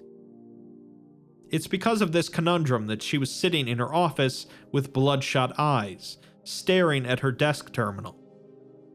She rereads the first of the recovered files carefully, the revised file for SCP-6500 from the Vanguard timeline. It describes the death of magic and anomalous phenomena due to the containment efforts of the SCP Foundation, and the normalization protocols involve the dissolution of the Foundation, with Vanguard taking its place. The people of Earth will be gradually disabused of their Foundation-fostered notions of normalcy, and introduced both conceptually and literally, where possible, to the esoteric realities surrounding them. A full reassessment will determine which anomalies can be safely released, which can be destroyed, and which must be dealt with more delicately. The balance of known anomalies must not be contained, but the semantic limits of the concept of containment are not presently understood. Instead of securing, they will mitigate, but they will continue to protect. There is no more veil, and no more groups of interest. There are allies, and there are unfortunately still enemies. This is not the end of their work, but the beginning of a new phase. It is conceivable that no amount of corrective action will permanently arrest the SCP-6500 effect, and the task they set for themselves may be impossible. It is nevertheless Vanguard's responsibility and most vital purpose to try. Ilsa smiles at this, as she's an optimistic woman in spite of everything, but this is a tall order even for her. She begins writing out her report. It reads, "Before the pivot, our lot was difficult. The SCP Foundation had millions of moving parts, and the methods we've put in place to keep them moving worked. Did they work well? Some, but not all. Did they exact a cost? Absolutely. Even before we realized that we were the cause of the calamity, we knew that what we were doing was not indefinitely sustainable. We kept doing it anyway, in the hopes that some ideal solution would come along and let us keep on keeping on. The O5 Council of TL-001-VG has taken a truly radical step in dissolving the Foundation, setting aside our entire modus vivendi in the hopes of finding a better way. It is brave, but it is also a tremendous risk. Protecting the world taxed the Foundation's resources to their limit, and at times only the most draconian of measures kept our heads above water. Can we be both safe and free? This entire timeline is a test case for that question. There is reason to be hopeful, however. I have read enough VNP files, the replacement for the old SCP format, to see the new normalization protocols at work. And they do work in most cases, as though the anomalous was only as prejudicial to the mundane as the mundane was to the anomalous. This goes against all our organizational logic since the formation of the old Foundation, but I can't argue with the results. Furthermore, Vanguard no longer has to defend itself and its mission against the people it aims to protect, so those people can actually help with said defense. It is perhaps this change from individual to collective responsibility, and the holistic approach to normal and paranormal relationships, which has ensured the stability of TL-001-VG. She thinks to herself that it sounds bad. It is bad, but she's still smiling when she finishes. She says aloud, "Change." The Vanguard timeline summed up in one simple, powerful word. She then opens up the second file and stops smiling. This is the file for SCP-6500 from the Threshold timeline, in which the containment procedures state that SCP-6500 has ended and no further Foundation actions are required. Should it reoccur, the O5 Council will disseminate information on the proper use of esoteric artifacts to once again ameliorate it.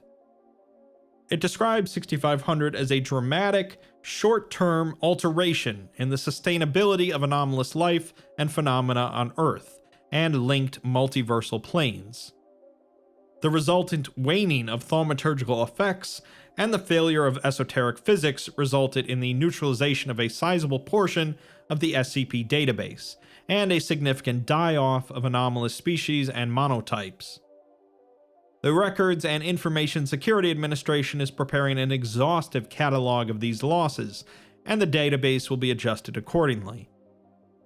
The cause of 6500 is unknown, with groups of interest opposed to the Foundation engaging in a disinformation campaign, painting the Foundation's actions as the trigger for the event, but there is no evidential basis supporting these claims. Ilsa grimaces, with one timeline of pie-in-the-sky dreamers and one full of denial. The arrogance of that file's final paragraph makes her head spin, as she can't imagine anyone on the Foundation's payroll is stupid enough to believe that they had nothing to do with the impasse. She continues her report, writing, "There were two options on the ballot for Administrative Proposal 6500 Omega, and neither was really a commitment to inaction. There was good reason to believe that stopgap measures would be temporarily effective at managing the effects of the Finis-class event. The 4 artifacts recovered during the latter days of the crisis have seemingly halted the mass die-offs and disappearances, and restored something vaguely like equilibrium to the anomalous world. There is, however, no reason to believe that these actions did anything but defer a more definite solution to a later date. Although the Foundation remains intact, it has nevertheless been dragged out of the shadows and into something resembling the light. Various groups of interest in TL-001-TH are fully aware of the Foundation's complicity, and they are not happy. The daily grind can only become more difficult as inaction becomes less and less acceptable. Additional artifacts are still being discovered, however, and the O5 Council have seemingly pinned their hopes on this approach. They rely on individual ingenuity and the possibility that their planet is packed with unlikely solutions to a thoroughly unmanageable organizational lifestyle. In the shadows, however, there are stronger trends towards change even in this less changeable timeline. Signs that covert action is being taken by certain Foundation staff members to ensure that there is always someone trying to turn the tide, even when organizational change has been thoroughly stymied. Though I have doubts that it will be tenable in the long term, I credit the present stability of TL-001-TH to this final element alone, rather than the ongoing search for panacea. The decisions made by the O5 Council and the final vote of the Mediator have defined these two timelines in such perfect opposition that they can no longer be reconciled. It is tempting to speculate on the motives of the voters in each case, of course. TL-001-VG was seemingly born in a flash of hope for the future, not for some improbable happy ending, but for a world that would not end. Maintaining the status quo would eventually doom our anomalous Earth to death, tear apart the interconnected web of life. All those long years of turning a cynical eye on every offer of aid, every cry for help, every damaged or dying thing, of refusing to change our methods to suit our circumstances, of fighting 1,000 battles on every possible front, must have weighed heavily on their consciences in the end. Did O513 see the writing on the wall? On the other hand, TL-001-TH may have been born from caution, apathy, or something in between. Perhaps the cost of change had been deemed too great, the solution too difficult to put into place. Perhaps the threat hadn't seemed severe enough to make it worthwhile. There could have been doubts about the pariah's proposal, about their motives, about the advisability of taking rash action on a sensitive issue. Not everything in the database was a murder monster after all, and the clinical language of each file often masked a very human relationship between the researchers and the researched. Their cries for change could have sounded like appeals to emotion to the Mediator's presumably impartial ear. Did O513 judge the Foundation the lesser of two evils? In both realities, there were 6 votes for change, and 6 votes against. One overseer broke the tie, and broke the time stream too. They made a decision, and became the pivot point.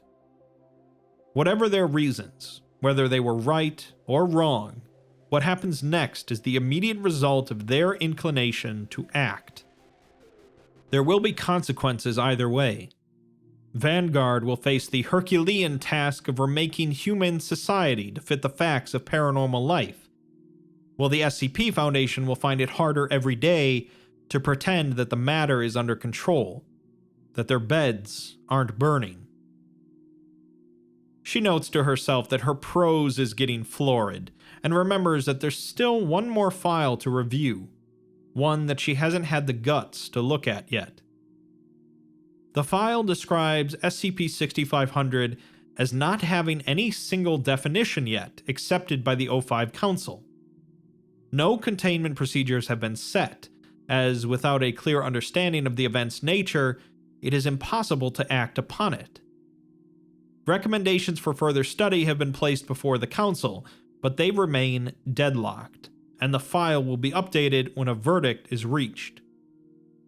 That file never got updated, as this was the timeline where O513 chose not to make any choice on the vote, leaving it a tie.